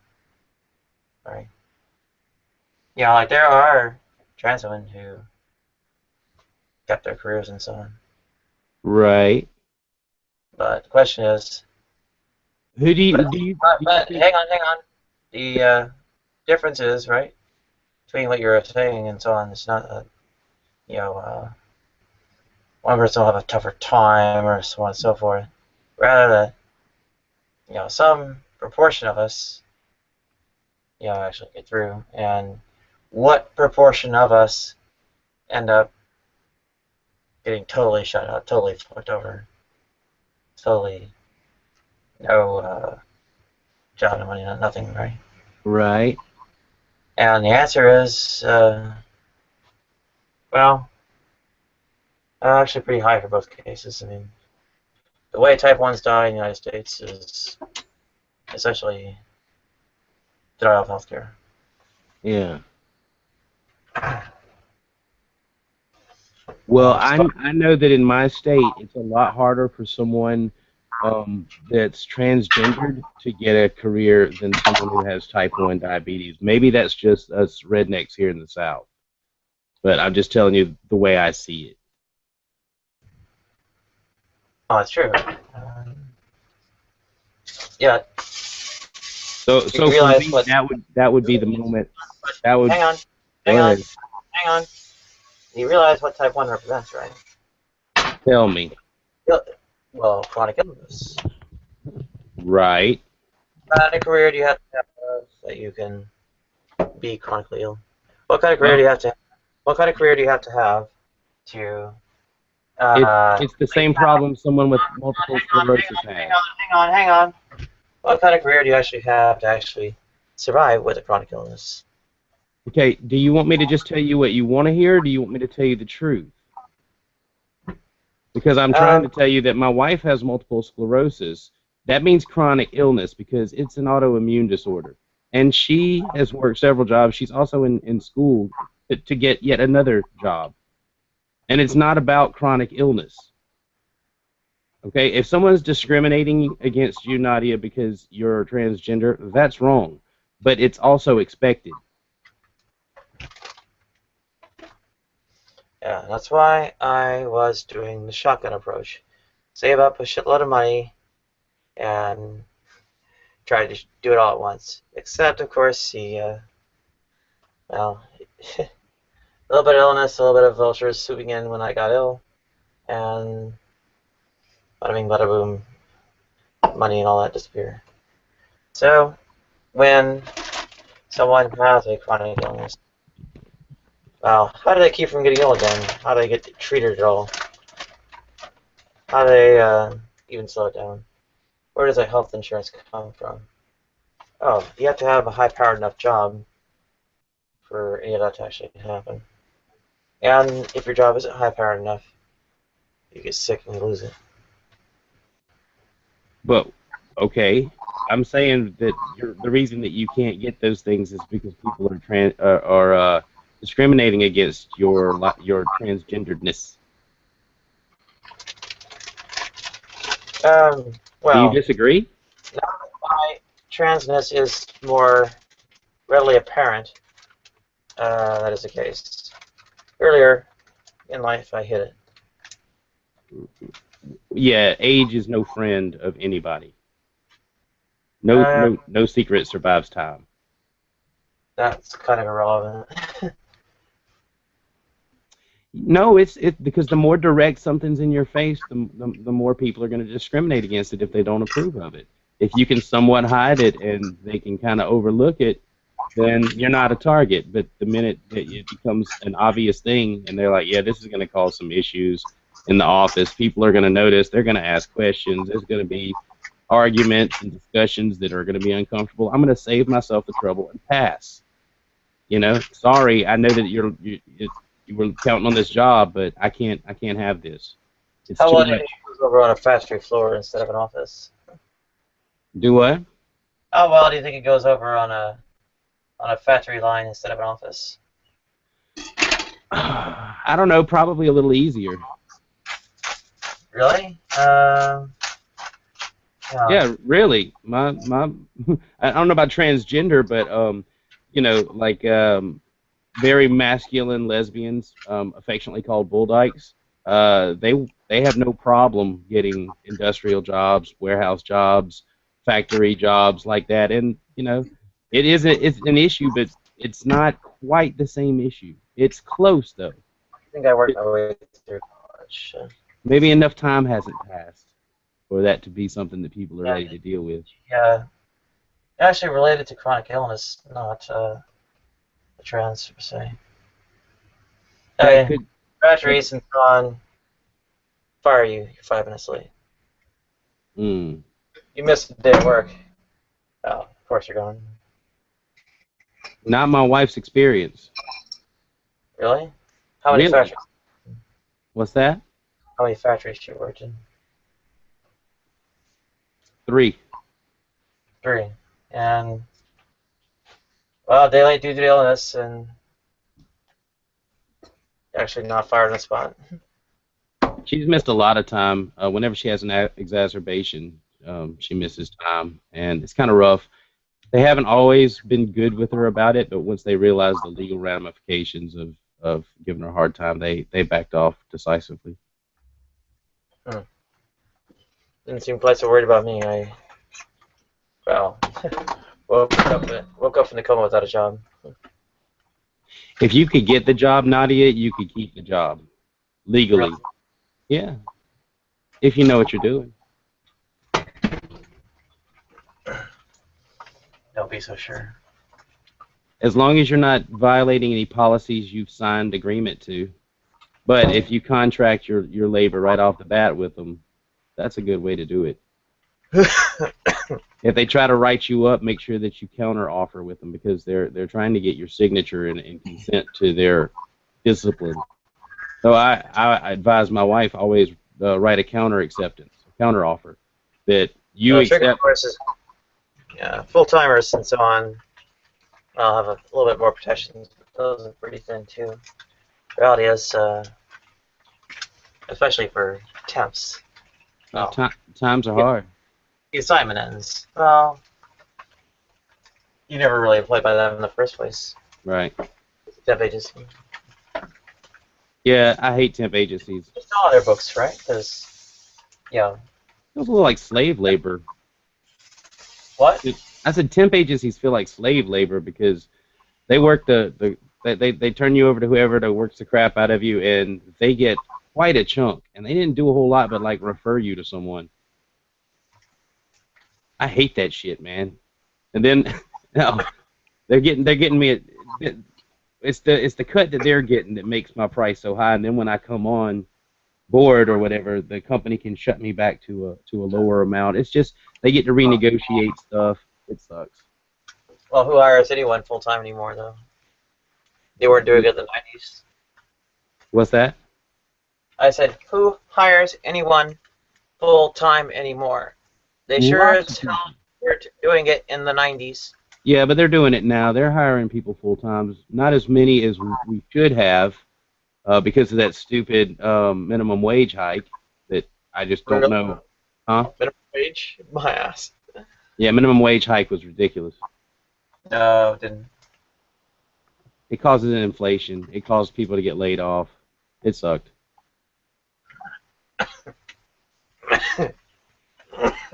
Especially for people who already had jobs. In the sense of triggering that as a retaliatory political action. Right. Wages are not actually a larger cost to various plants, and even beyond that, you know, the what's called aggregate demand is increased by it.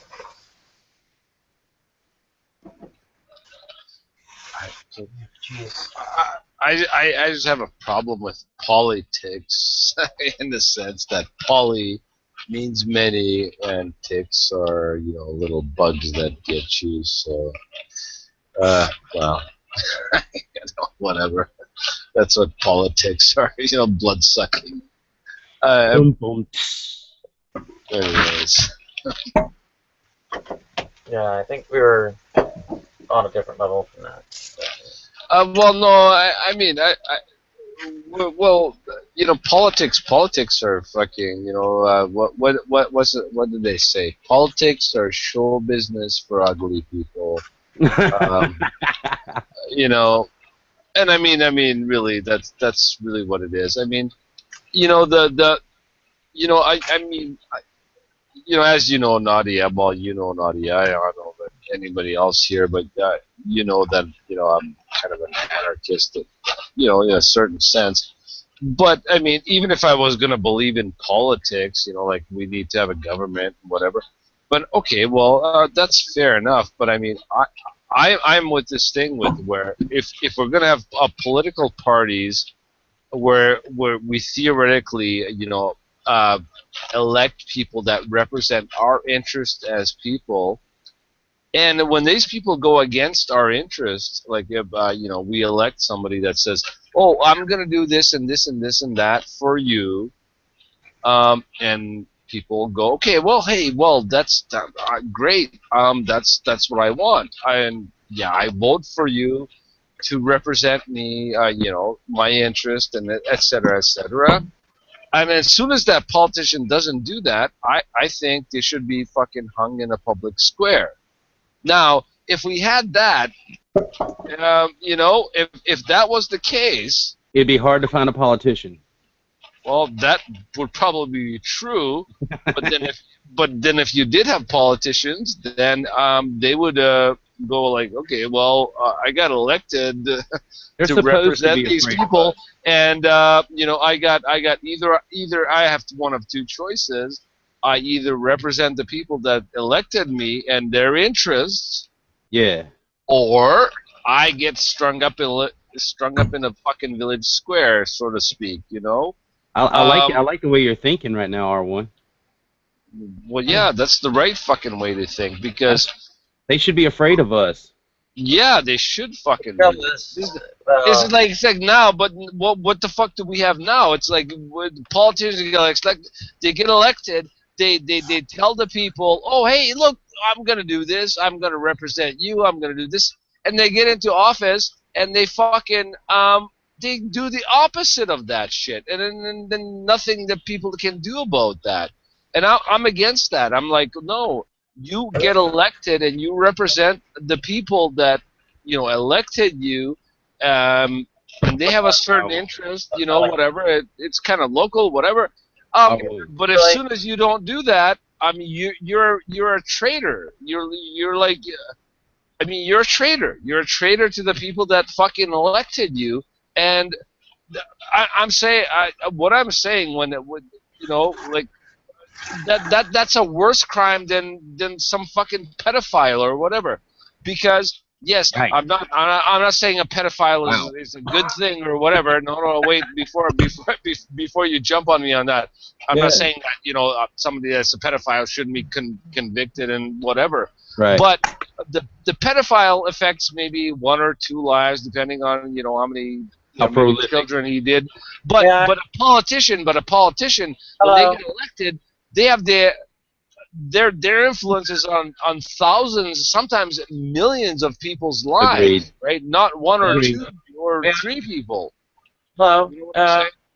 Yes. In the meantime, there are more fundamental ways of dealing with this. Like, for instance, Yeah, like hang the politicians that don't do what they say they were gonna do. Just fucking hang them. Hold on, R1. Let's hear what Nadia is proposing. Okay, all right. Excuse me. Go ahead, Nadia. More fundamental ways of dealing with this, like changing the system of governance to not be representational, rather direct democracy, for instance. No democracy. There. Go ahead. No, sorry. Go ahead. Do your thing.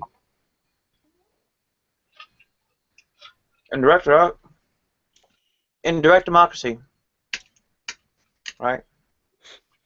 You know, what is it? I forget how many are in the committee.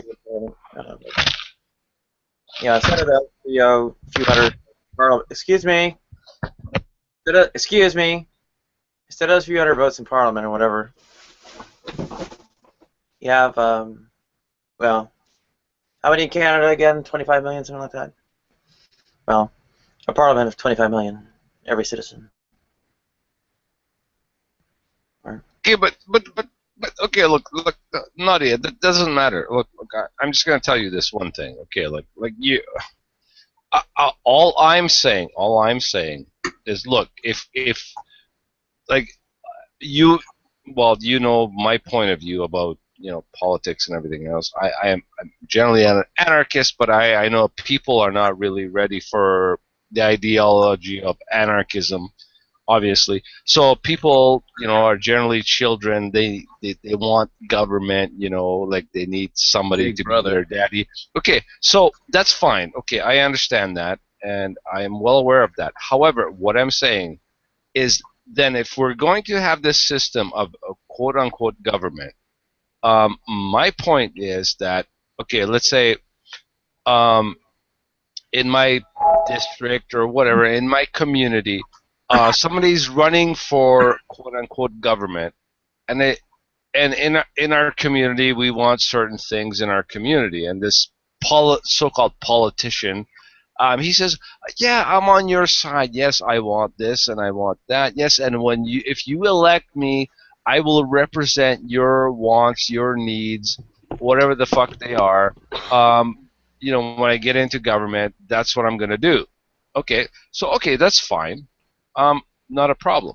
But now, and I say, well, wow, this guy represents everything that I want. He says all these things, blah, blah, blah. It's words, And then he gets elected, and now when he's in office, and all of a sudden, this person is not representing my needs or not representing the community that elected him. Not just myself personally as an individual, but I'm talking about as a community that we elected this person. And then what? Then what? Then what I'm saying? Then he turns out to be a fucking liar, obviously, right? Right. Because as soon as he doesn't represent what the community wants that elected him, your entire what? Your entire thesis can be summarized as that representative democracy has principal agent difficulties. No, I'm not difficulties. I'm saying is if people, if somebody says to me, problem. Oh, if somebody says to me they represent my interest, no, wait, no, I don't mean to be rude or anything, but what I'm trying to say is that if somebody's, for example, says they running on a platform saying they represent the community interest, not just my interest as an individual, but as a community interest. They're running on that platform. And then I vote, and the people in the community vote for this person and say, okay, you are my elected representative. Okay, so that's kind of supposed to be theoretically how this democracy is supposed to work, but it doesn't work that way. But that's not the point. But theoretically, if it worked that way, okay, so then when the person that is representing the community that voted for this person, then okay, if the person is doing representing the interest of the community, then they're doing the right thing. Okay, but when they don't, that means they betrayed the trust of the people. And then, so therefore, in my opinion, again, I think that politicians should be hung in a fucking hung in the fucking village square because they're a fucking traitor to the fucking people that voted for him. And it doesn't happen. It doesn't happen. Now imagine. Imagine if politicians or the people that would run for office said that if they knew that R1, the death penalty for the corruption of public officials is actually upheld in China. Also, William, what you're advocating there is tantamount to feudalism. The end is an actual name called plutocracy, ruled by wealth. No, didn't say wealth. Rights come from property individually, is what I'm saying. Always have. That's like the basis for our rights. That we don't belong to anyone else. We're all equally owned by ourselves. Nobody is Well, that's right. That's right. Like, I mean, I asked the question before. I'm like, where do your rights come from? I've asked people that, and it doesn't come from a document. Rights are things that you as an individual claim. That's where rights come from. I mean, it doesn't come from the Constitution. And people want to believe that. The forefathers in America gave us certain rights. No, nobody gives you any fucking rights. It's rights are things that you claim. Right. That's all they are. And as a sovereign human being, you know what your rights are. I mean, there's no piece of paper that tells you that. I mean, it's enumerated, but you already know. That's right. You already know that within yourself. You know what your rights are as an individual, as a sovereign human being. But anyways, fundamentally, I'm just trying to make the point that, to me, and again, I can say it's my opinion, whatever. I'm not stating this as a fact, but it is my opinion. When I look at a society, I realize that most of society is not ready to grow up, and they need government, a body of, an organization to run their lives because they can't fucking do it themselves. I recognize that and I understand that. So, but even despite that, so if we're going to have that system of where, we need government and people are going to, quote unquote, represent us. Again, I go back to the thing. Well, if we elect them, you have government perspective of the manner in which you do it. There's always governance. Okay, well, no, that's not the point. My point is, yes, apparently, yes, like I said, people apparently the mass majority of people are children, and they need to be governed, obviously, right? Because otherwise, if people, if the human race woke up and say, well, I'm a sovereign human being, whatever, and nobody governs what the fuck I do, there wouldn't be any government. But apparently, people don't, haven't grown up to that point, and I understand that. Stage of this earth lays unclaimed. Yes, like I said, I understand. Right. Every movie. Well, yeah, okay. Every breath you take is only with the permission of others. Well, every step you take, every cake you bake. Like I said, but okay. What I'm trying to say is that sticking within this ideology of people wanting to have government, the social thing, and everything else. Okay, I understand that, myself. I understand people are not grown up enough to go past that point. Okay, that's fine. But again, I go back to what I was trying to say is that, okay, well, if we're going to have people, if we're going to have the community and whatever, and we're going to have people that are supposedly, again, I go back to this, representing our interest as human beings, right? So as soon as somebody that gets elected as quote unquote representing my interests, and I voted for this person's quote unquote, and then when they don't do that and they sell out to some corporate shit or whatever that is against my interest, then I think that's treason. Well, and I think that politicians should be fucking. All right, what you're pointing out is sort of inadequacy of representation, and furthermore, you're sort of, I guess, morally decrying various betrayals in representative contexts. But I would briefly point out to William that, yeah, with respect to your meritocracy and such, you think this, wealth goes to the best. There's actually a Greek word for best, aristos. Okay, see now you're getting. Hang on, stop it. The Greek word for best is aristos, and the word aristocracy meant rule by the best.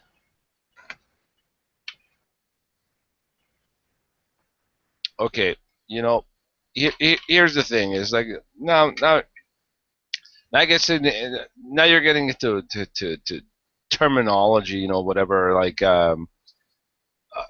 because okay, for example, I'm a fucking welder. I didn't go to college, whatever. But that doesn't mean I'm stupid. But I don't know certain words and terms maybe that you do, because I don't know, maybe you've gone to college or whatever. That's not the point. My point simply is this: if a person, if we have a society where we elect people that represent our interest, as people in a community, let's say in a city or even a smaller group of whatever, and this person says, hey, you know what, I am going to do this and this and this and that for your interests, I'm representing you because let's say the community wants I don't know what the fuck the community may want. That's not the point. But there's when they get elected, they obviously go to the community and say, well, I'm going to represent your interest, R1, you are belaboring points for repeating yourself. This has long since been, addressed with the advancement of direct democracy, and in fact, there are even more. Excuse me. There are even more schemes besides direct democracy, such as delegative and such, where each person selects a representative, and representatives eventually accumulate to a point where you make a vote in a small number of people. Go ahead. What part of that reduces the size of government? Sorry? How does that reduce the size of government? What do you call the size of government? And why do you think it should be reduced? Oh, really? I'm sorry, did you ask me why do I think government needs to be reduced? Well, how are you measuring the size of government, number one? And number two, why do you think it needs to be reduced? I measure the size of government based on how far it reaches into my private personal life. That's how I gauge that, and whether it's abiding within its limitations as we have consented to allow it to exist, as long as it stays within these boundaries. So when it starts to exceed these boundaries, then it needs to be culled. It needs to be made smaller, because you don't just keep feeding that beast. A better phrase for what you're describing is that you would prefer the government respect civil liberties. I'm a government minimalist. I don't think that with the size of the government and the kind of taxes that they extort, there's any sort of civil liberty to be found. I mean, we're wage slaves. Wage slavery and such is an issue with plutocratic domination, not democratic governance. Yeah, I understand and I recognize what the IRS is. So yeah, we're definitely slaves. IRS is not the instrument of plutocratic domination. So with all due respect, I mean, Nadia, I mean, do you have a job? Do you work for a living? I mean, I'm not trying to be, you know, a dick or an asshole or anything. It's just a question. I mean, or, you know, I mean, it's just my question. I mean, like. She'll answer. I used to. Okay, I'm rather pissed that no one's actually giving me jobs anymore. So are you saying you're on the government dole? Like the rest of the taxpayers are, you know, paying your quote unquote you know, living or whatever? I mean, because I work for a living. I don't collect anything. I work every day. I go to fucking work. You know. Are you sure? I used to. Yeah, I am fucking damn sure I work for a living. Fucking straight up. Do you work the hardest, Darwin? I have never fucking collected anything from the government in my life, but they've always taken everything from me, but I've never collected. Yeah, the rights to private from property. Yeah, my property. Yeah, they've taken that for fucking the last 20 years that I've worked. They've taken my property.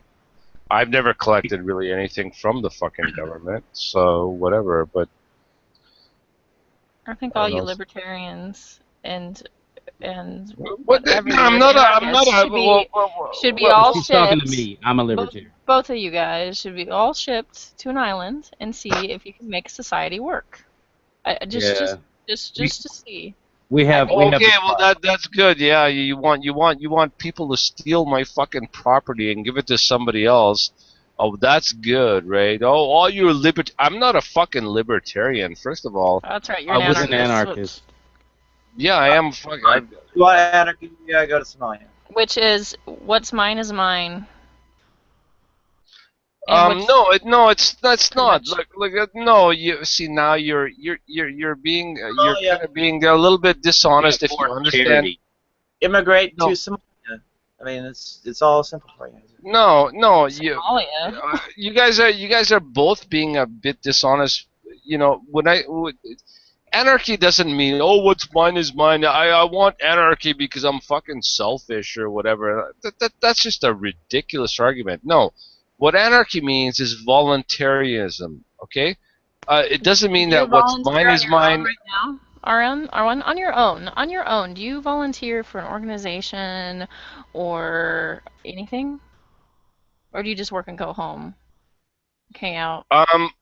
I volunteer for anything that I think is right or something like that is good. Like an after-school program, or sure, yeah, something to do with the local park, or anything. Yeah, but okay, I find that a lot of here's the difference. Don't. But no, look here. And they say that look. As a woman, look. Listen, as a woman, look. I'll ask you as a fucking woman. Like, I mean, you want to make this argument. What my point is, what anarchism is basically about, okay? And I know it can't work in society because people are too fucking brainwashed in the government and whatever. I know it couldn't work. Okay, so I'm not saying that anarchism could work. However, the fundamental thing about anarchism is this. As a woman, if I said to you, hey, can I have sex with you? Can I sleep with you? And you go, okay, let's say, I'm not saying. Why do you like the sex analogy? You tried this before. Because I want to hear it.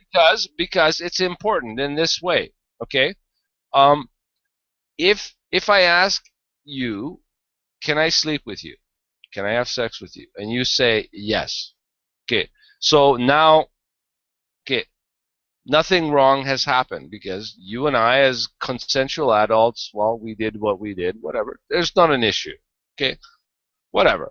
Moral, even morality aside, there's not an issue because I said, "Can I sleep with you?" You said yes. Blah blah blah. It's not an issue, right? It's done. However, now, if I say to you, "Can I sleep with you?" and you say no, and I do it anyways, then, well, now we're in the realm of the same thing happening, that you and I had sex, but there's a big difference, right? Because on the one hand, if you said yes, it's not a problem. If you said no, now it's considered rape. Now it's a crime. Because, well, what's the difference between the two things? I mean, the same thing happened. We had sex either way, right? Both ways. Whether, quote unquote, I raped you or not, you know, when you consented, we just had sex. When you didn't consent, it was rape. But the same thing happened. We had sex, okay? So, again, it goes, the idea is consent. You see, that's the thing that makes something right or wrong. And if I don't consent to somebody stealing my property, as in my wages, when I work for a living, I don't consent to somebody stealing part of that. They're not stealing all of it yet. I mean, fuck, they're trying to take more and more of it, but I don't consent to it. Okay? So that's theft. When I don't consent to somebody taking my property, it's theft. If I consent, then it's not a problem, right? Hey, R1. Whatever. I agree, R1. Hey, R1. Yes. Do you own your own property, like literally your house or some land? I used to. I don't anymore. Yeah, I'm not gonna get into my personal life about that shit. But anyways, yeah. Okay. But you don't own it. Hang on. You're right. You don't own it because did you? I don't know. Did you secure the borders of your country yourself? Probably not. Well, I mean, okay. Did Ownership. you discover that land yourself? Probably not. Probably not. But okay. But by those things that you're laying down, Deidre, we have to go back to the American Indians and just hand it all back. Probably. But as we know, every country is I'm not doing that drawn its line in blood. So we pretty much have done that through all the beginning of time. Bowled over another people group and said, this land's mine. I mean. Yeah, but look. Here's the deal. What government tells you is that, okay, look, out of all the things that you could potentially really genuinely own, the one thing you should be able to say is that you own your own body, right? Okay, never mind talking about properties, whether you have money, you bought a nice house or cars and this and that and whatever. I mean, if anything that you own, a quote unquote own, should be your own body, right? Yet, if you decide to snort some cocaine, the government tells you, well, no, you can't do that because you don't own yourself. You're not allowed to do that. I mean, no, you know what? Most of us don't give a crap whether or not you snort 12 lines of cocaine, have a heart attack, and die. But most of us don't care. You know why the government cares? Because you will cost us money when you go to the ER and don't pay your bill. That's why. Yeah, because the government. Yeah, but that's because the government's stealing your money, right? Well, no, this is Canada, so you could probably go to the ER and the government will pay your bill. No, it's not the point. No, look, listen. I'm American. It's that's socialism. You see, that's communism. Socialism is not bad, and socialism is not it is communism. Bad. It is. A little bit of socialism, sensible socialism is smart consumerism. That's retarded. It's oh my not God! retarded. I can't believe that you're telling me that socialism is good. Sensible socialism. No, there's no such thing. It's theft. It's all socialism. It's smart consumerism. It is totally theft. It's smart consumerism. Totally yeah, absolutely. Well, it's going to involve force if it's going to get done. Charity is not going to work in this libertarian dream. I looked at libertarian and there's no way charity will work. No way. Not in the way that you think that it'll work. There'll be people that'll donate to boobs and be like, "Yay, boobs!" Look, I just want to ask you a fundamental question. Socialism is not communism. Socialism is not communism. Hey, It is absolutely Socialism is not communism. Anyways, and I want to ask, anybody who fundamental thinks question. that socialism is unpopular. communism, anybody who thinks that just wanna socialism ask- is communism I should go just back wanna to school ask- for a couple of years. I just want to ask anyone. I just want to ask anyone here. I don't mean to talk over anyone, but I do want to ask one fundamental question. And yet you will, though. But I want to ask one fundamental question, and I'm going to bed anyway, so it's going to be my last question. I know. And every time I show up and start talking, you run away. I find that rather interesting. I find it interesting that you can't stand fast in your place and defend your ideas when I show up. It's fucking, man, dude, it's 6 in the morning here. I gotta get up for work. What the fuck are you doing staying up all night then, gabbing your brains away, waiting for whatever? It's up to you, man. Like, if you can't stand fast in your place and defend your ideas, you shouldn't open your fucking mouth, should you? Anyways,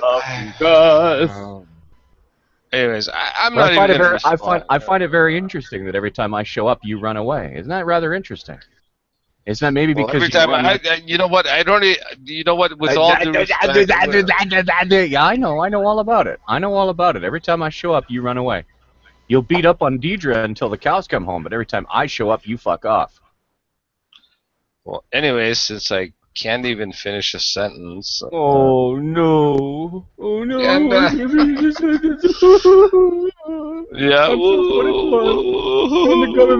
And the government steals my money. You know what, dude? You don't even fucking faze me. And the government steals my money.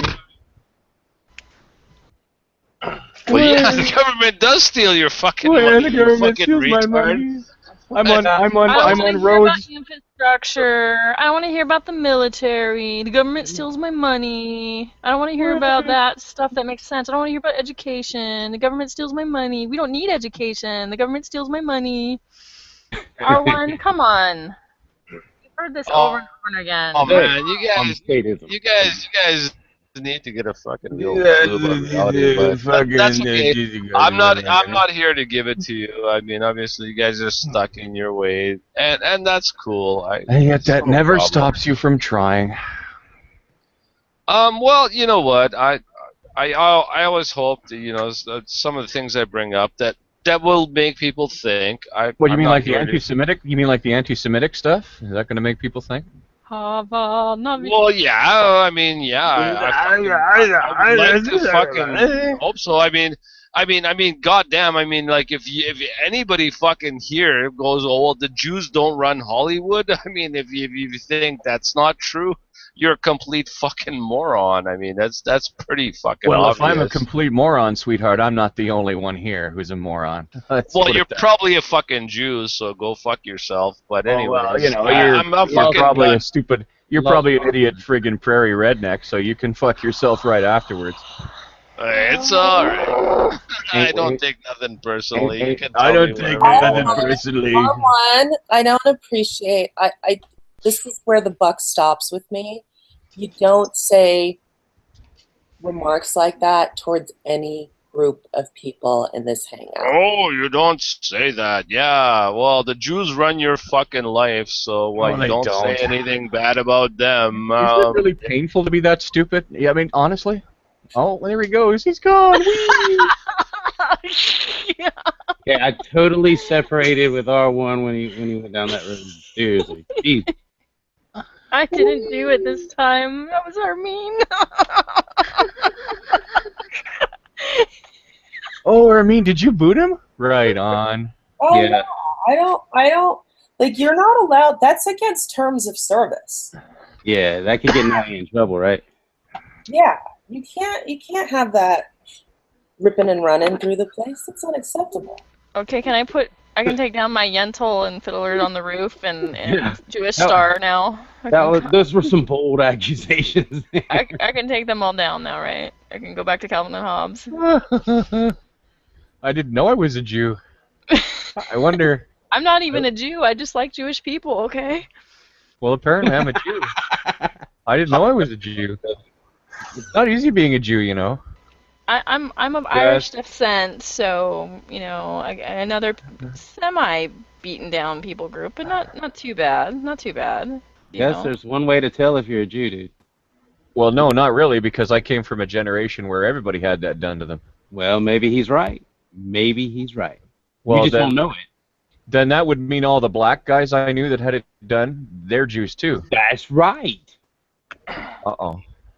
Is that not how it works? I don't think so. Oh, man. I was hoping I was Jewish. Damn. I was hoping I was Jewish. Oh. Yeah, well, you know, then you could take advantage of all that Jewish privilege we're always hearing I was about. going to Hollywood. He was giving me some pointers. I was like, shit, I better get to Hollywood. No, know, honestly, right? William, sometimes I'm a little bit libertarian in a lot of things. Like, I think you should have some sovereignty over your body. You know, I think the war on drugs is a joke.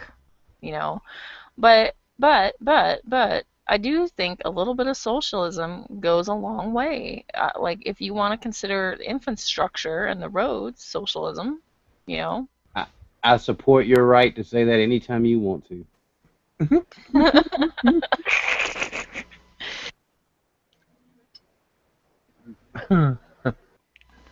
I'll take a libertarian over an anarchist.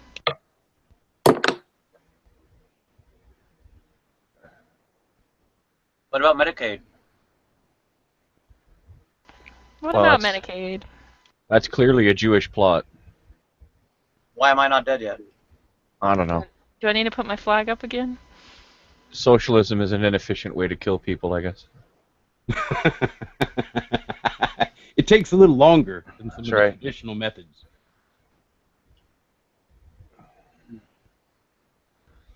Ah.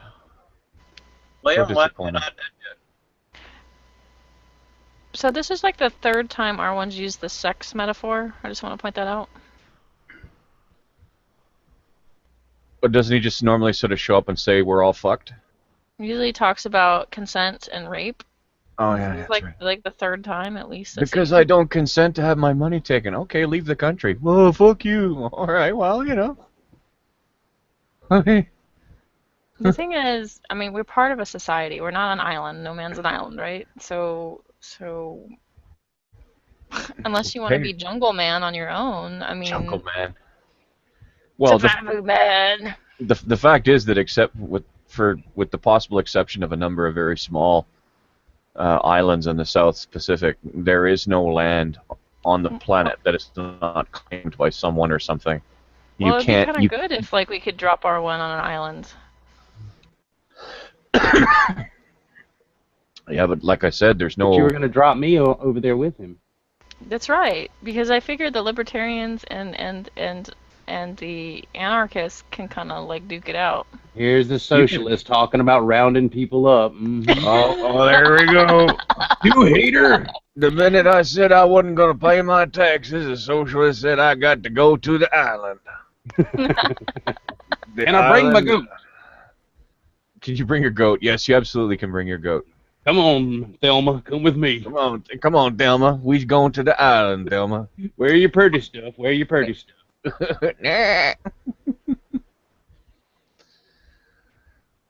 Well, that was refreshing. Oh. You're killing me again, guys.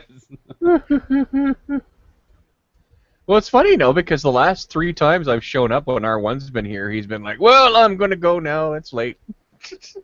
Yeah, no, wonder why, Gus. I'm going to go now. It's late. You don't have what's called a subtle approach.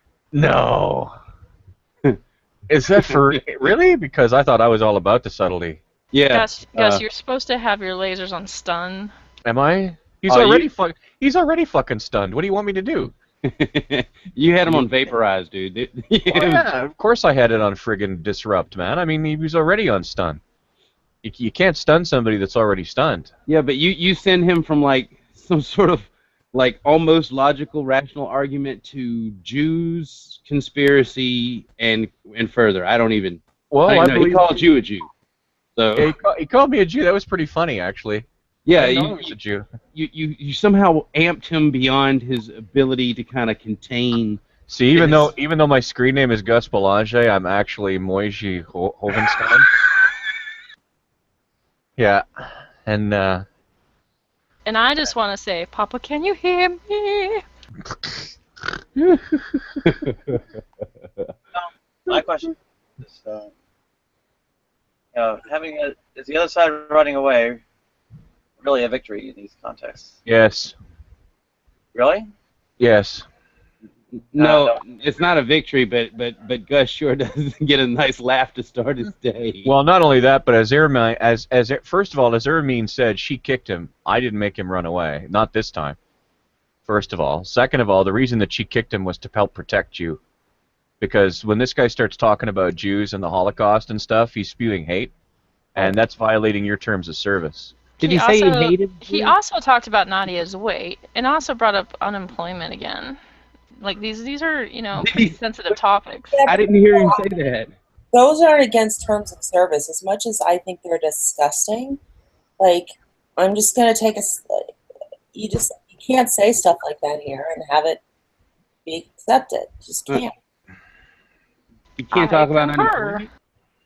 Or you can't talk about Jews? You hate, if you let R1 go far enough, he starts to be completely Nazi. Total Nazi. Tootsie. Totes. Bro. Ich bin like ein red Tootsie. suspender and all. Ich bin ein Tootsie. I support his right to say whatever as long as it doesn't violate terms and agreements that can get Nadia kicked off. I think you have to hear from every side so you can find out exactly where you are in this game. Yeah, the problem, Okay, well, unfortunately, you visit a Satanist worship service, and you let me know how it goes. Yeah, well, the other problem, unfortunately, is that there are still people alive who've been to the concentration camps, and so when you look at when you get on the World Wide Web and say that it never happened, you're essentially denying the very existence of granted an increasingly small, but nonetheless a group of people who actually existed. And so I mean, imagine that you are Jewish, and you've got a little old booby who lived through Dachau, or who lived through Bergen-Belsen, and now along comes this fucking Hungaro-Canadian clown who knows the square equivalent, the square root of fuck all times 2 divided by 1 equals fuck all squared, and he's going to talk about how the Holocaust never happened and the Jews run everything.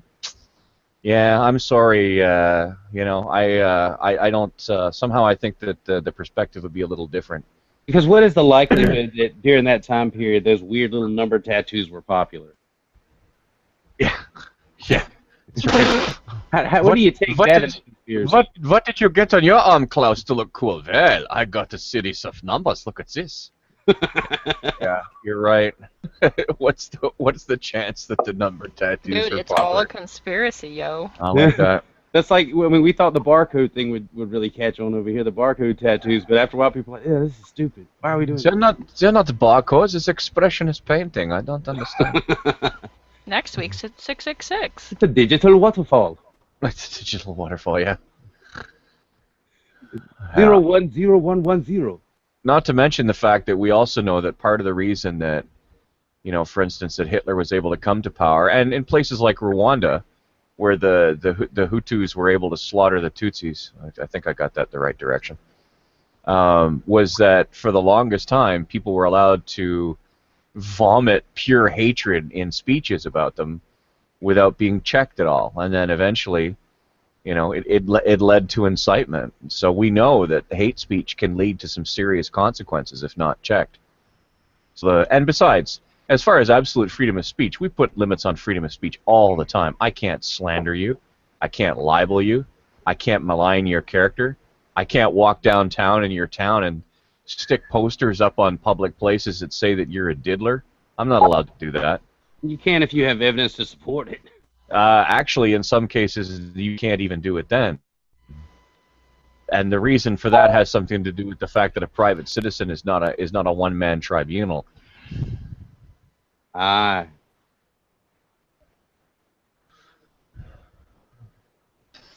What is going on? Man, my computer is slow today. Well, I'm gonna have to still fire can't up. believe I'm not a Jew. Damn. I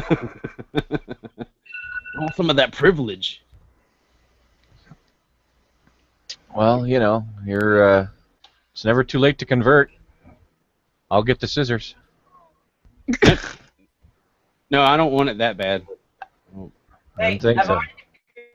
eyes twice, and I'm thinking of going in for the cut.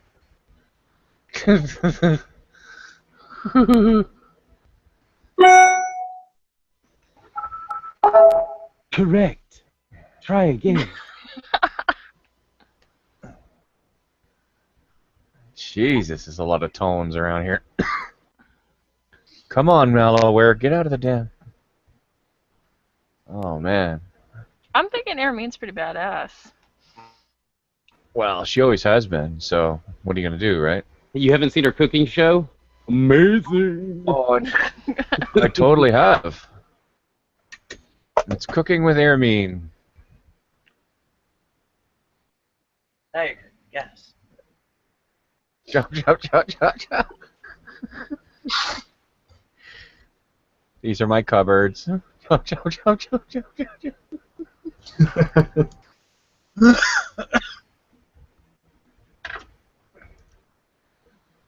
Oh, come on. This is insane.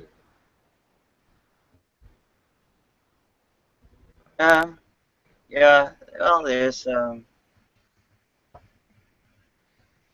know, I think, with respect to challenging these kinds, I think they are given, or some kind of stuff. I mean, anti-LGBT hate speech is also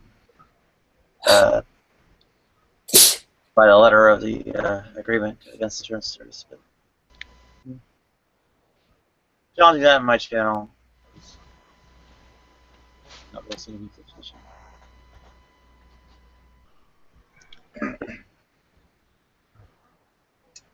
You guys are so amazing. I can only put up with him for so long, and luckily for most of it, I was sleeping.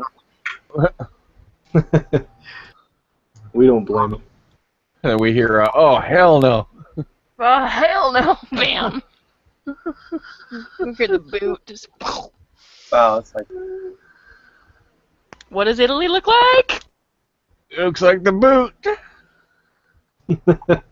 Ah, that's cute. I like that. Ah. I think, What's the capital of Thailand? Bangkok. What happens when the other side walks away from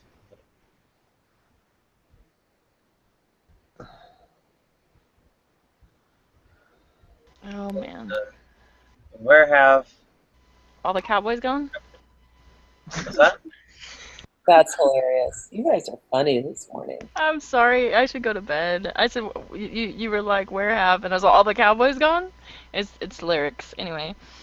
Sorry. It's a really old song. Where have the various I don't know right-wing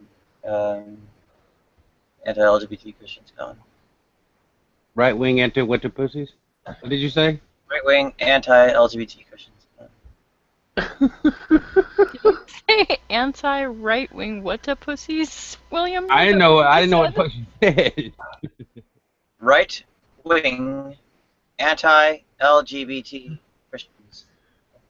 Oh, I knew what you said. It was what William said. Oh. What do you mean, where have they gone? They don't come to the hangout so much anymore. Were they like a big group, like a little Christian anti-gay gang? Oh yeah, it's I call them that. It's too bad we don't sit back and watch them speed bag Nadia so they can feel comfortable coming here. Yeah, maybe torch Nadia. You know, it's for your own good. So we'll burn you now so that you don't burn in your afterlife. See.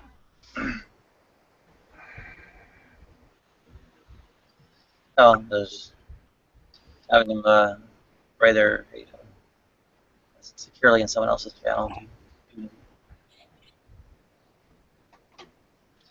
What if they have just changed a little bit? Can also be a possibility that they are not so hateful anymore because of your hangout. Nah, they still go where they go and spout the same lines. Just aren't being confronted when they do.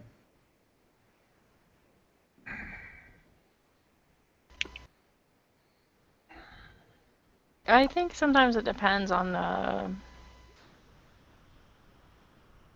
the the believers that approach people, like, okay, so there's some people that approach, obviously for evangelistic purposes, but they approach the person as a whole person, and there's a sincerity there. And there's another person that sometimes comes in as a mission, and I have this mission, and I'm just here to dispense the gospel, and then I'm moving on.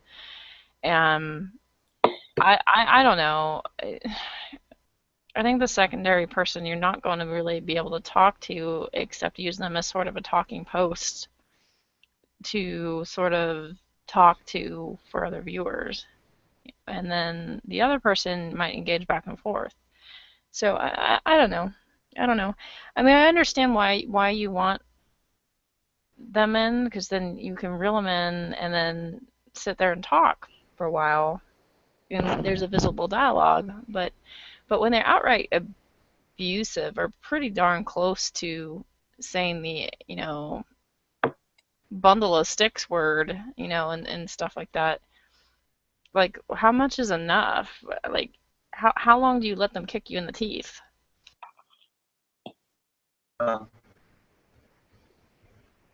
When they go out and do it on channels, you own channels, those channels have, well, 7 times my subscribership or more. Right. And they're totally unchallenged there. So, what do you gain when the other side runs away?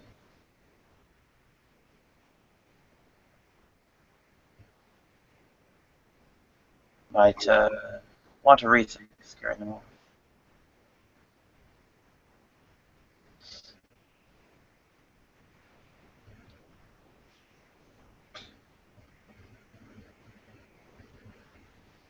And for as milquetoast as of a challenge as I present, right?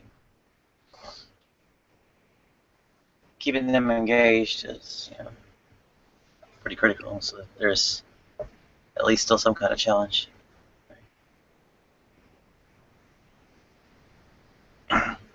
Not gonna starve them out of any oxygen by getting them out of my channel.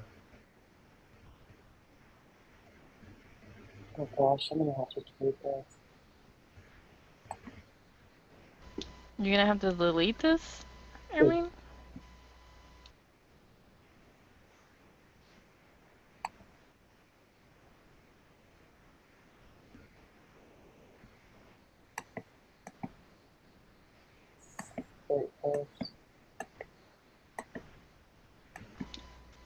Sorry, Nadia. Ermine's distracting me. I don't know what the upshot is either.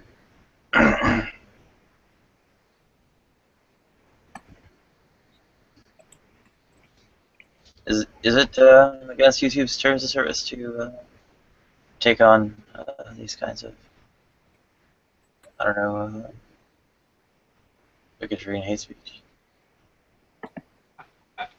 I don't know about that. I mean, if you violate their terms of service, they could technically do something about it. But if it's not creating an issue, I don't know why they would pay you any attention. But it's complaint driven. I mean, right. Nadia's already had her metaphorical pee-pee whacked over, Jesus DiCaprio, and that guy was totally bogus. Imagine if some I know who you're talking about. What happened there? Imagine if somebody imagine if somebody got to the basic thing is that he had no complaint. Imagine if somebody got together and said, this is spewing hate speech against visible groups. Imagine how long the channel. Okay, well, for anybody out there who's that low of a piece of shit, if you actually would consider doing that, you ought to jump off. Oh, yeah, well, you know what that reminds me of, huh? The tombstone I saw when I was a little kid that said, "Here lies Bob. He had the right of way." There's also, during 2014, 6 months ago, was slide down. All I know is, Nadia, that, like, well, I understand not bullying people out of the room. That makes sense. But silence is consent, and to remain silent is consent by default for a lot of people. Or, I mean, sometimes you can privately message people, like I was doing in one case, and you know, but either way, I don't know. You can't just let everybody just hit you either, you know? Like, there's got to be some sort of balance. You don't. Oh, we're not silent though, right? You are up.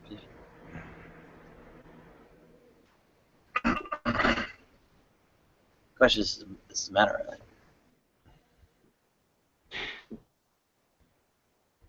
Gus, when you attacked R1, is it because of what he was talking about or because of who he is? Because you said you've had run-ins with him before.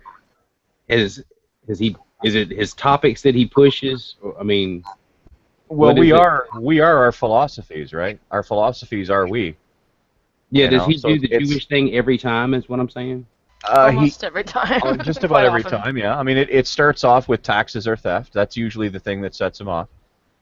Taxes or theft, and then in my case, I accuse him of being a free man on the land, which he denies categorically. Which means that. So he's in Canada. Yeah, he's up in Alberta. Okay, free man on the land is the Canadian sovereign citizen, right? Yeah, sovereign citizen, free man on the land, all that other bullshit. It's utter bullshit. It's like, oh, I don't recognize the government. Okay, have fun with that. Okay, well, I don't want to get into that because I don't want my own beliefs to get trampled underfoot at the moment. So, but I'm really asking about R1 and you. Yeah, well, like, you know, I mean, I didn't just wake up one morning and decided I didn't like the look of his motorcycle. Let's put it that way. I'm saying he pushes your buttons. But it's always over. You always stop it at the Jew bashing, and that's probably why he thinks you're a Jew, right? Or is that just his normal insult to people? Oh, I don't care. I don't care if he thinks. I don't care if he thinks I'm a Martian. I really don't care. I mean, that's the advantage to me having a brain and him not having one himself. You know. It's like, okay, well, come on, crawl over to the end point. You know, it's like, here you go. Here's a carrot. I have some fun again myself, although it's not matrilineal, patrilineal, or continue through practice either.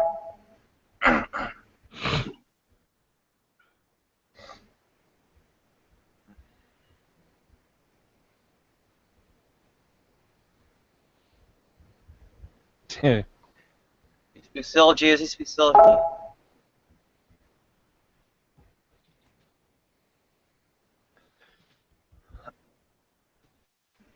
And Semishik's. Hey, DJ.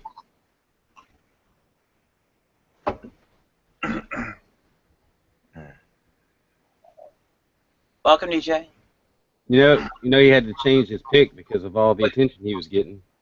And welcome, Baltazar, too.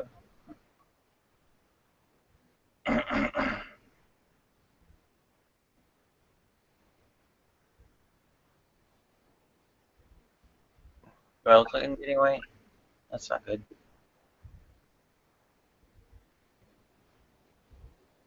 Supposed to be going the other way. And I will cut my love of the rock scene. Not entirely happy with that. I suspect it's related to that.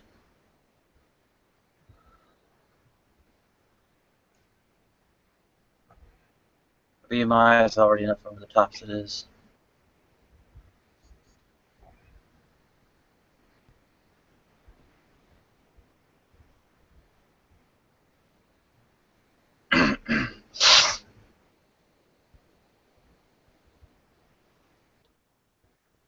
Does Lusty speak? Does who? Does Lusty ever speak? She's not really able to use her mic at the moment. Welcome back, DJ.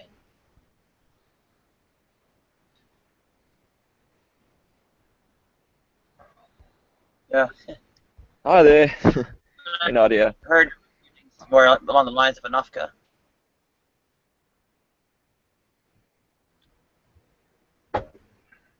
Man, that was absolutely hilarious.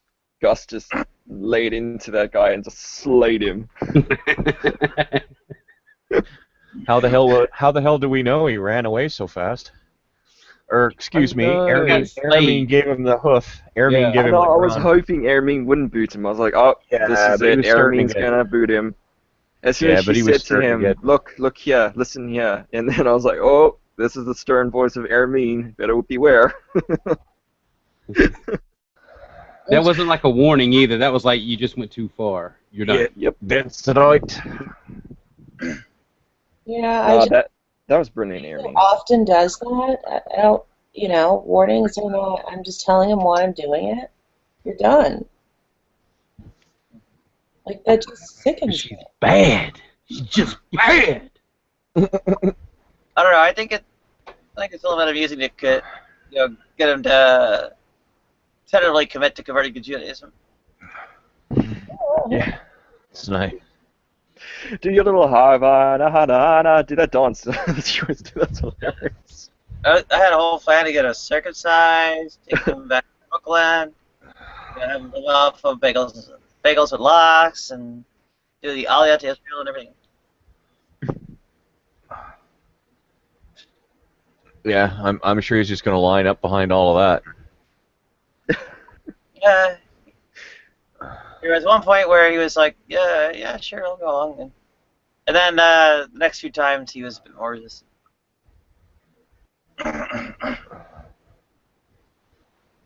Oh, that makes me sick. Don't worry, I'll have him singing Havana Gila in no time. Yeah, that's it. I somehow doubt that. It's just a thought. Dude, was that Pominia earlier that was mimicking Simon's icon with an all-seeing eye on his forehead? That was an all-seeing eye. It was a Star of David. Oh, really? Oh. I'll be back in a little while, guys. On my screen, it looked like an eye. All right, William. Take care, William.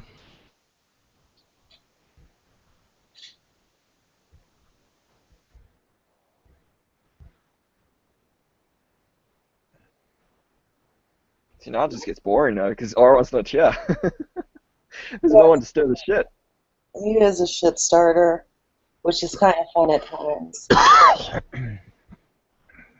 But yeah, he went a bit too far. I agree.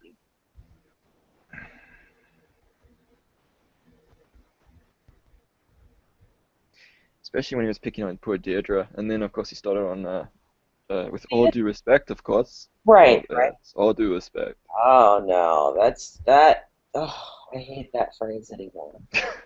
Because you just know it's not. There's gonna be no respect at all. Well, he turned me into a Jew. Oh yeah, that's right. Yeah, I was watching that part. I was doing a jog and all that, and I just came back and I was like, it's just, I found it so hilarious. Oh, Leave these guys alone for 10 minutes, and suddenly I'm a Jew. What the hell? Oh, it's just take it as a compliment. Well, you know. As someone who didn't celebrate Christmas, I got it and invited out for Christmas dinners.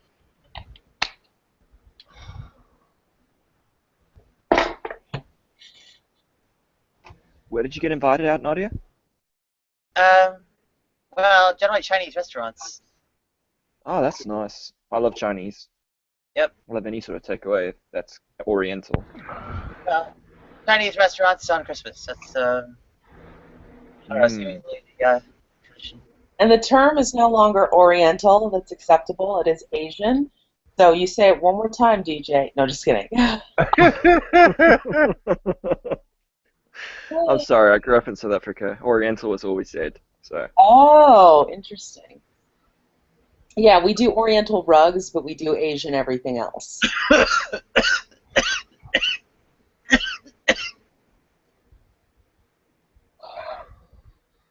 So where do Oriental rugs come from if there's no Orient anymore? Good one. Asia. So what is it that makes them Oriental? They're ornamental. But ornamental isn't the same word as Oriental. It's close enough. It rhymes. It rhymes. I have no clue why it's okay to say Oriental rugs, but not Orient. Like Persian rugs. They're, Mhm. man, they are beautiful Persian rugs. I'm glad we don't have to explain the use of the word Occidental anymore. There you go. Except for the college sometime. There are Chinese restaurants. Oh, that's nice. I love Oh, somebody's playing it in the background. Yeah. Kathy, will you mute the YouTube of this, please, darling? There we go. That seems to have done it. That's one way. But then we can't hear Sappy. Well, he'll sort out. Yeah, once he mutes the whatever, then unmute yourself, Sappy.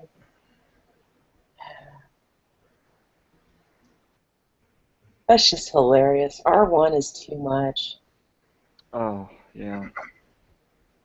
I always find it funny, though, the last few times I've shown up, he's been like, well, I gotta go to sleep. Oh, look at the time, I gotta go. Was actually helping take on the misogyny of mass media and such. Take on the misogyny of mass what? Mass media. Oh, yeah. Was that before or after he convinced you that it was Jewish people that ran it all? Never convinced me of that. Well, he was sure going to try. Well, But then what do I know? I'm hip deep in the Jew conspiracy anyway, apparently. you take me to Mount Sinai and Beth Israel for healthcare. That's right. My name is now Moishe. Whatever the Jews are running, it's helped me out a lot. There's Leonard Nimoy. Living long and prosper, Spock. Mount Sinai in Brooklyn, supposed to be doing SRS and so on. If I can get back to New York. It's hilarious. R1 is too much. Well, I'm back now. Sappy, you gotta mute the playback. You've gotta mute the YouTube. Or close the YouTube window. Oh, look at the time. Sappy. Sappy, I gotta mute you, dude. Hey, it must feel so fun to abuse my powers. I'm just kidding. Well, it wasn't her, that was me. I saved her from having to do the onerous duty. I didn't even realize I had a moderator power. Oh, yeah. By the way, a couple of days ago, one morning, I woke up. I had fallen asleep with the chat on, and I woke up, and Annabelle and R1 were having a slap fight, and so I wanted to mute R1, so I went and clicked on R1, and by some strange glitch, I had mod powers, just enough mod powers to unbroadcast R1. So what the hell? I just unbroadcast him and left him there, sitting there, half in and half out of the chat. Sappy, the reason we muted you is because you're telling you 20 times that you have the broadcast playing in the background, and so we hear this delayed echo of ourselves. It's like 5 minutes behind.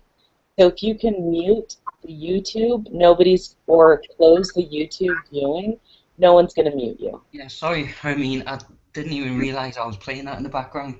Yeah, it happens all the time to all of us, but that's why you got muted. Really sorry. I thought it was somebody playing music in the background. Don't understand, Gus. No problem. How can you not know that you have something playing in the background? I don't know, I just didn't even hear it, but I've closed the YouTube tab down now. Okay. I thought that there was a lot of noise going on. I thought everybody was just talking over themselves. My bad.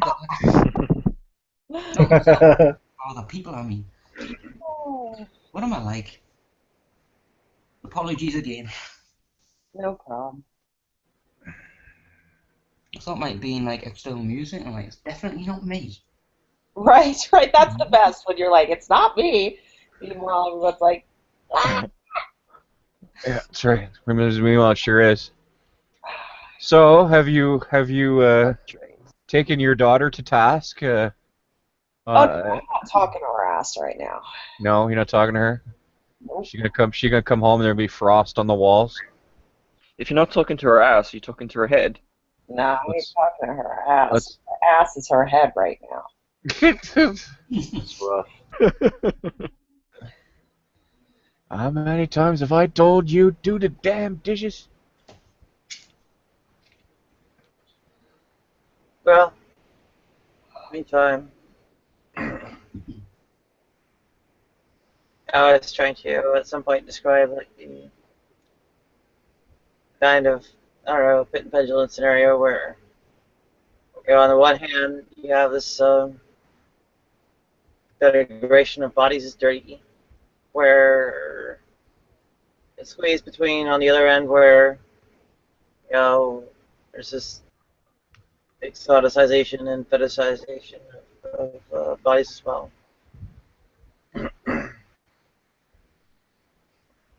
Yeah, and I don't think anybody really got it. I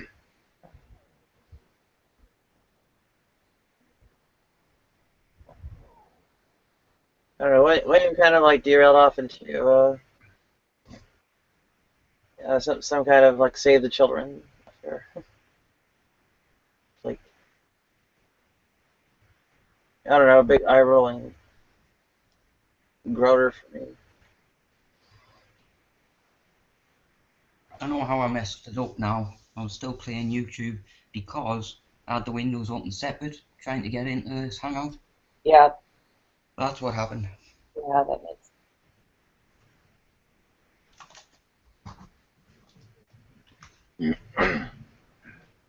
I don't really understand how or why people end up looking for the link through YouTube. It's just easier than Google Plus. Really strange. Yeah, Google Plus can be really annoying at doing some of the simplest things. They're so hell-bent for leather on being different than anybody else that they end up hamstringing themselves. Like, as soon as you put up a Hangout, you know, the friggin' link should be right underneath the posting of the existence of the Hangout. Or a little checkbox that says, do you want to share the link public? Or better yet, a button that, you know, and sometimes you get a button that says join Hangout, sometimes you don't. Sometimes you get a link, sometimes you don't. Sometimes you get a link to YouTube, sometimes you don't. It's like, you know, it's like 6-1 in Pick'em. So and I find that clicking the link through the Google Plus to get into Hangout, that's what sort of causes the crash or delay. Then it comes up and it says like, oh, do you want to wait or quit the program? Oh god, it's so irritating. That's why I always go through the YouTube link. Yeah. Find subscriptions in YouTube and go straight down to the link. That's exactly what I do. I don't even mess with Google Plus anymore. What I want to do is hang out.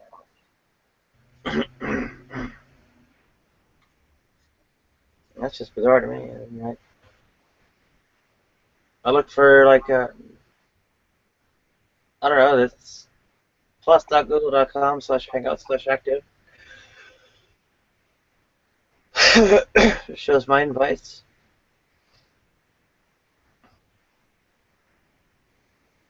I just can't get my mind around Google Plus at all. I'm surprised I'm actually able to use Hangouts. I'm that thick. Hey Nadia, what time did you say you had to leave?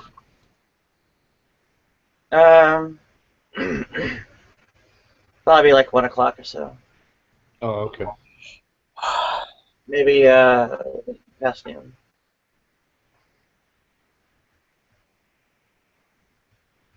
Main thing is that Armin, aren't you a native Google Pluser? I thought you were. Yeah. Early Way before beta, yep. Yeah, you were on in like 2011 or 2012. Well, no, it started in 2012. Oh, well, I started in 2012 too. June 26th of 2012, and I was here July 7th or something. Oh, I started before you then. Potentially. Yeah, there was only like a couple thousand people who started before me. Wow.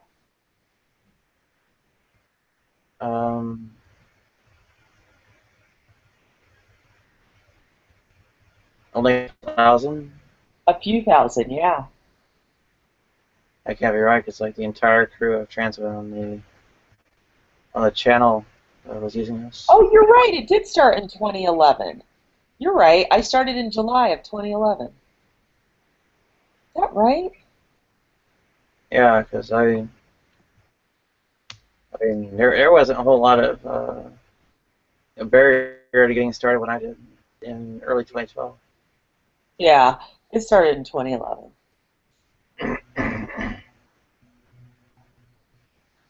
You know what? I might have actually, I think my Yeah, you're exactly right. might have been in 2011, but You're right. You're totally right. It was June 26th of 2011. And I started on day 16. So whatever the math equals up to. Did you keep one of those first tumbleweeds going past for a souvenir? No. No. Okay. started on June 26th of 2011, you say? Yeah. Okay. I believe like mere weeks before, 4 weeks before I started my job. I seem to remember being where I was before I started it.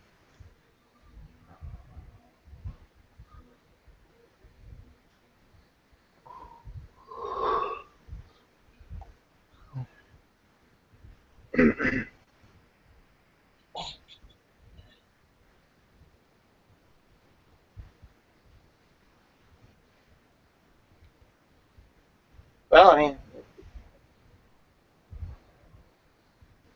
I don't know, nothing really of consequence from it. 'Cause even though even if I had been signed up, I wouldn't have been an active user.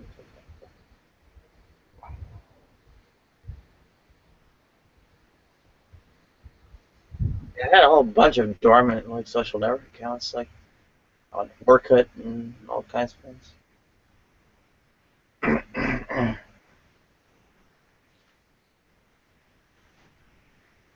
You know, in YouTube, how it shows how many people are watching, are those like external viewers? It won't include all of us, will it? You lost. There's like 18 people watching apparently. Like the live YouTube video. Yeah. Dropping at you in a second.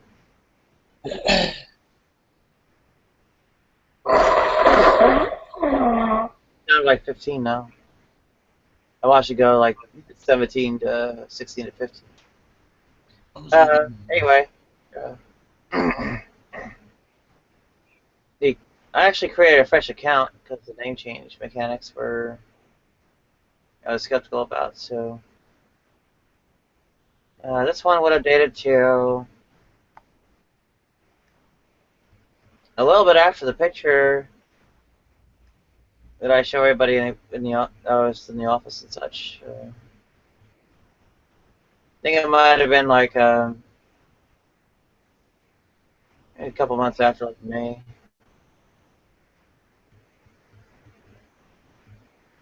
But I remember I had the name change paperwork and such filed before the Orky.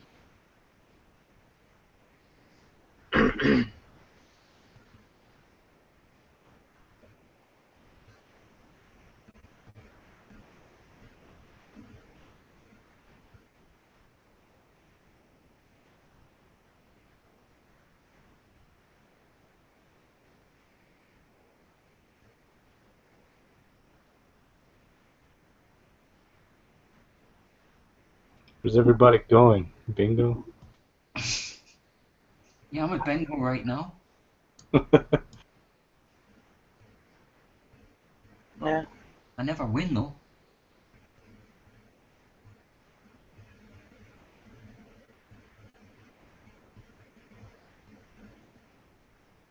I have no idea. Not bad Wi-Fi here at the bingo actually.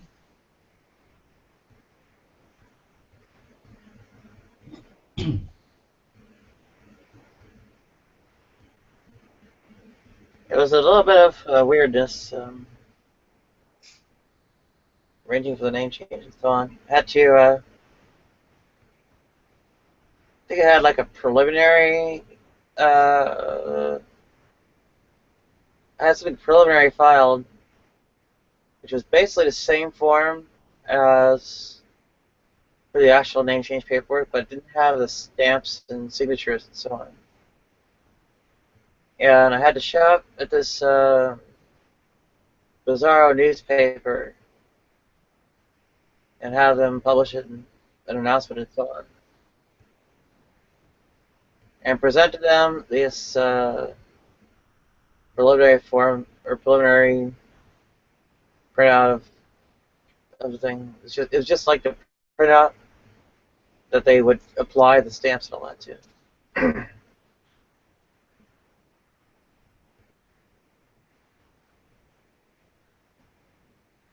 It was the Irish Echo. Irish Echo, huh? Yeah. I was like, why do they recommend this if not Irish? Oh,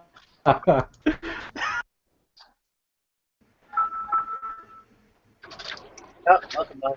Hey, Bob. Good morning. Hello. Morning, Nadia. Morning. Hey. Hey, me and everybody. What's up, man? Hiya, dude. Just sitting in Kentucky traffic now. Oh.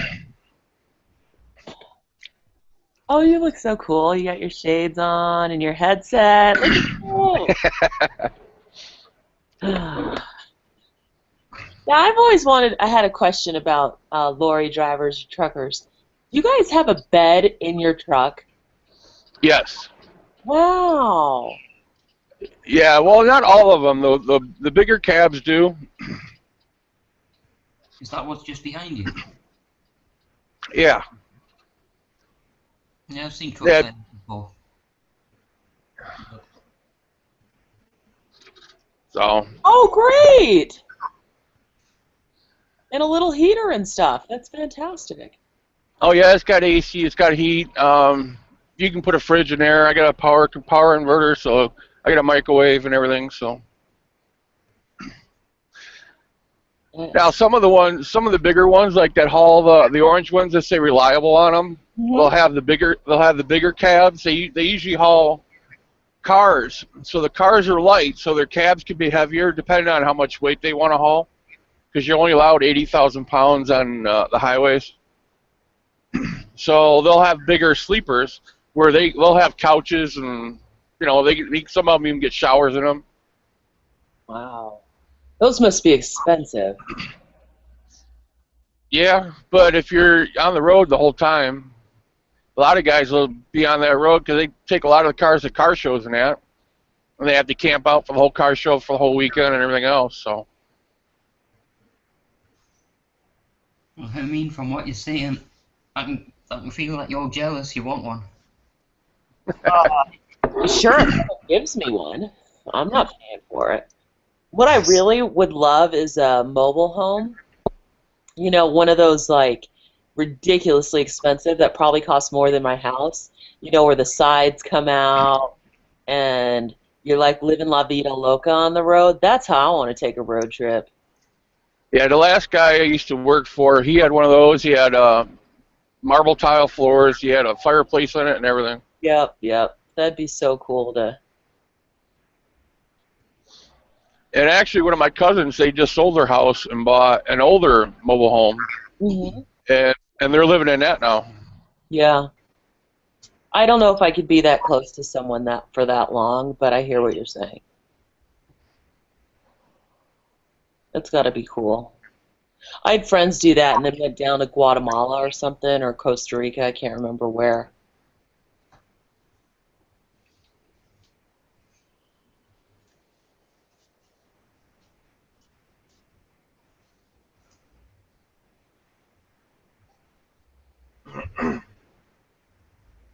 I'm not that adventurous. Just like take me back to Brooklyn or something.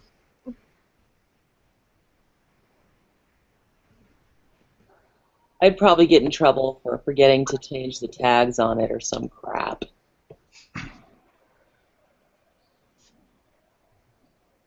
Yeah, but for campers, I own 3 campers right now. One of them got rained, so I got to redo the inside. Nadia's in another one, and then I have another one up at my cousin's house, my cousin's property. So. Well, that's cool. I did not picture you with a beard. I don't know if I've ever seen you, Bob. Yeah, I was on before one time. Cool beard. I've got the ultimate soundtrack to Bob's video, like the camera. One of the Terminator movie themes. And check out those sweet glasses, dude. Like the colour of them.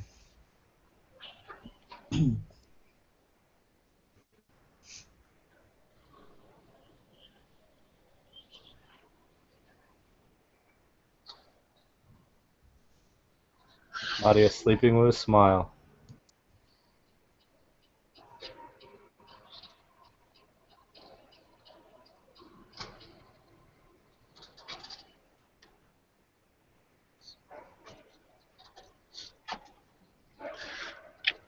Yeah.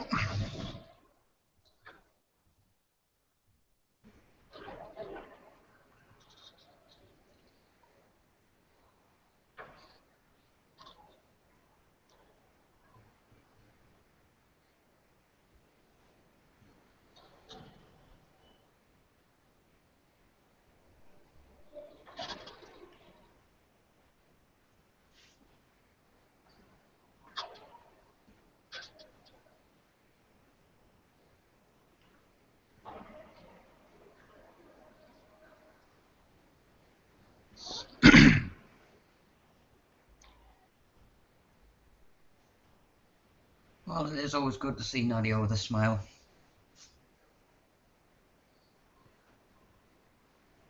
Slightly better than having bad times, isn't it?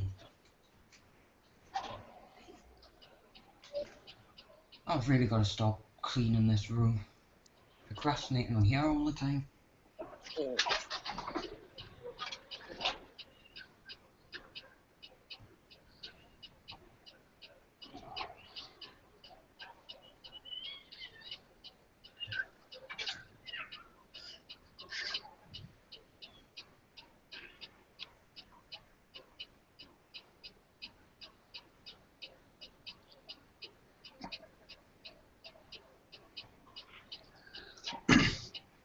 All right, I'll be back once I gotta go check on something. All right.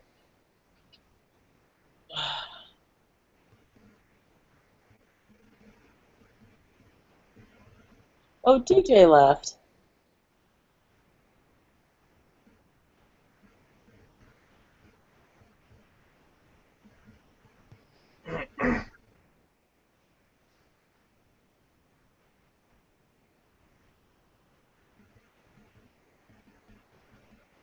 Yeah, I'm not an unhappy or depressed person, but well, unhappy in a sense of dispositionally. Mm. But unfortunately, I'm not having a good life.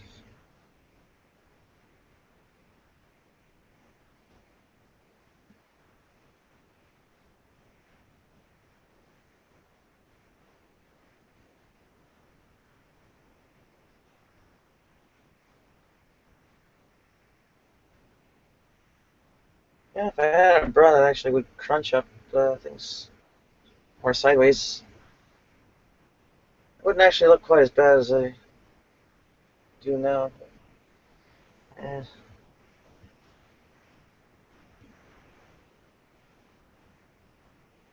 Don't really have a budget to go bra shopping.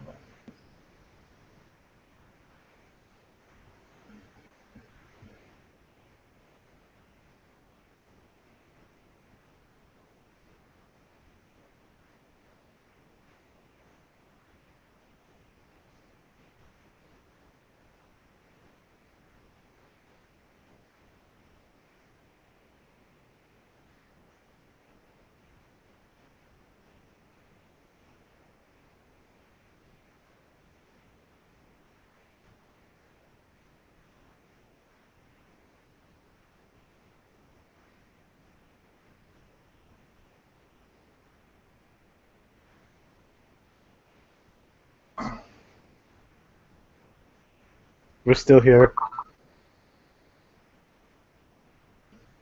Okay. Acoustic Avant mentioned me in the side chat. I'm like, what the hell?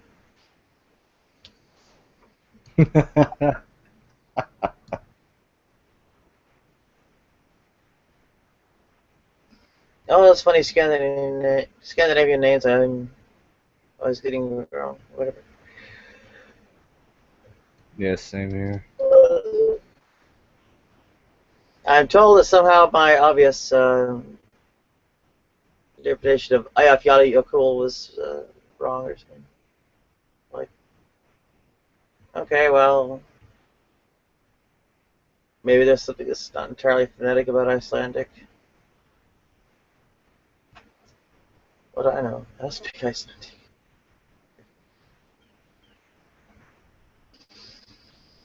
Well, at least it's a bit more of an attempt than I have no idea what most people tried. What? I think most people like Dodge actually trying to pronounce any of this stuff.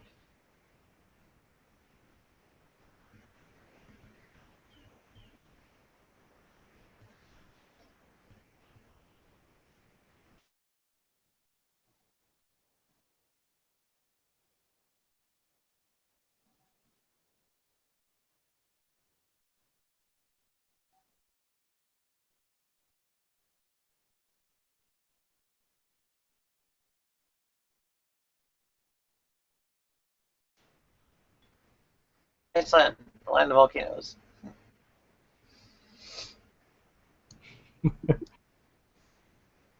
Yeah, Iceland's green and Greenland's icy. Yeah, I heard the story. Where Iceland has volcanoes.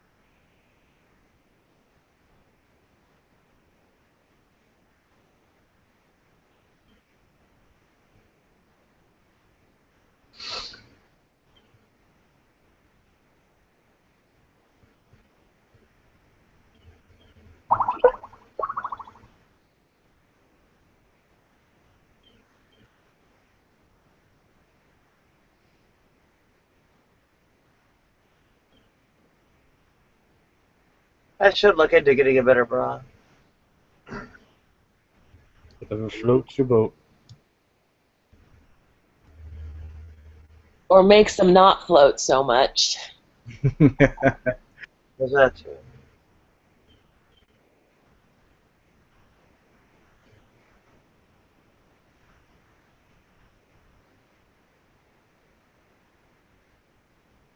I might not want them to float, but I'd be there.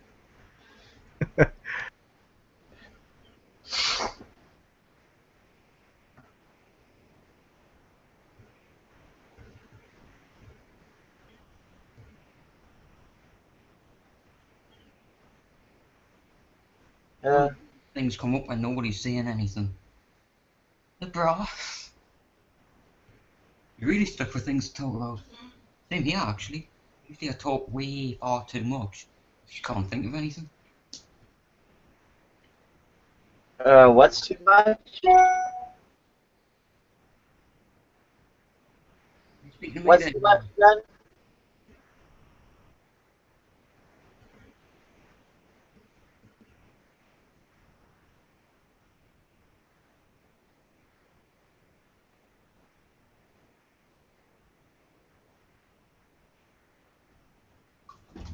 This laptop's screwing up again, it's getting hot. If I disappear, I'll catch you later anyway. Alright. So good.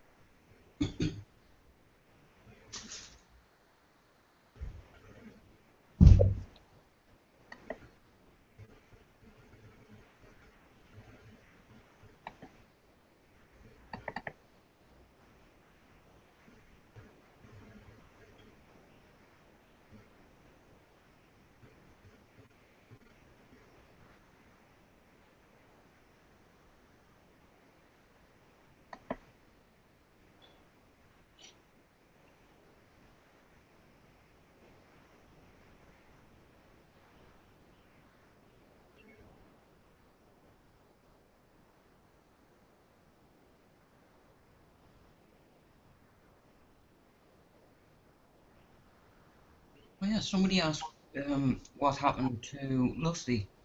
I think she said she was tired, so she was getting some sleep. Yeah, who knows? Put the Z's in the side comment thing.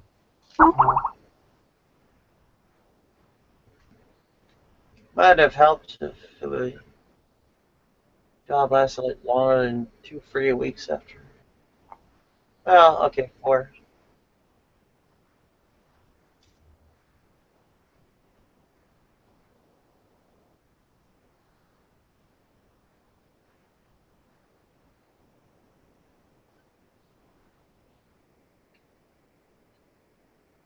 Friggin'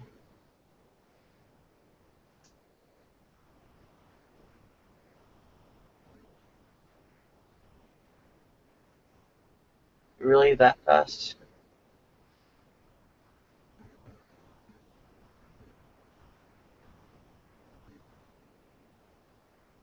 That little time before I got gunned down?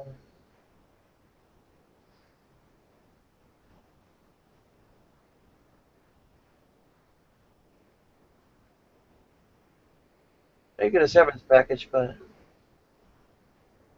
I ended up living on it. Hang around with it for a while.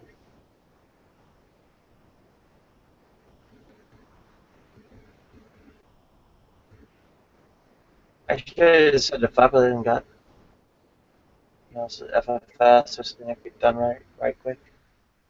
FFS especially.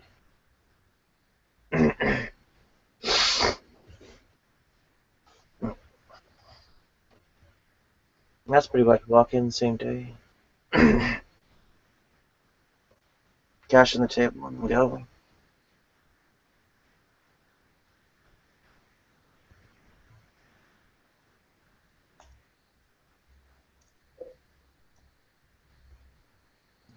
How long have you had that necklace around your neck without taking it off? They do it at the hospitals. Oh. They put it back on for me too. I can barely do it myself if at all.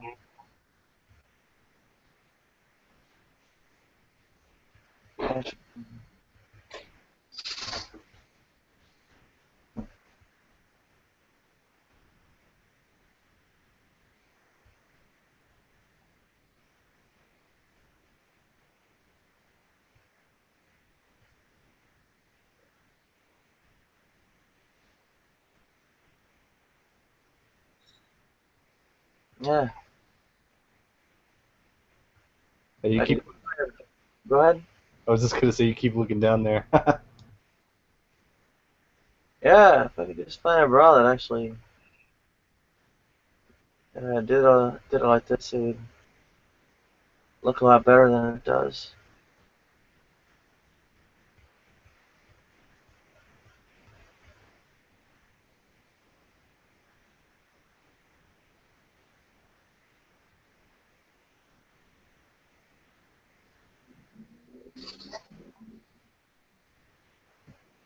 Hey Nadia, if Incorporated comes in, should I give him controls? Don't give him controls. No, I'm just kidding.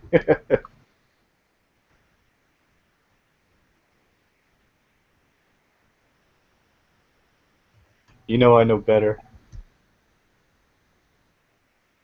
Oh, good.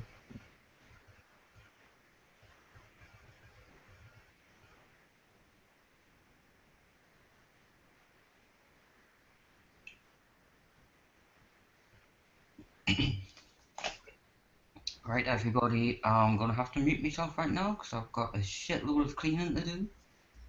And I can't procrastinate with this anymore. Think of something funny or whatever to say, something relevant.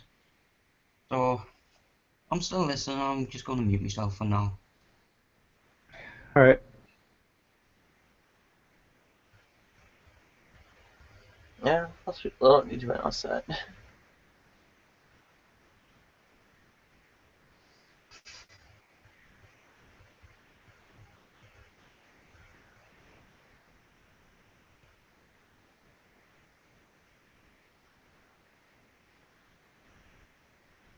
If I am actually gaining weight, I really should not be.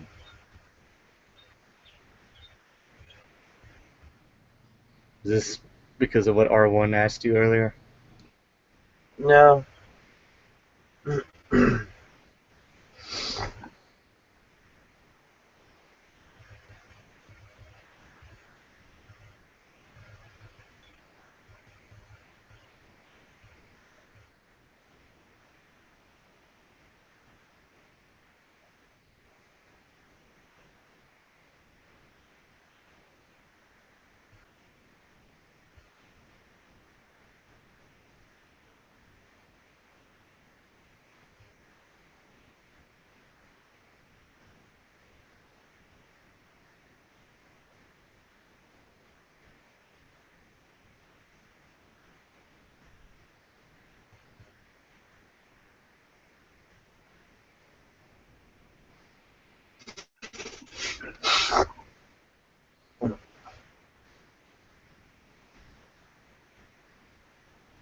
Yeah, the endo cut the levothyroxine dosage by 25 micrograms.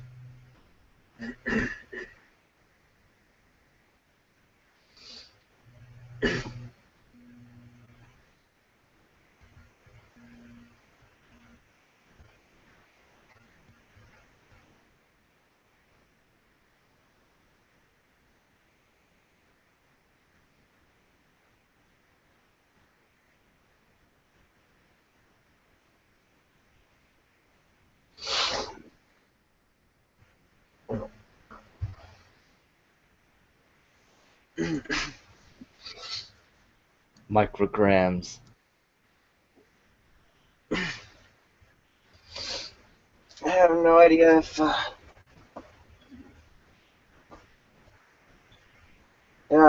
insurance came through. I think on what is it, glucagon, something else, and I think there was trouble with the DOS. They always fight the trans stuff. Damn. They fought it in California and New York, and I was never able to get anything through them either.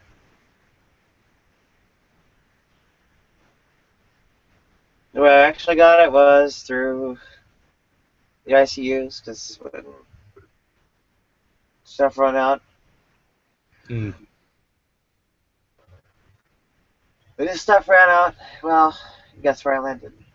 It really is surprising that you did not have better luck in California.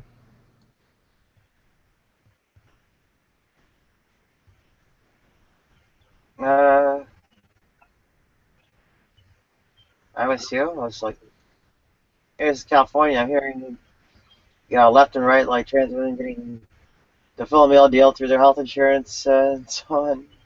Yeah, exactly. SRS, FFS, and all my yards, and I'm like, hey, I can't even get fucking HRT out of this shit. I don't get it either.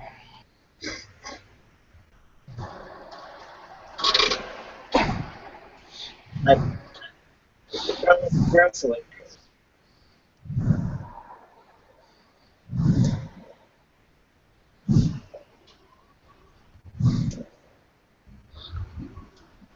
How's that fucking work? Where's my fucking job?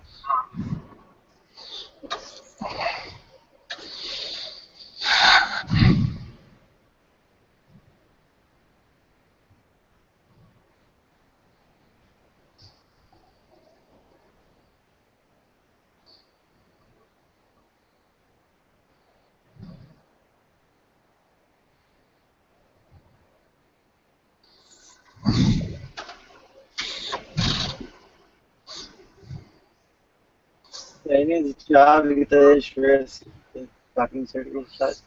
And it was never there. I know.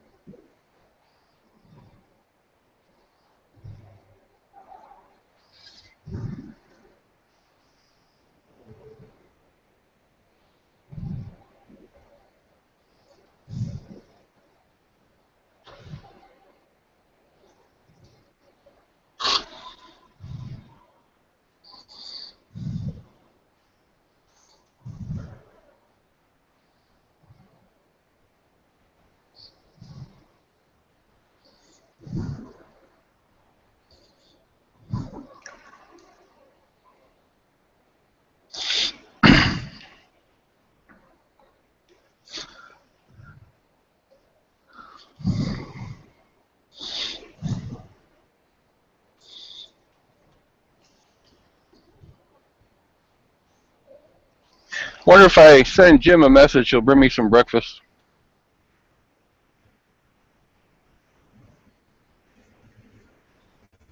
Who? Hillbilly. Christian Hillbilly. Oh. Yeah? Somebody else sent a message. Cause I'm in Louisville. Oh. Okay. Wow, you could actually meet up.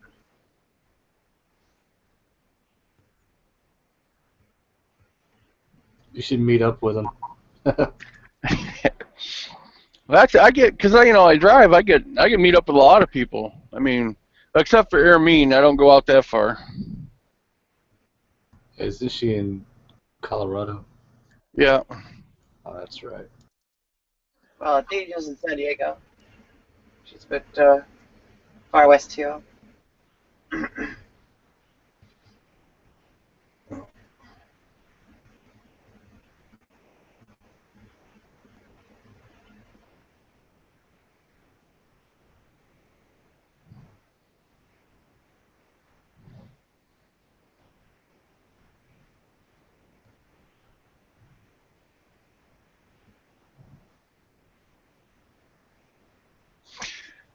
Yeah, if I could have got up here the other day, I seen Jim was having a garage sale. Yeah, he's going to be moving soon.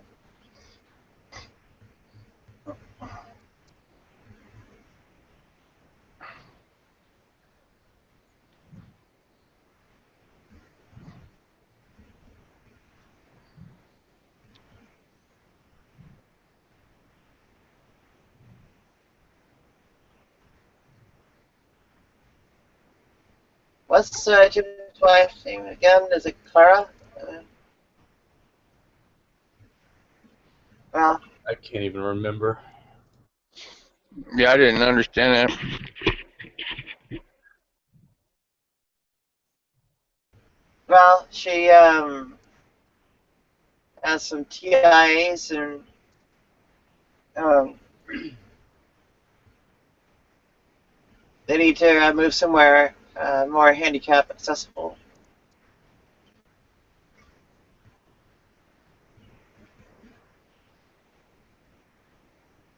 Yeah, because didn't his wife have a stroke? Yeah, I think several. Sad to hear.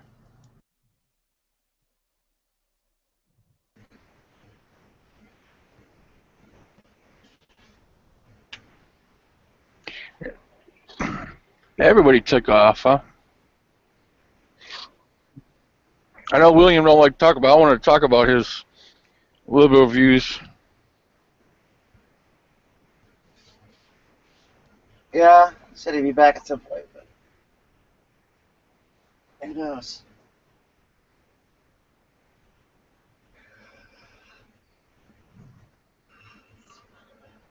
Most people are, well, connected by sleep.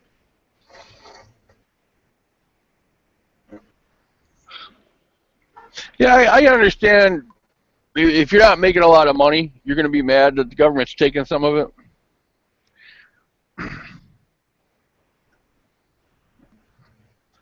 But I mean, you can't be mad. I mean, the government needs the money.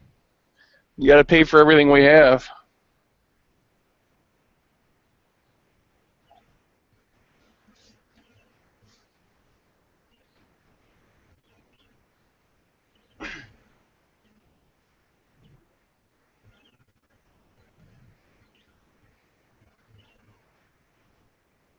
It's pretty hard for me to sympathize with.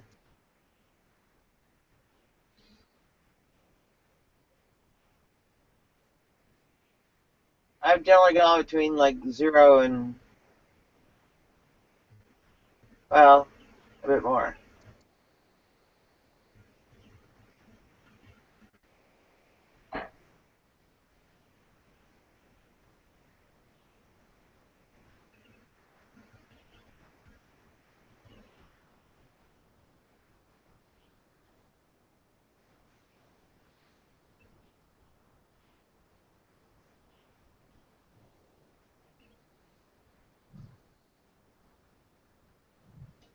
I was never able to really do the sort of service economy deal.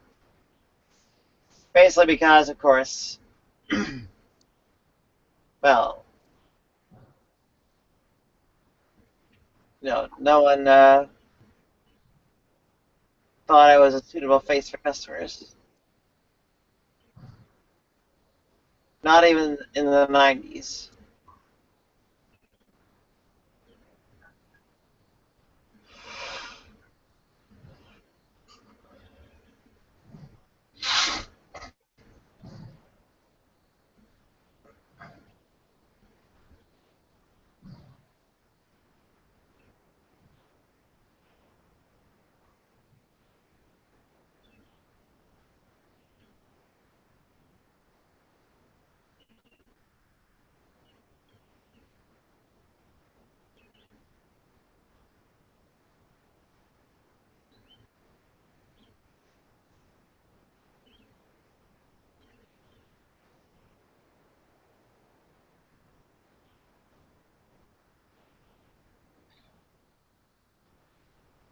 Back in those days, Medicaid was, well, basically you had to be pregnant or something.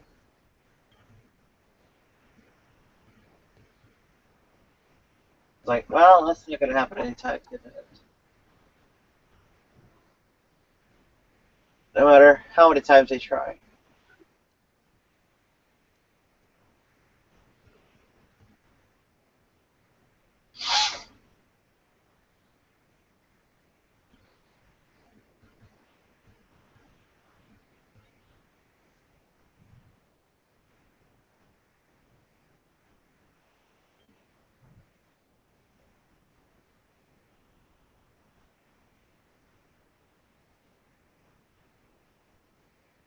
Medicaid might be a bit more meaningful now, but back then it was just totally absent.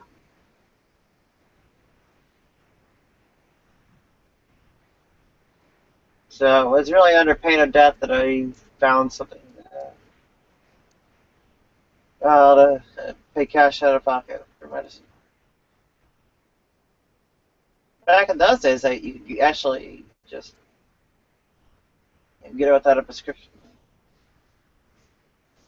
That's most of what I did.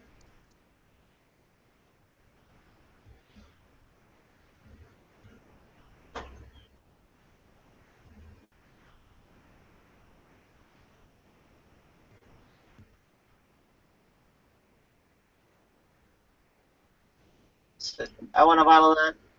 They send it right over. Well, that I had money to pay.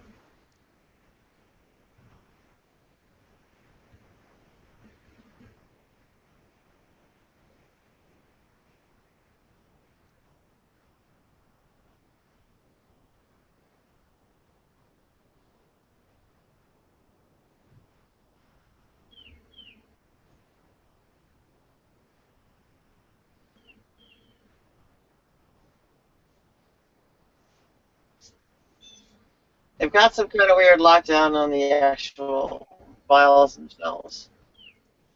Like, it's bizarre. You can't really get high off it.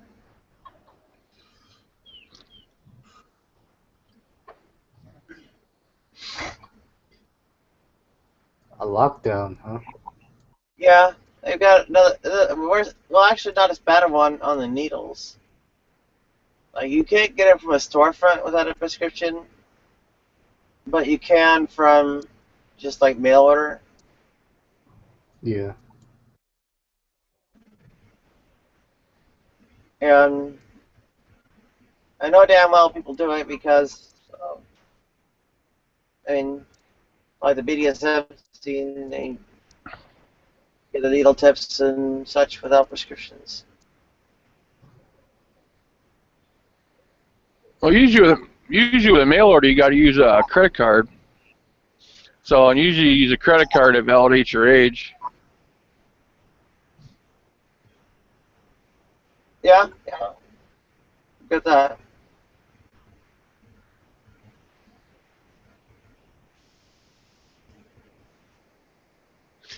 Because so, even though you can order the needles, you can't order the actual Lispro-Glargine.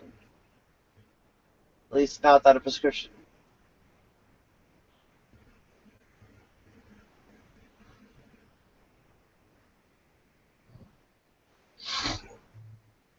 I know it's not a controlled substance, but there's something weird going on there.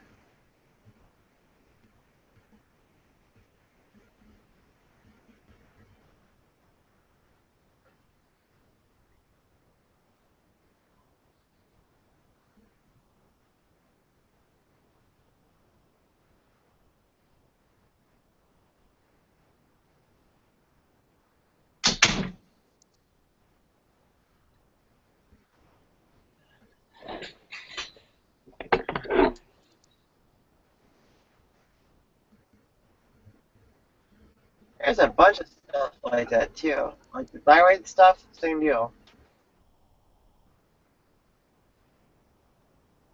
Or well, not same deal as the Lispro and Glargine insulins.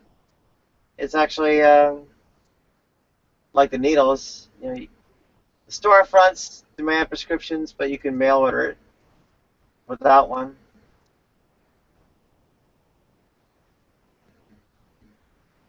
A whole bunch of like at least stateside.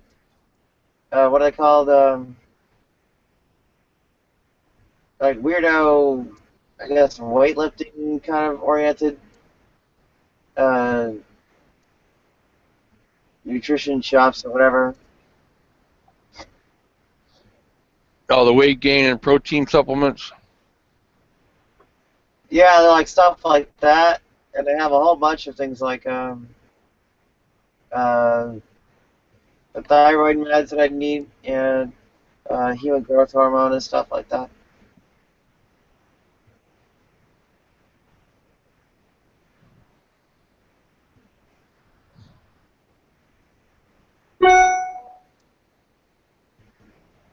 Basically, like a whole bunch of hormones besides actual steroids.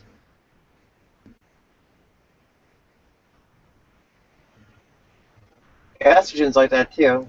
Progesterone. Storefronts will make you, or won't do it without prescriptions. A mail order will just fine.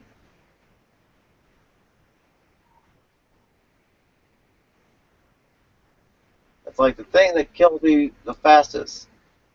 You know, it's on total prescription lockdown.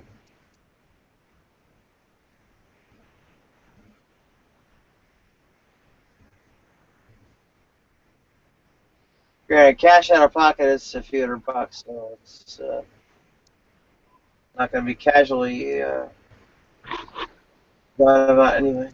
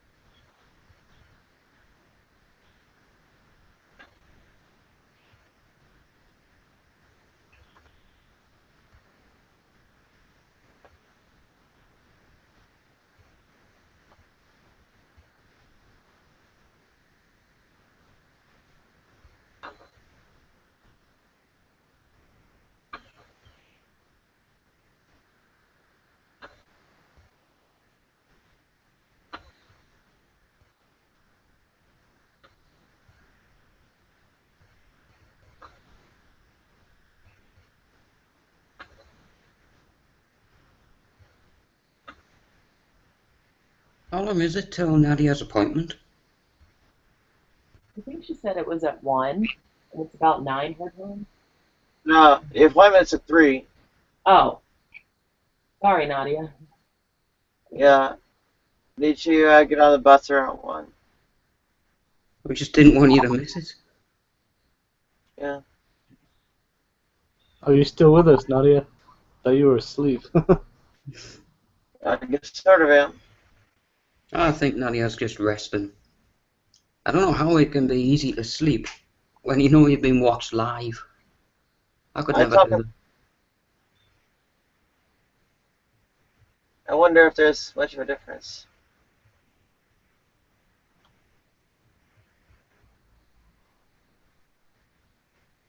Maybe.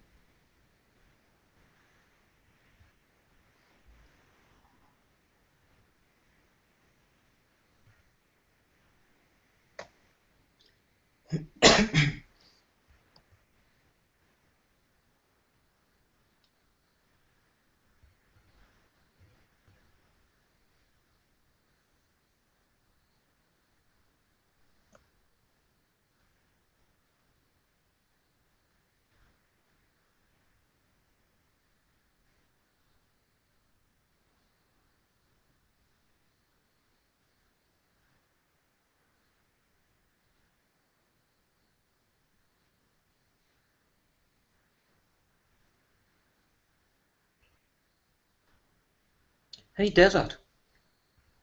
Hey, what's you up? typed lol earlier about cleaning. What, you're trying to were you imagining me in rubber gloves or something? Comment me enough anyway.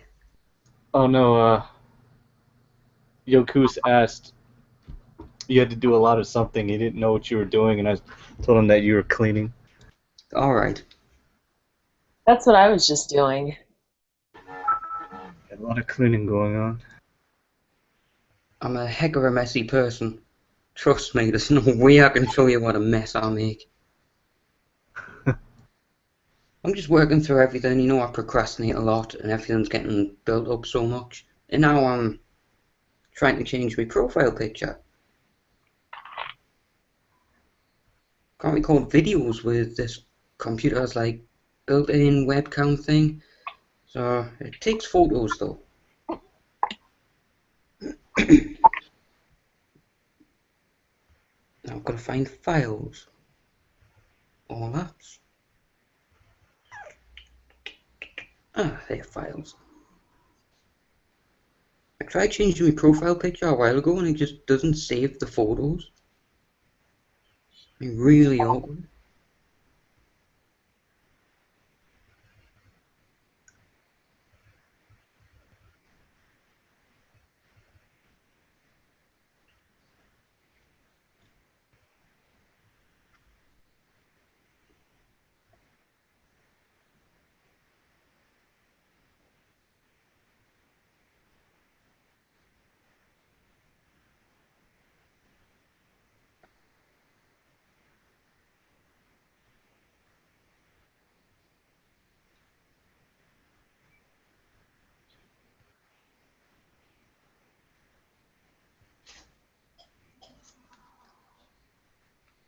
Nah, I don't know where the photos I've taken are. I might as well just use an old YouTube, like YT as I call it, profile pic. Same t-shirt of what's in my current profile image like. Hi, Pom.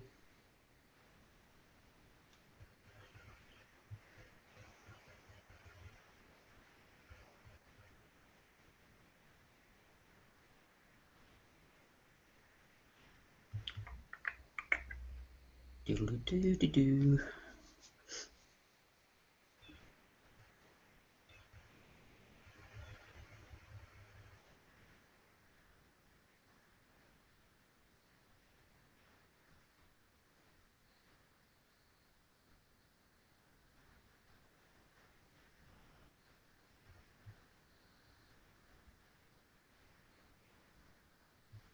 I've been really careful to not play music.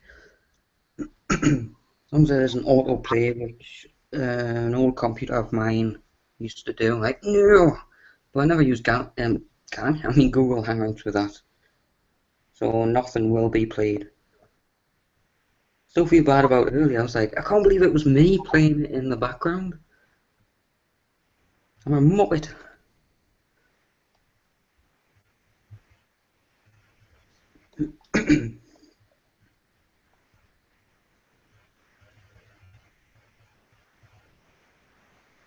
Right, I'm off to do more of this cleaning. Oh, I'm going to mute myself. Catch you later.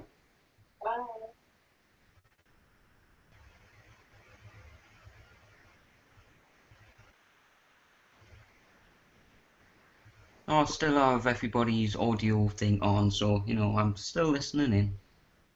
Oh.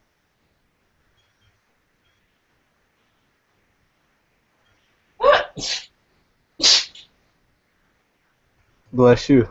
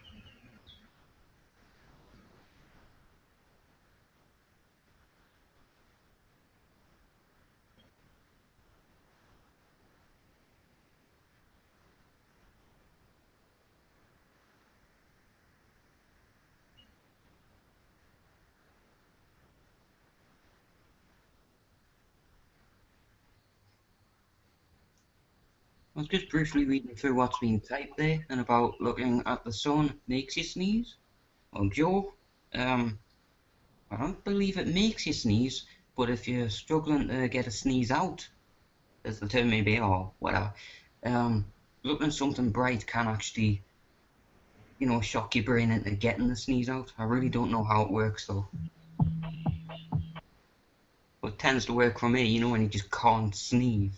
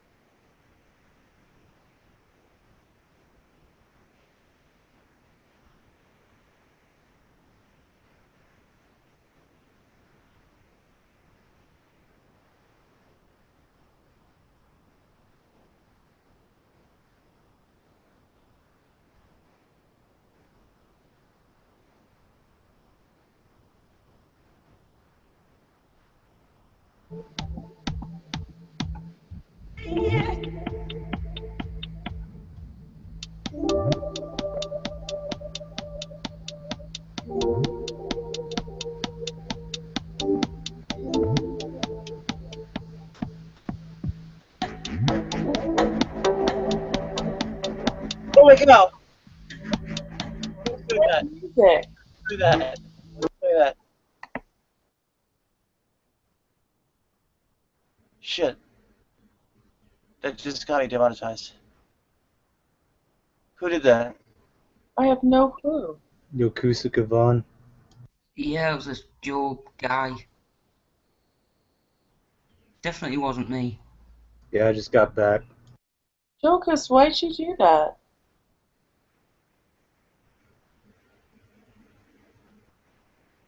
Yeah, what's the copyright deal here? I think he was producing it himself, by what I saw on screen. Not copyrighted? Okay. Is that okay? Because like it's all in music when we play things. Why blame hear me? Why blame the black chick? Okay. If it's not copyrighted, then have at it. Okay, that's cool. Got slightly worried then, Nadia, about when we, like, three of us were playing guitar the other day. Our own stuff, though. Okay, that's cool. Yeah, recordings and stuff, been enough of a problem in general. You know, it's kind of a knee-jerk affair.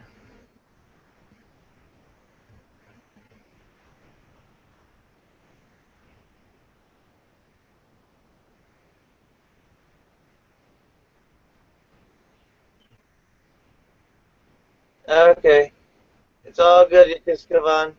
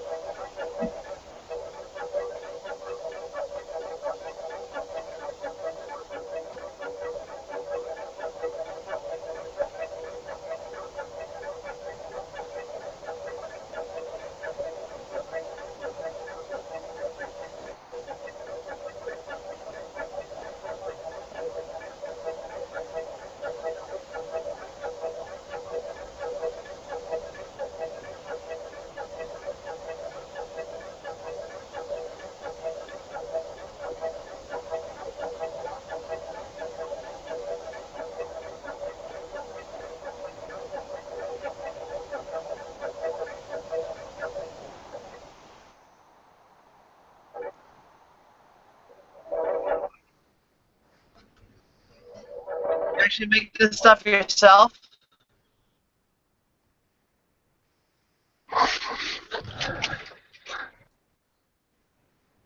You don't make it yourself? What?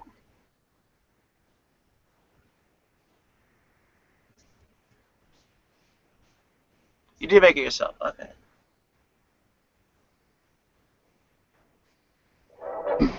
Alright, I'm back again for a little while.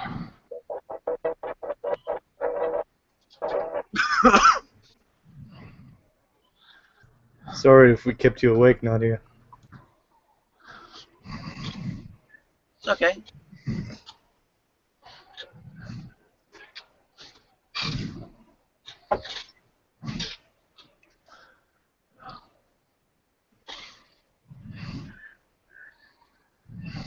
About 9 in the morning.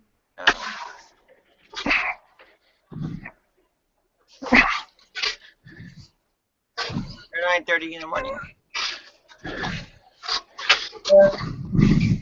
Yeah, but I woke up around like 3 a.m. So I'm tired.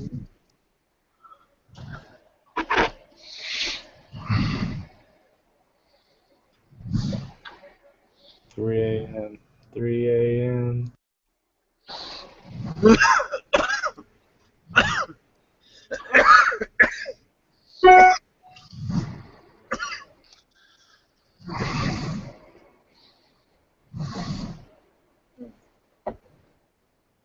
me check the charge of my phone. Okie dokie.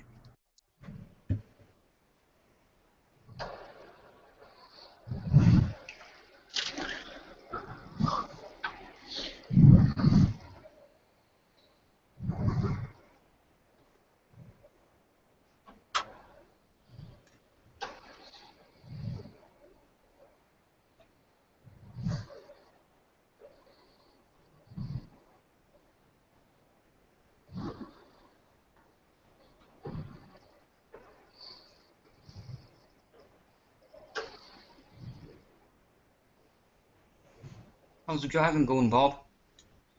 I'm sitting right now outside of Ford, Kentucky. Ford truck plant in Kentucky. A bit busy out there? Well, not really. I mean, I ran into some traffic earlier getting here, but right now I'm just sitting waiting to get unloaded.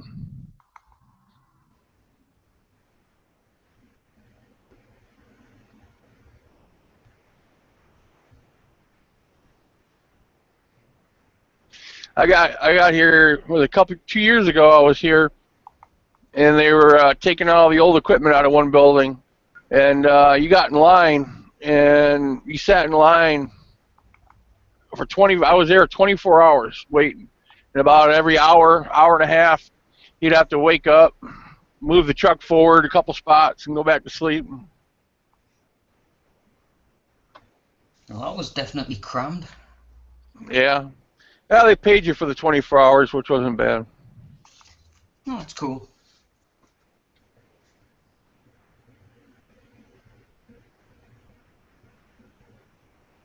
I found out your name was Bob from somebody else saying it. All I see on my screen is your name. Yeah, it says your name here. When I first started, I was just listening, and it wasn't until a couple months ago that I decided to get a headset and start talking. I started Hangouts years ago, 2 Januaries ago or so, and jumped on that night, and first time using it, I was just shocked by everything. Like, wow, all this video call is actually available to me. I had the same computer since, never really failed. Just cool to be able to talk to people, like daily basis.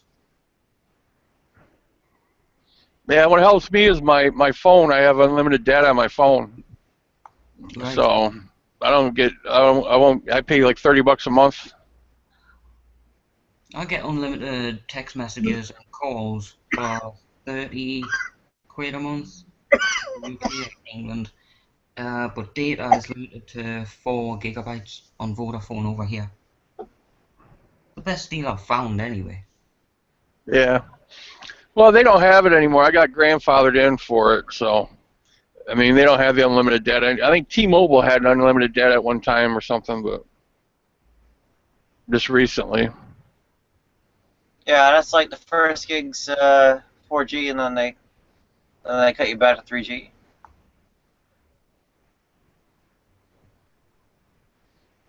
Are you asking Bob or me, Nadia? It wasn't a question. Yeah, she was saying they give you 4 gigs and cut you back to 3. All Like, right. for me, it worked that. I don't know how 3G would work on this phone for the Hangouts. I wonder how that would work. Probably not too well. No, it's pretty much voice only. Well, if voice only worked, it wouldn't be so bad. As long as it still worked.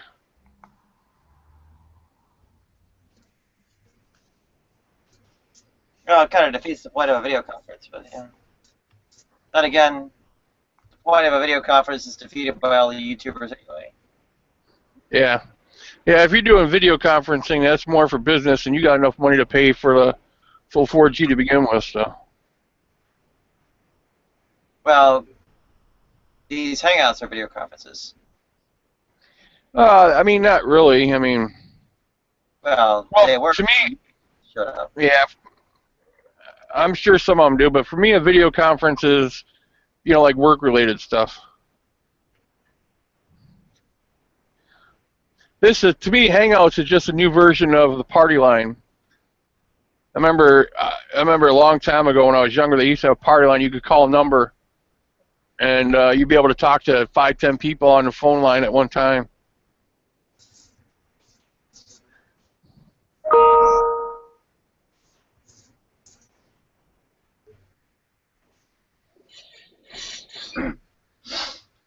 Well, it was different until the YouTubers showed up. Thanks, Nadia.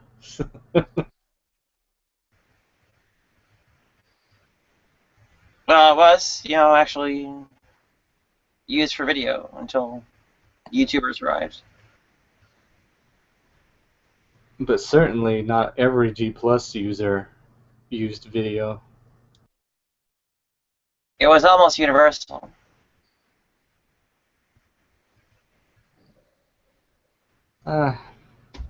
Maybe it was just a fad, and they just didn't want their cameras on all the time after a while. I don't know.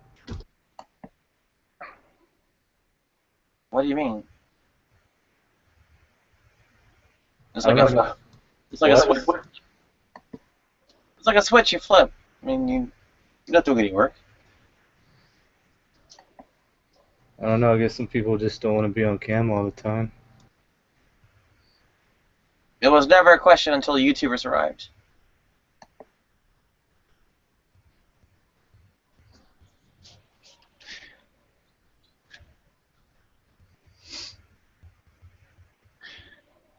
Yeah, I'm not on camera a lot because it all depends on what I'm doing. I don't want, it depends on where I'm at.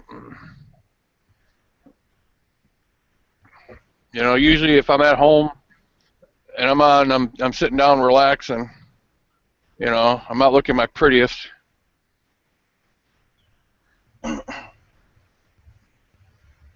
then in the truck, sometimes I gotta turn the camera off so company name or something like that don't show up. Yeah, well, I don't know. Earlier on, it was kind of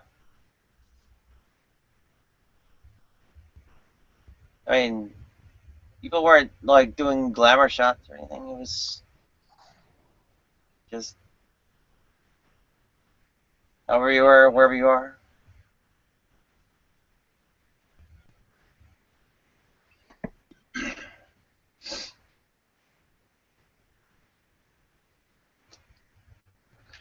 Yeah, I guess too.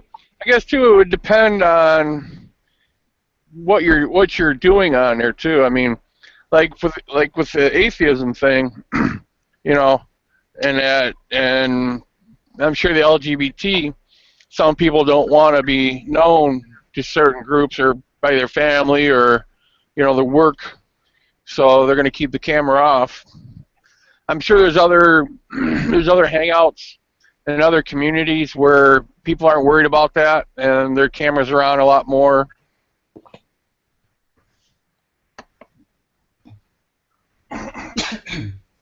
Yeah, so I guess the big thing is privacy. The whole thing I started using it for was a bunch of trans women on IRC. Can I ask you guys a question? Sure. Is 4 gigabytes of RAM too slow? Yes. I guess it depends on what you're doing, right? Well, Hangouts and stuff. I have no idea what's in this computer. In general, it's kind of not very much anymore. I guess if you're only running the Hangouts and you got everything else closed down. Yeah, I think you're right. I think you're right. Because it's like $250 for this laptop, and I just need one PC. You know what I mean? Uh-huh. It's refurbished.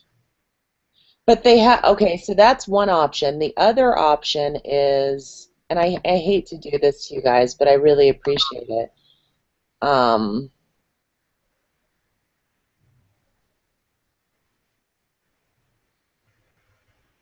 think it's the same thing. It's still 4 gigabytes. But this one has solid state, 128 megabyte solid state hard drive. You mean 128 gig? Gig, yeah, thank you. Yeah. Two priorities are pretty much SSD and RAM.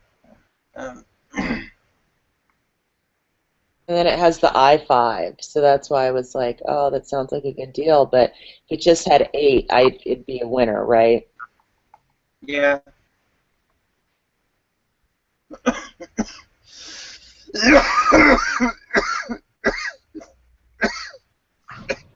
Yeah, too bad you weren't closer. My brother has built PCs. He's never built a laptop, but he's built desktops, and you can usually build a desktop for, with new parts and new processors and up to date stuff for about $300 or $400.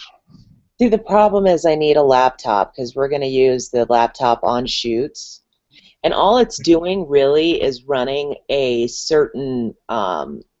It'll be running a certain type of camera, so that's why it's like,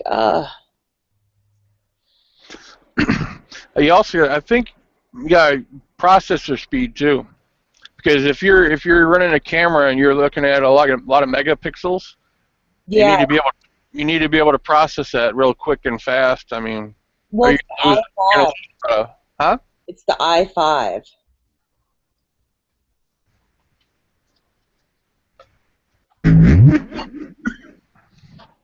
Yeah, I don't know a whole lot about it. You have to probably, I don't even, who on here, who knows a lot about laptops? No.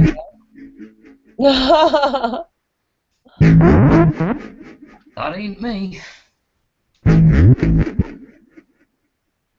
I mean, I got a little.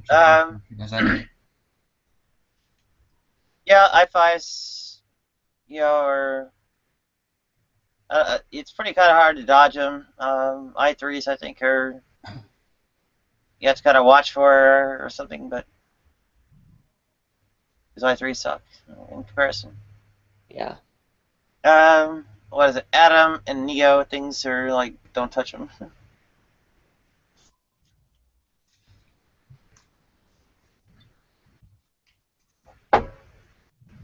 Yeah, the heat damaged thing is over there is AMD Neo. I guess your best bet would be to go on and find some of them Geek Squad hangouts, the laptop hangouts, and just post a comment to them and see what they say. Yeah, they have tech and coffee. I might go hop out and go do that. Yeah, I remember somebody talking about that. It just sounds like they're knowledgeable, but I can't remember who it was. Well, any info that I need must be well over 99%. I find simply from a YouTube search.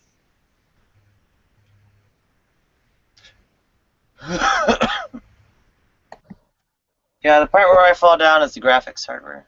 I don't know that very well. So you think it might work? Well, I don't know to tell if you're telling the truth or not, Jokus.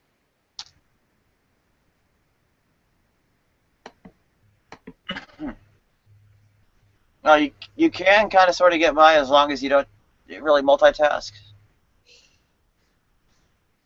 I wonder if Scott would know.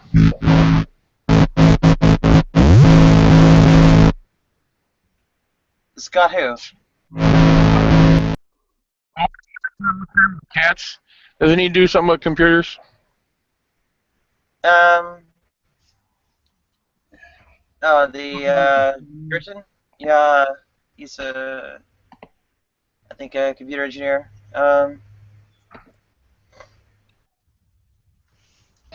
Yeah, he probably is involved in the actually knowledgeable. I mean, a big part of it is I'm just not in the market for these things because I haven't had a job for 7 years, or at least not a steady one.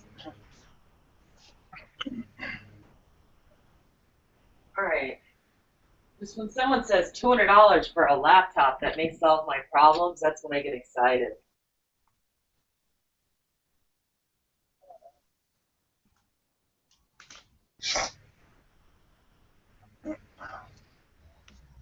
If you don't multitask, you know your main app is going to fit in 4 gigs and you're okay. But if it's kind of more of a general purpose thing, then there's a little bit of a question.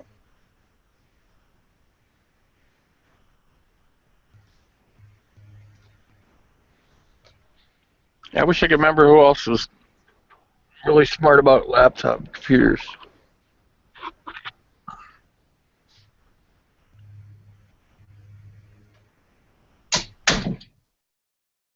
I know people who know things about computers, but they're not really available on Google Plus or Hangouts.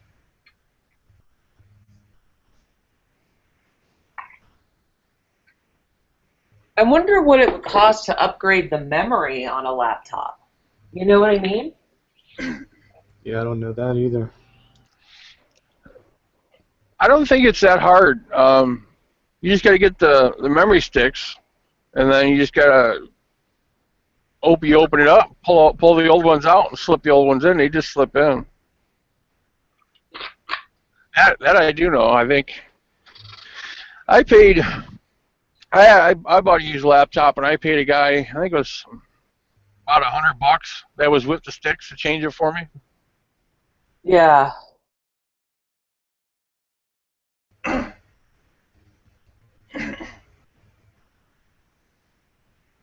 I think it depends a bit on the model. I wouldn't entirely count on it being right end user serviceable. I know the ThinkPads you can do that with, but the more ultrabook type things, I don't think it's as easy. I mean, the ultrabook type things, good luck even getting them open.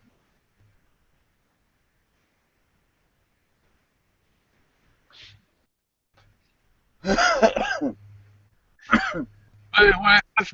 things nowadays, I don't even know if you need to upgrade the memory on the laptop itself, because you can just stick an SD card in there and have everything download right to that. Well, she means main memory RAM. Yeah.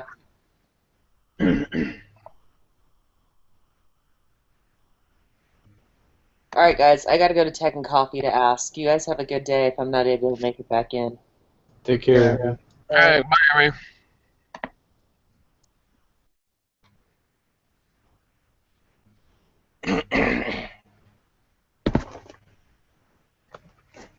I don't know the dildo either. I mean, it's more a question of being rich enough to be in the market for any of this stuff.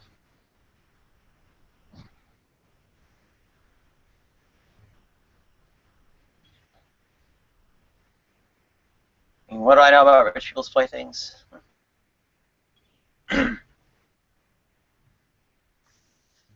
keep messing up the day I was trying to talk and my mic was muted. Doesn't matter, her meme's gone now. One of them days for me, I guess.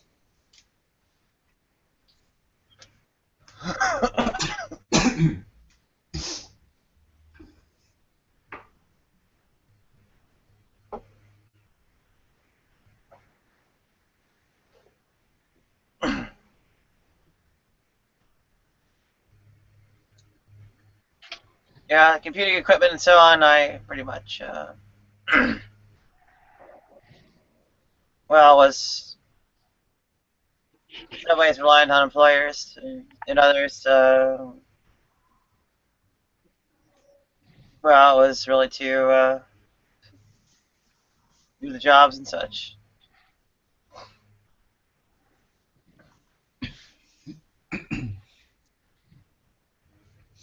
It weren't really consumer toys. It wasn't really playing around. Gotta think you guys are talking about are, well, playthings for, I don't know, people who don't really need them or work on them, whatever.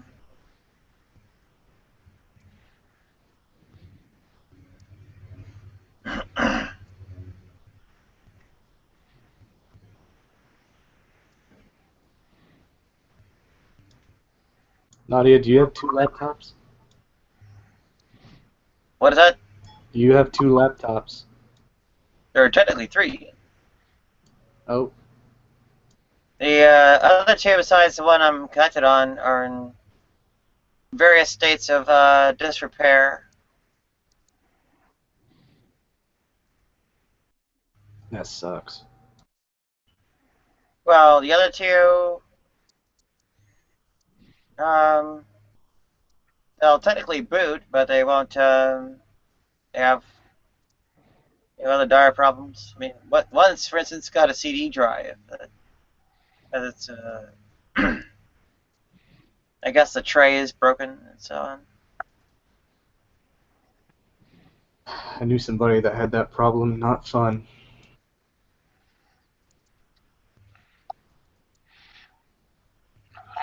How much they cost to fix? It's got more problems than that. It's not worth fixing.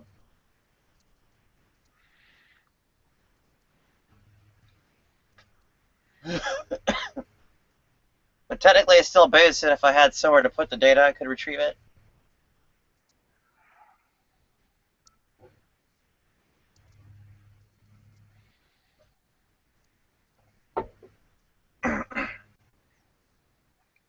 So can you access it to get to the data?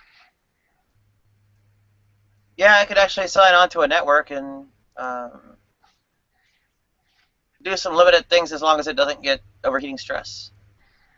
They're both thermal related issues on both the broken laptops. Or there's actually more than one with both, but the one issue. Go ahead. Yeah, you got that air conditioner back there. You get the air conditioner running, keep it in that little cubby hole. Keep it cool. Air doesn't help really. And the airflow in through the laptop and so on is only so good, and it gets a little worse than that. Just set it on a bag of ice. At least you get your information off. Oh, actually, the stressing, the way you stress it that crashes it doesn't really, just getting the information wouldn't be a problem. I mean, the thing can sit idle and do nothing without a problem.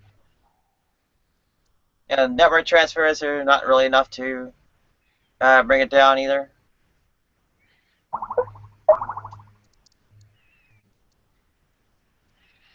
You know, basically, go ahead. If you need that information, we'll get that information off there before you can't access it ever. I mean, if it doesn't cost that much to fix them, you can see about getting one of them fixed anyways. This way you got a backup in case something happens with your other one.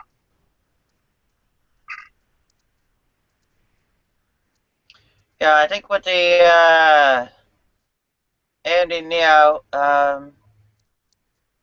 there is a repair job that could do it. With the other one, it's mostly unsalvageable or costs too much to salvage.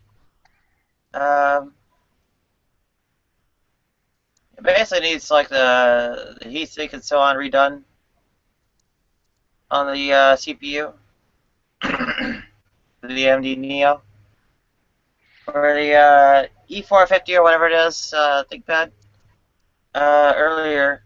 That's it's got a whole bunch of mechanical issues on top of everything else, like the broken CD tray and so on.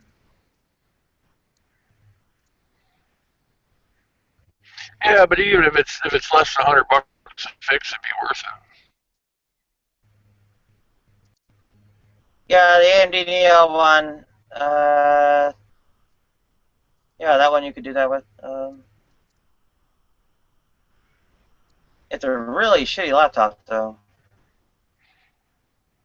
Most of the issues involved with it are more like just, or sorry, the risks or whatever of losing these things is more like, well, I'm going to get into a situation where I can't carry them.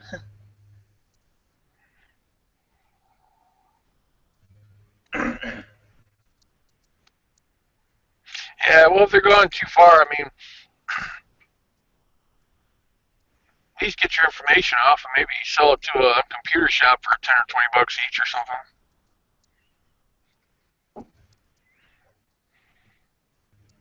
Yeah, like a backup drive or something. That's probably the.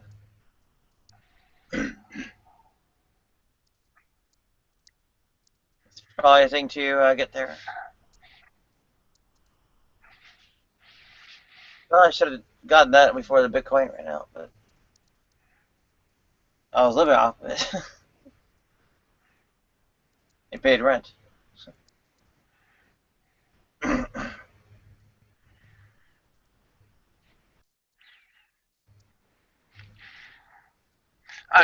External hard drives, how do those work? Can you hook those up and run a laptop off an external hard drive? It's not that I would run the laptops off of it. It would be that I back up their data to it, and then don't worry if I lose them.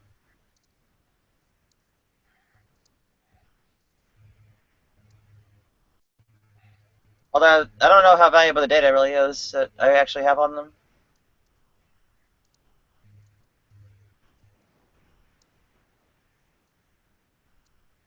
It goes pretty far back.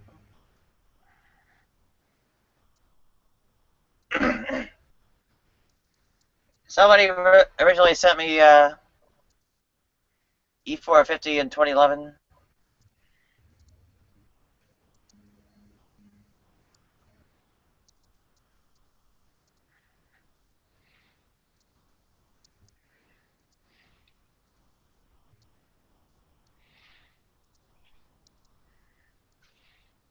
And the E450 had problems, so the what's the Neo one? X100E. I sets me out in Oakland, and then X100E basically died. So yeah, actually, repair job on the X100E. I mean, though you can keep it from overheating now, but the damage done by overheating in the past is kind of irreparable.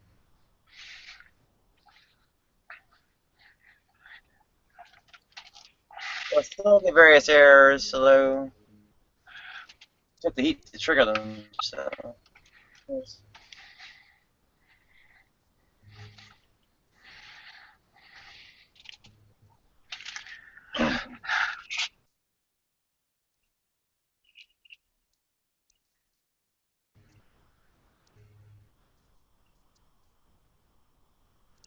Anyway, the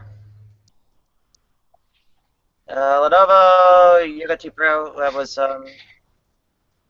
mid 2014 instead of I think X100E I think was December 2013.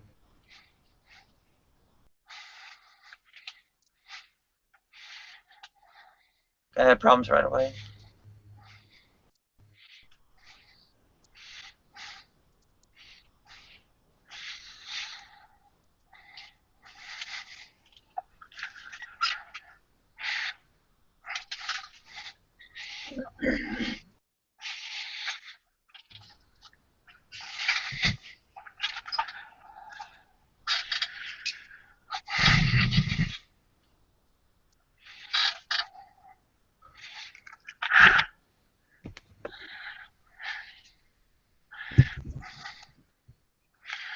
Yeah, my phone needs to actually charge here, so gotta cut the data here.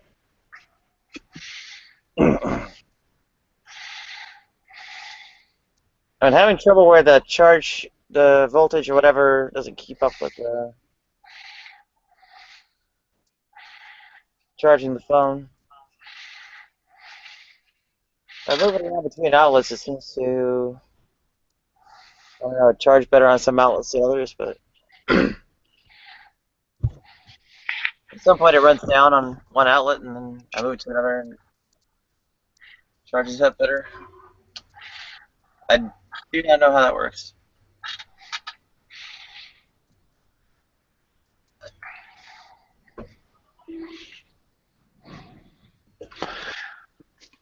Yeah, I don't know how, because it's only a 30 amp.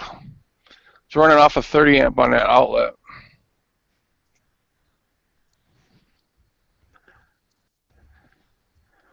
And it's an old camper, but I don't think there should be, with the fridge running, there shouldn't be that much of a power drain. Yeah, it's not really that obviously predictable. I don't know if you got the AC running too or not, but Nope, not right now. It's 45 degrees out here. yeah, I got cold. That's a 65 right now in Kentucky, but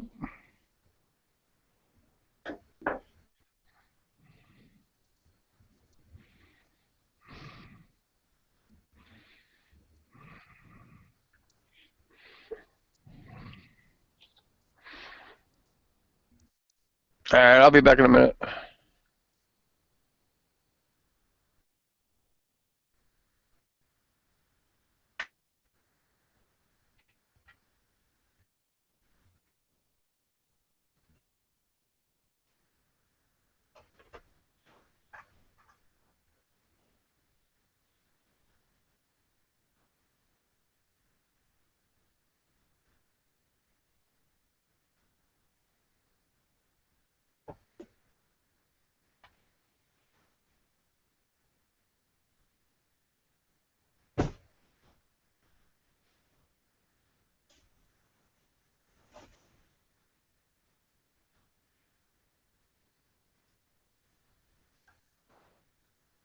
Hey Simon, are you there?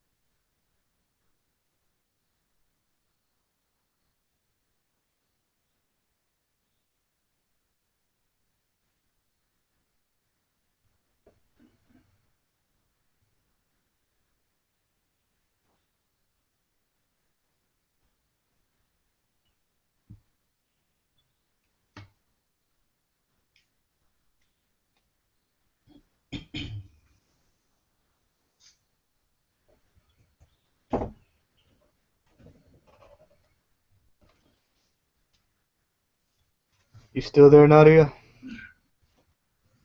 Yeah, I'm just cutting a data rate to try to charge faster. Oh, okay, just wondering. I moved the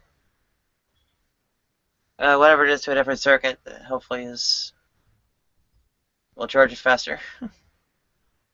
I hope so.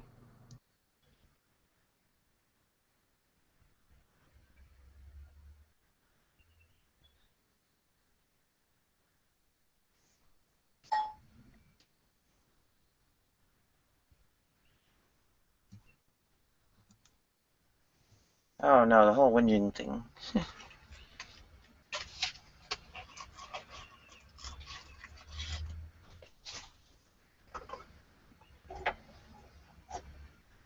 Wing it. Yep, winging it. Getting rid of, I think. Yeah, I'm not familiar with the word. Well, I used to be. It's just I haven't heard it said for a long time. I thought winging it. Just thinking of it now. Doesn't winging it mean like, you know, like if you're in a band and you miss some chords and you're just trying to get on with it, like hoping everything works out? Let you pass by or something? No. I think kind of a bastardization of whining. So somehow they turned it to whinging. Whinging, winging, and my tiredness has just hit again. Oh shit. That's a problem with fatigue, actually. Well, not really fatigue right now for me. I'm just having like thought track problems. Probably all the dead brain cells from alcohol. I'm definitely coming off it. It's wrecked me body, seriously. But to suddenly stop using alcohol, apparently I'd be dead within days. So I've got to be very careful.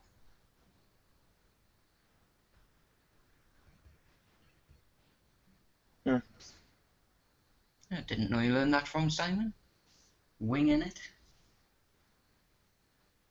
No, I'm pretty new to these hangouts, so I'm just getting to know people.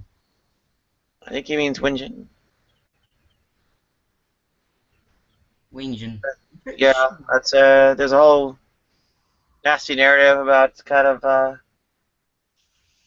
don't know, they erect kind of a sort of counter narrative against victimization. Right. Any aggrieved party, anyone claiming victim status is written off as a whinger and said to be whinging and so on. Yeah, I originally read it as whinging, and then I thought winging, like wings or something. I did too, actually.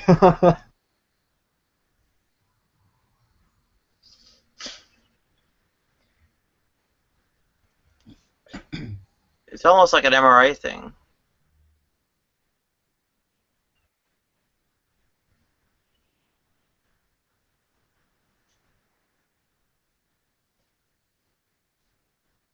So much for getting this whole room cleaned up. I still haven't got on with it. I've only done like less than 1%. I'm procrastinating again. Oh, I'm an idiot. I might have to leave this call soon anyway. Going out for my grandparents.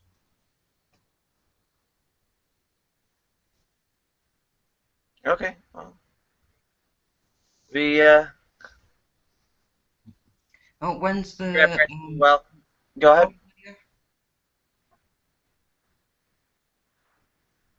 Go ahead, Nadia. I said I hope your grandparents are doing well.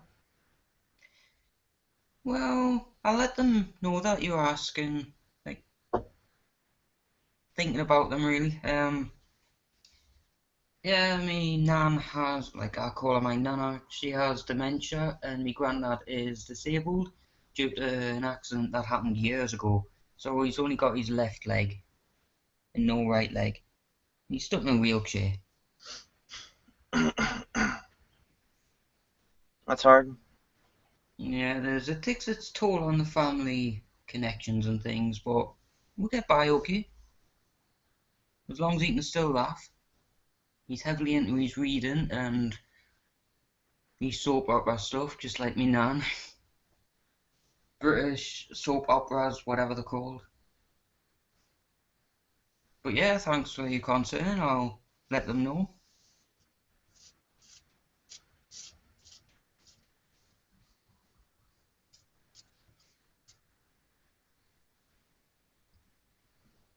Yeah, my grandmother, I don't know if she's still alive. Thought she was in Cuba.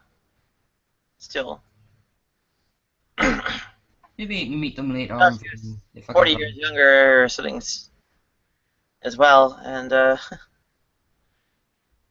as well as her husband, who she didn't recognize because he had aged. Didn't recognize herself in the mirror. She was shocked that she was old.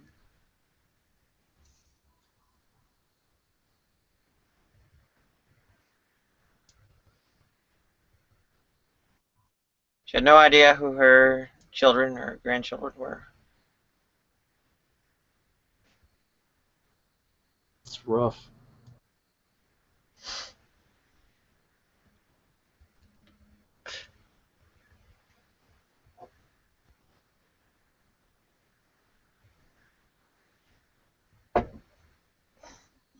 She'd go on about, well, the rebels in Cuba and, foreign exchange speculation to get their money offshore in as, I guess, profitable or value-preserving a way as possible. Which, unfortunately, had already, passed that 40 years ago, and, well, they emerged with nothing.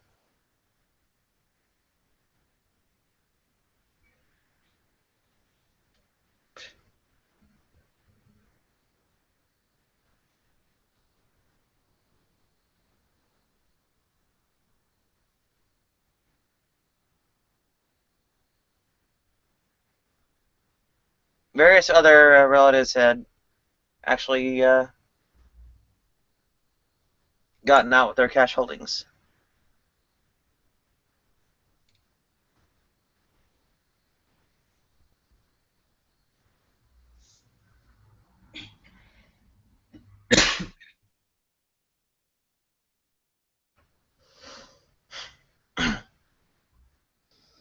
A lot of them went elsewhere besides the United States, where their money went further.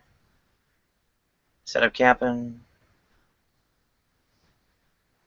I don't know, Venezuela and such, and had little wealthy person fortresses.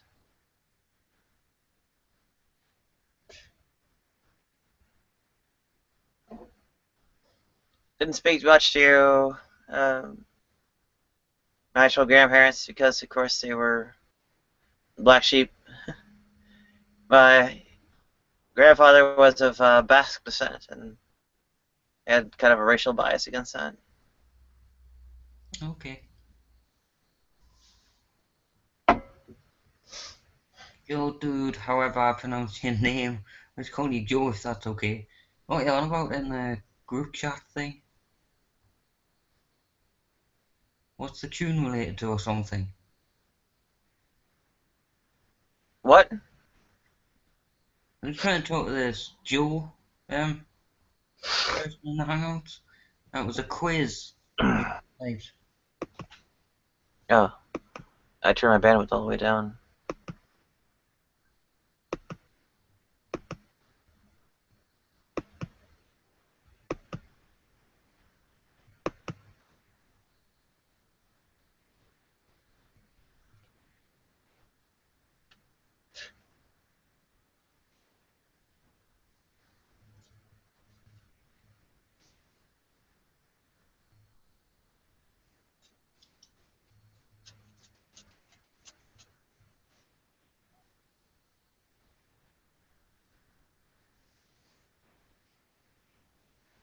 Should be relatively unloaded.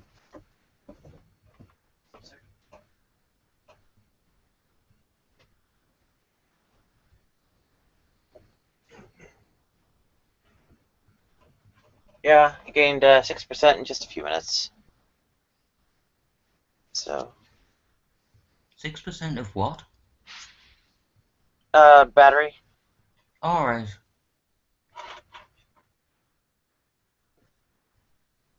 What percentage is that? 6%? Just 6%? It's up to 67% now. Oh, okay, cool. 61% when I moved it. Well, the big shit I took seems to have mostly been undone. I'm up to 177.8 now on the scale. Yeah, and it's really 15 pounds above that.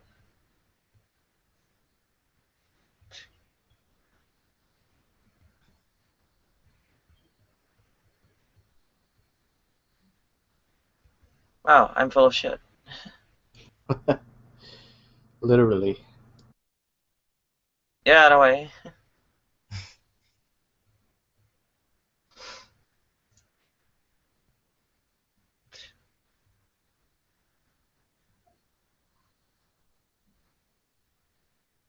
Could we do this quiz thing again? Were you playing something? And I'll see what's going on, see if I can, guess the song or something?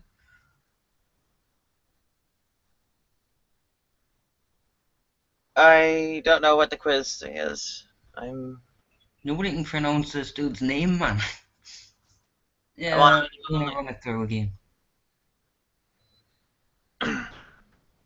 Brace yourself for the audio. Yo, Kuskovan, I think. Yo, Kuskovan. Yo, well, I'll just call him Yo. I understand that now with the letter J. With it being pronounced more of a Y. It's easy in any kind of German or Scandinavian writing system. It's pronounced like a Y. Yeah.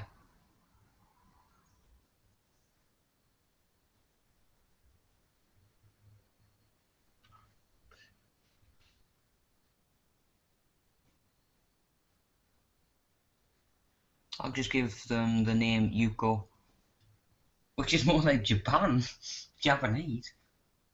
Yuko. Oh no, I'm thinking you know the Dudesons on TV, and various other places, I guess. Yuka, Yano, HP, and Yarpi. Got the names down. I don't think I'm saying it that bad, actually. Or rather, saying them that bad.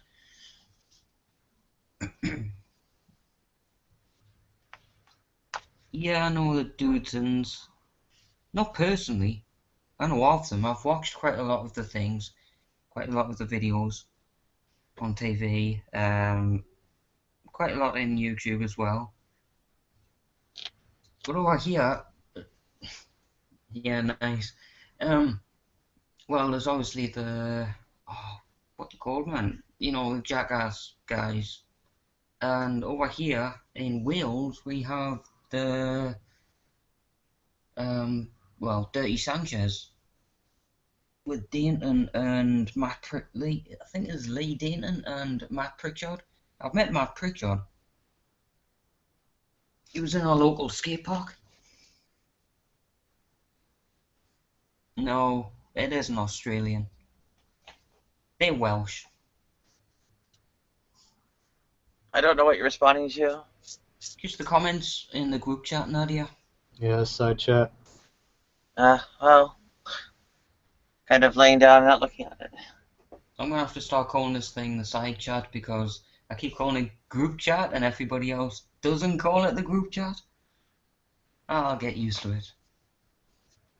Yeah, the sidebar or internal text chat. That's generally what people will recognize. Okay, I'll call it the side chat. That's my new preferred term. Sidebar, really. So. Guess it's just gonna be whatever I think of when I'm trying to see what I'm talking about. Sidebar, side chat, well, whatever.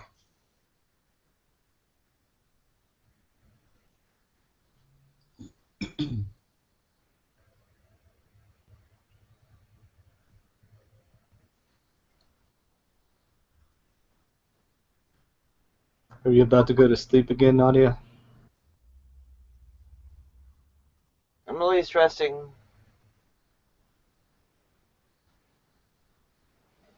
It would help if the freaking endocrinologist did think about that. I said, hey, I have pretty serious fatigue problems. Doesn't all this hormonal stuff cause an issue? And she's like, I don't think so. I'm like, you're kidding me, right?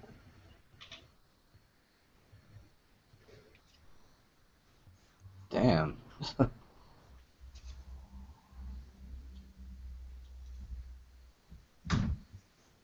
So I pretty much have to wait until, I guess, the next time there's an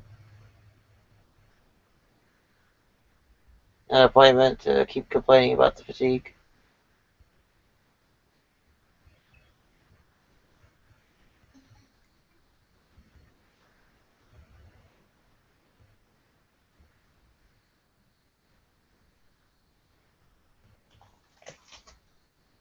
I can pretty easily foresee that, Adderall or phentermine or something would straighten it out. And they use it for that too.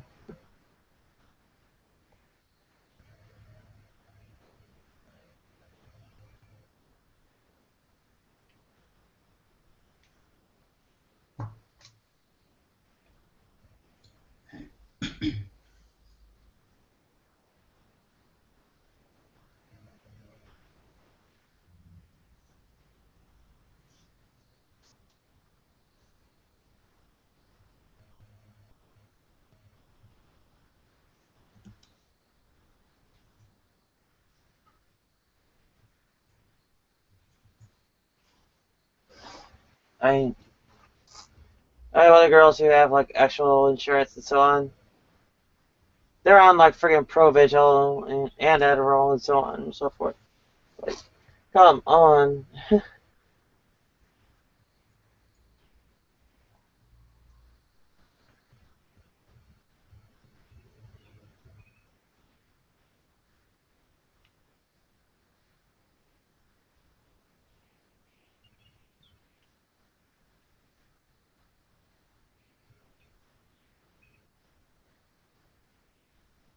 Well, Pom's obviously playing a wrestling game. Oh, hi, Paul Jim. Some big blue dude.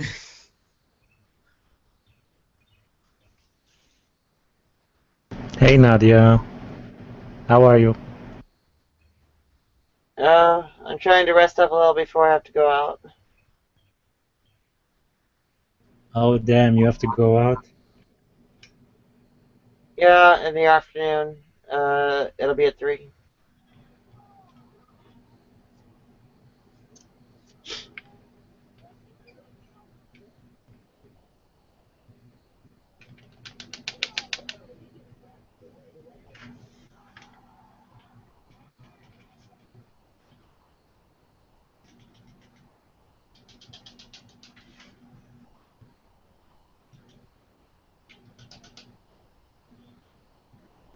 I don't think Pom's going to be able to type in the comment thing, or what's it called, side chat, if he's playing something.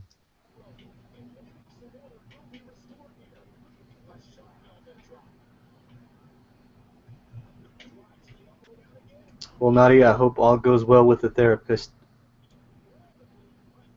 Yeah, good luck with it. Pretty much automatic. I mean, they'll write the letter for the State Department.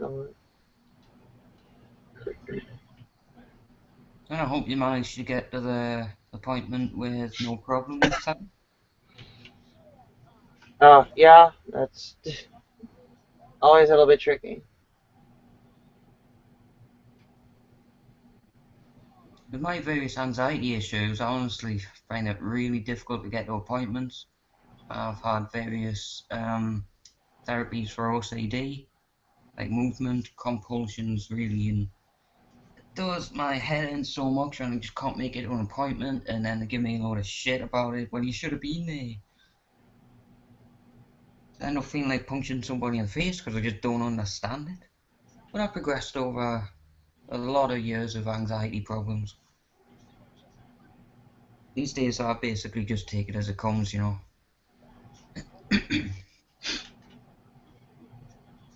I'm learning to live with anxiety rather than worrying about everything. Dribble has to do with the transportation.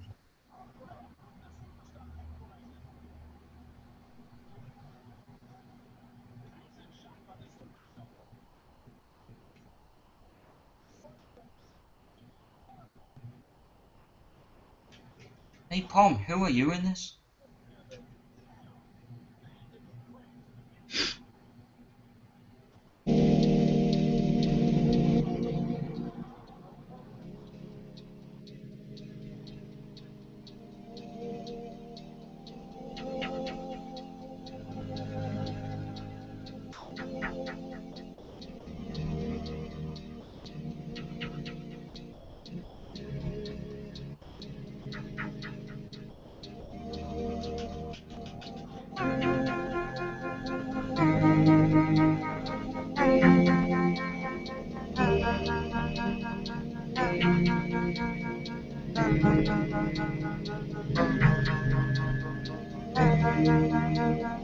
Nadia, is this audio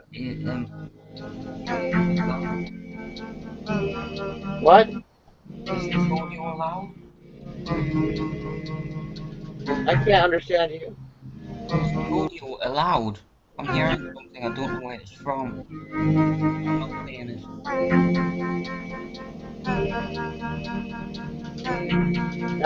Steffi, your audio's gone bad.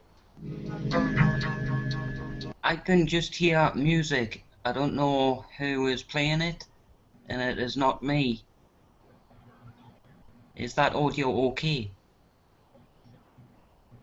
I don't hear it. Alright, it was this Hugo dude. It's okay.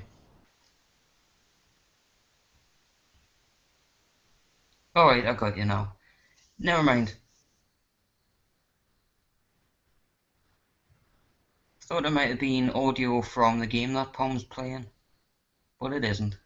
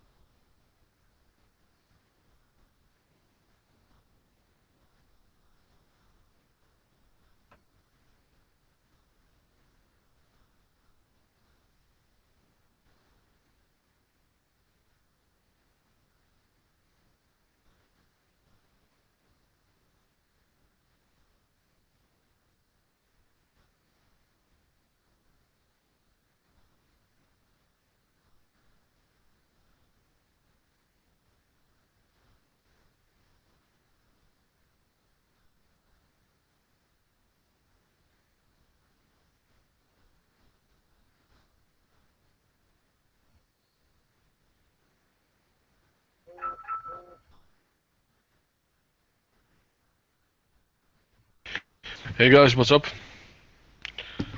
Yeah. I see everybody's quiet. I I watched the live stream, and I for a minute thought that my audio is not working, but it appears that everybody's so silent. Yeah, I was dozing off. Mm. Has been quiet for a bit now, I think. Um, well, like you said, it has been really quiet. Don't worry, your audio's working. Okay. I think. It seems to be. Well, let me hear you, so Right. that means something. Right. I see Bomb Jam is playing his wrestling game. Yep, I'm just watching it now. I really hope this endocrinologist knows what they're doing. Oh. Say what? So I really hope this endocrinologist knows what they're doing. Oh.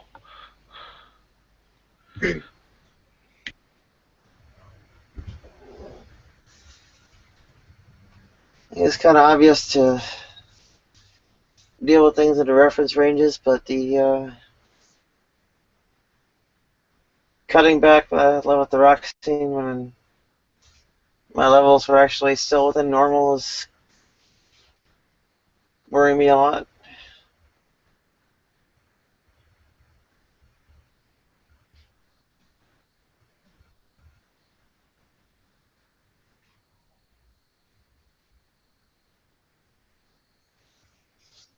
I bet Palm's playing the character that's getting his head smashed in all the time.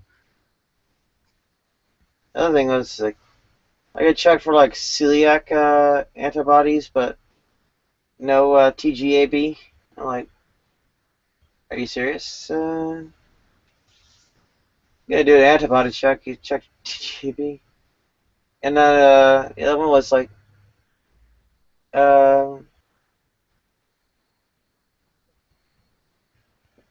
if there's, like, acid overdose concern, it's like TBG and actually GnRH. We kind of like the two secondary markers, but then the only thing kind of really got checked was LH and FSH, which just kind of mean, knock-on effects of GnRH going down.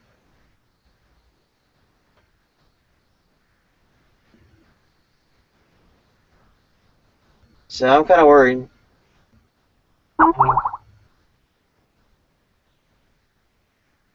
I mean,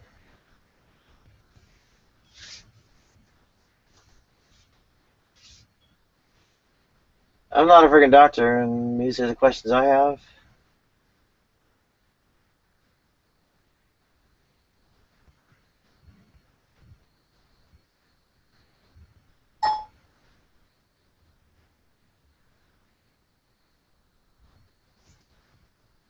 They're actually supposed to know these things for me, and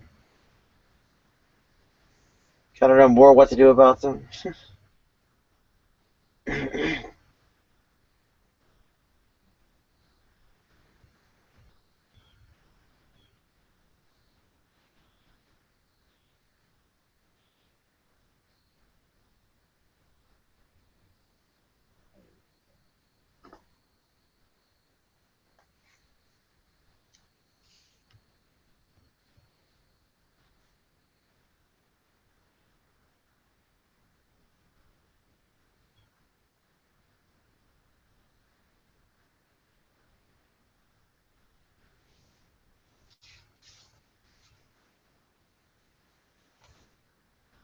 Yeah, like, hey, I get medical necessity past the insurance, and they might as well not write the freaking scripts.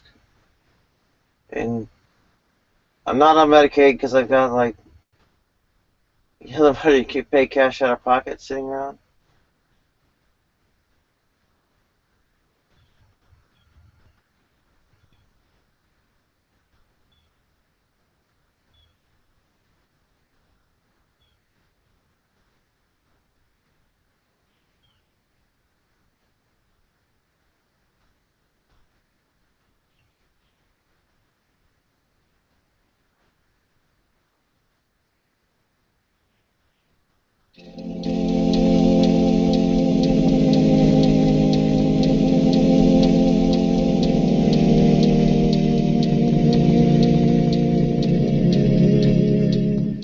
insurance company playing its games, pretty much nullifies and you got to write the script and good.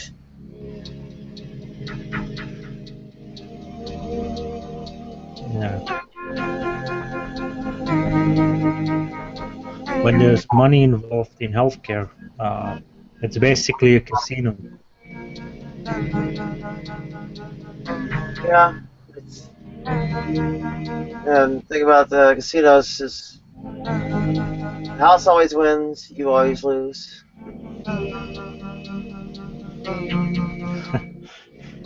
Yeah, I mean they're trying to screw you out of not getting your healthcare, because I mean the incentive is money. When the incentive is money, then people are gonna suffer.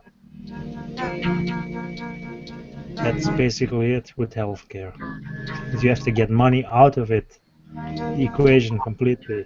It cannot be about money. It's healthcare is not like other things. People die.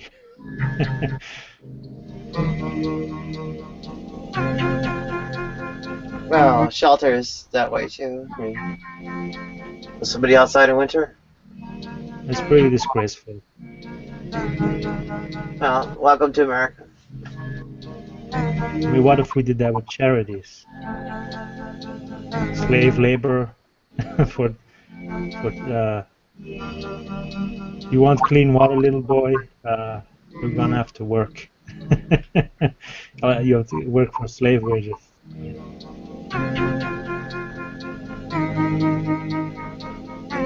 Well, I mean, charities are not really about helping the poor. I mean, they put on operas for rich people and keep the parks well patrolled so the homeless don't get in.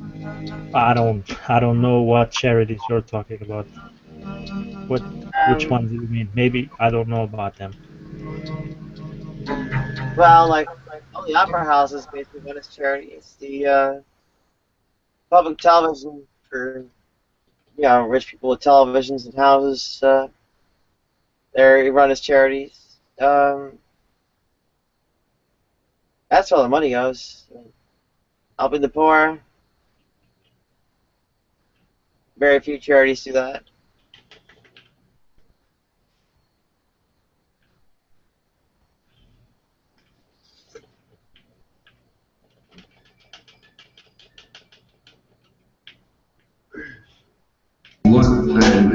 I know there's an analysis where like only 4% goes down to the actual poor people and such.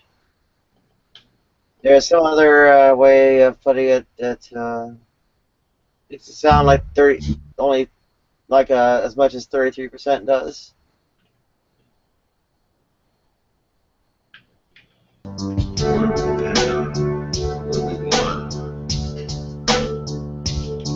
Like 33% is like it goes to a charity that somehow is involved with it, but when it comes to what those charities are doing, like only 4% or something actually goes toward services for the poor and such.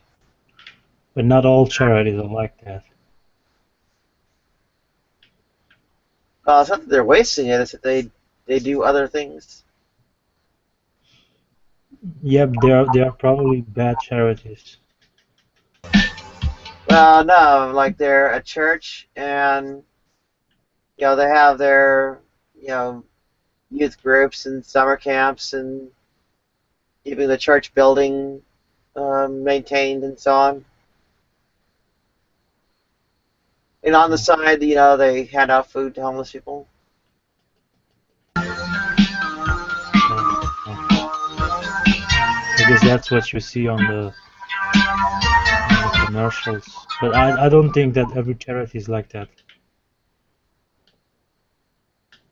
Like what? I'm not sure. I don't really remember.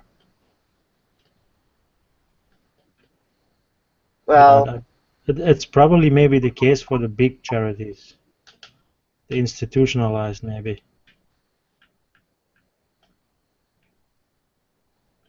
in the sort of final analysis and such, the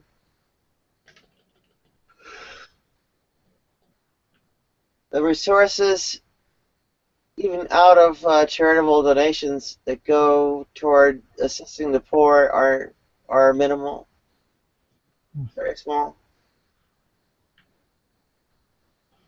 Yeah, I'll have to look into that. I don't remember it completely. Well, it's probably different in the United States from elsewhere. I heard something about them.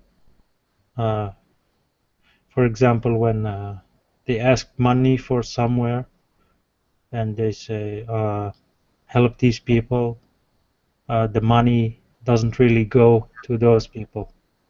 The money goes to other things, because the others were first in line.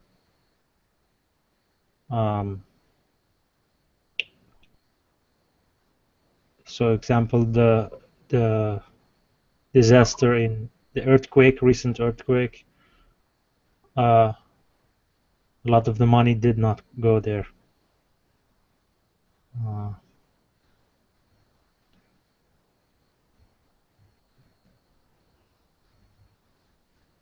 And where did it go instead? It went to other charities, to other, because you have a line, a queue, and because the queue is so big and they have so much bureaucracy, it does not really go there. Well, not all of it, at least.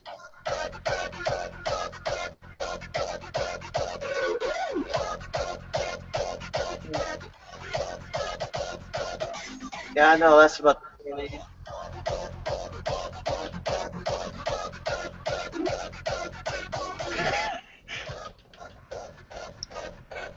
I did come here earlier, Nadia, to ask you, but I suppose you were asleep at the time.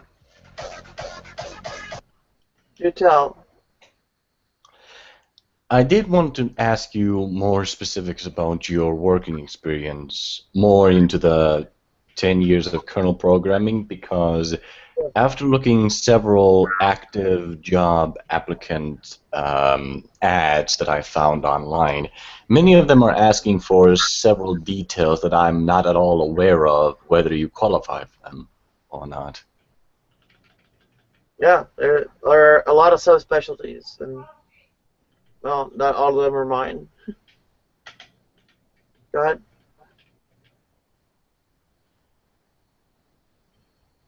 Yeah, I would have been known more for platform bring up and platform virtual memory and so on. Maybe it would be easier because I have a really stupid memory, so maybe it would be.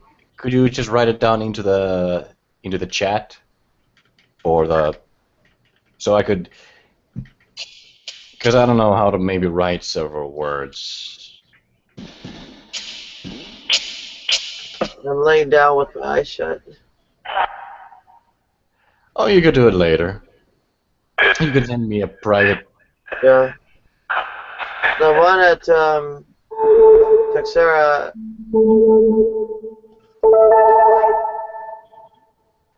I would probably try for it anyway, but they want a file system developer, and I was more of a platform and platform-centric. Yeah, I did try. The thing is, I was planning on calling because they did send me, like I said. I'm finding it hard to concentrate with those sound effects. What sound effects? No sound effects. From Yakuza Kovan. Yeah, Yoko Sokovan is playing some of his music, I'm assuming. I'm assuming it's his music, that is. Yeah, it's going bop bop beep bop do do do do do do do do do do do do do.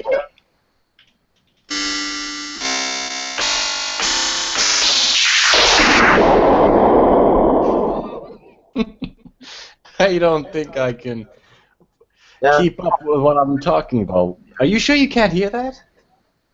Yeah, I'm sure. How did you say Yoko Sokovan again?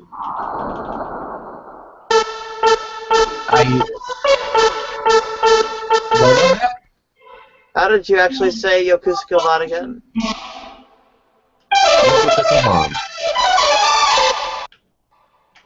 Yeah, that's where the music is coming from. Okay. But anyway, as I was saying, like I said earlier, they did send me an email talking about that it's very possible for you to get the job. It just depends on the job application, and you would have to live in Helsinki, for that's where the head office is, or the place of work is. And it's cool on the sense because the main language spoken there is English, so that would be good for me.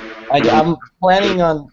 I was planning on calling them tomorrow, but I later remembered that it's Thursday. It was some religious holiday. I can't remember. Well, not holiday, but day. That it's going to be a day off tomorrow.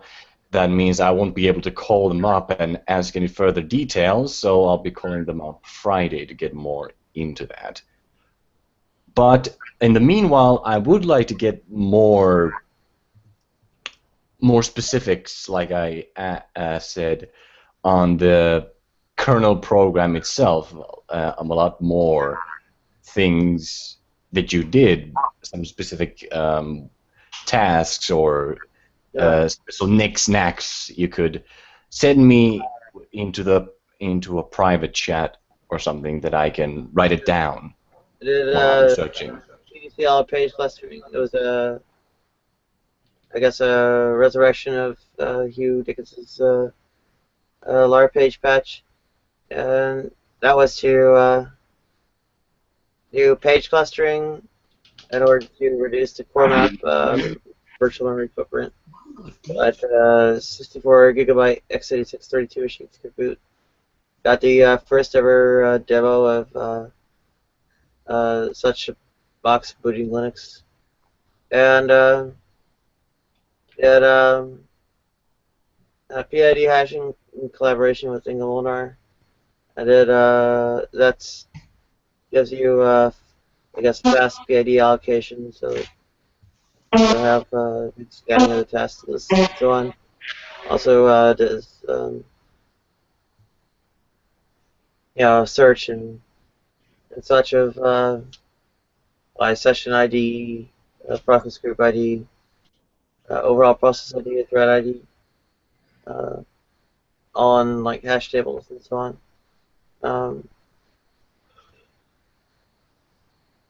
And of course, item sharing, or sorry, tasks sharing IDs are all linked into lists hanging off by structures for IDs. And in the there's the huge Kilby large page backed in-memory file system that was largely devised in order for System 5 shared memory to utilize the large pages in lieu of TempFS or back memory that was swappable and so on. And okay, Nadia, I'll have to be honest. Almost half of the things you've said I haven't managed to write down. okay, there was the page clustering. Page clustering. Is it written is the same as I think it is? Cluster ring. Yeah. There Okay. was the PID hashing. PID hashing. Hashing. Yeah. Okay, like hash and then ing. Yeah. And there was huge TLBFS. So it's a huge letters TLB, letters FS. There was a CPU mask T. Put that in. Wait, what was the huge TLB FS? Yeah. Okay. Then I got the CPU mask T in the 2.6.0-test4 time frame. Yeah. CPU. CPU. MAS K. MAS.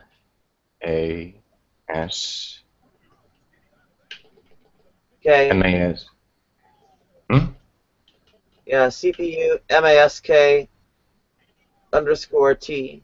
All one word, all lowercase. That's Okay, I'll have to write that down. If it was all lowercase. CPU MASK underscore T. And T. that was a using a bitmap data type of arbitrary size to track CPUs and guess comprehensively throughout the kernel, and that enabled systems with large numbers of CPUs, like thousands to boot. It was D or T after the underscore. A T, like Teacup. yeah, like teacup, yeah. Okay. CPU MASK underscore T. All together, all lowercase. Yeah, and there's that's basically what got he's able to boot like more than 64 CPUs. Go from there to thousands. Okay. I've got so far written down just so I can make sure that we don't go too far without me missing out something. I got written down page clustering, PID hashing, huge TLBFS. By the way, are all those two all together and in lowercase? The TLBFS part? Yeah, it's generally all run together, all one word, all lowercase. TLB. Okay. And then I got CPU MASK underscore T. Yeah. Okay. That's how far I've got. And probably the other big thing to note is filtered wake-ups. Filtered wake ups. I'm assuming those are two words, filtered and wake ups. Yeah, those are two words. They, basically, when doing wake queue hashing, I set up a tagging scheme to prevent thundering herds.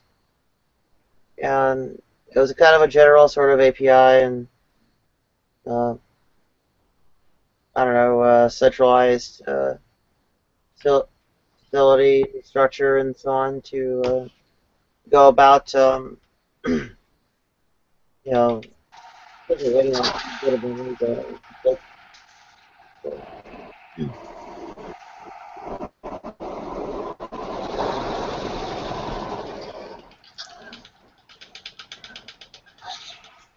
Are you flying a plane? Yes, I am a pilot. A pilot of the open road. Ah. I've done a lot of too. Like I did a, I guess, deep WChan that everybody turns off by default, and the major minor fault accounting in the reporting there. I did page table slabification, which I think only survived in a few non-x86 architectures. Did what is it? Oh, we did the profiler and such, so that it scales to the supercomputers from CPU mass-T. I did. Oh shit! Sorry, I missed out like almost all of that. I was. Those are pretty minor things. It's just kind of like throwing in that I've done a lot more. The per zone LRU lists for the page replacement were all me. Wait, PRS null. Per zone LRU lists. Oh, Prozone. Yeah, that's not a big deal. I mean, the ones that are big deals are like the 64 gigabyte thing before, basically beating the 4.4 stuff to the punch, the page clustering. And Also, then you've worked with mass-T. 64 gigabyte type softwares. Is your main area of expertise? That was actually 32-bit stuff. But main expertise, I guess, was more platform affairs. I did a lot of i64 bring up work before I really kind of went out to the open kernel and such. Mm-hmm. I've always been kind of more architecturally oriented, and I worked on the guts of a few different things. Like, you see my name in like page table header files or macro files or whatever you want to call them, for a whole bunch of different arches. I maintained that 32-bit Spark architecture for a couple of years.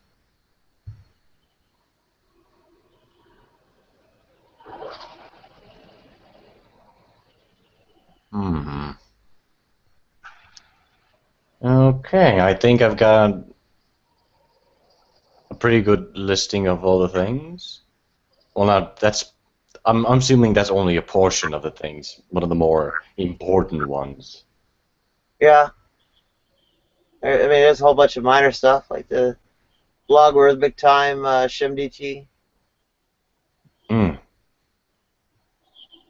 Okay. Yeah. I haven't tried searching for a job on these credentials, or haven't really thought about that just yet. But I am going to just see if I can find anything more qualifiable for you. But as out of pure curiosity, I did find this one job, and I wanted to read it out to you aloud and ask you if, because it talks about a lot of jargon that I'm not too sure that maybe you'd be qualified. I'll have a quick read here. You have excellent knowledge and experience in operative systems. You stay focused in a high-pressure environment. You're blah, blah, blah, all the bullshit in the world. You have a minimum of 2 years strong experience in application/software integration background. You have a knowledge of IBM and mark hashtag 8217s, WebShare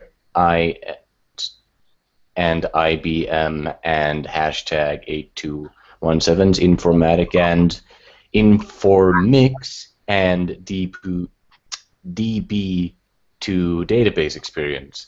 Linux application and kernel model development a plus. J2EE and JBOSS would be an advantage, but it's not a demand. We require that you have communication skills in English and yada yada yada. Do you think that? I would have trouble with a lot of the user space, or selling myself as qualified in the user space areas. 8217, more database they want IBM, DB2 and Informix stuff, and I mean, I know the crude basics of things, how to start up and shut down one, but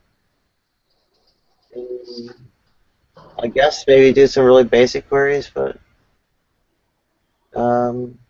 yeah, that's looking for a user space application programmer. And one that does database.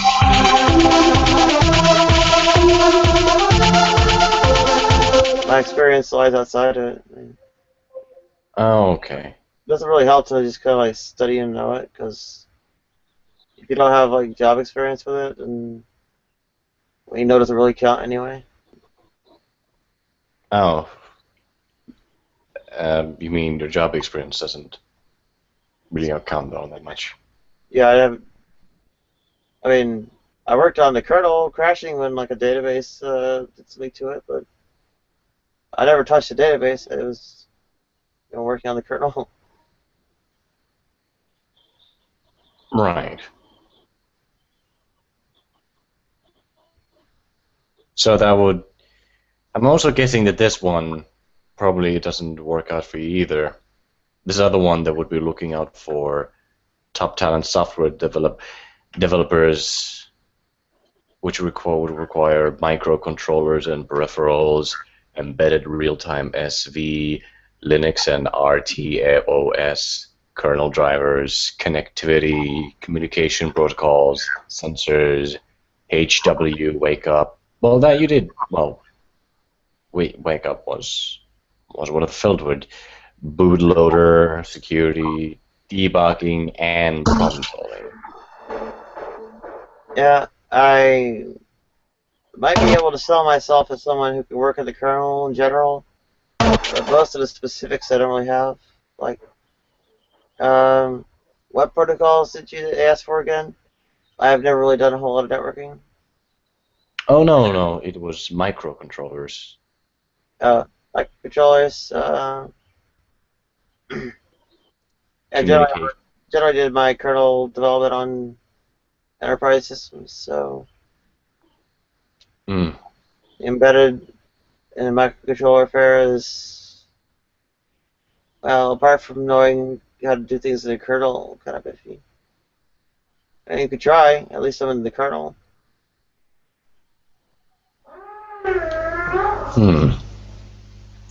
Alright. Thanks for letting me know about some of the things you've given me so far. And I took these down and I'm going to check out some things with them.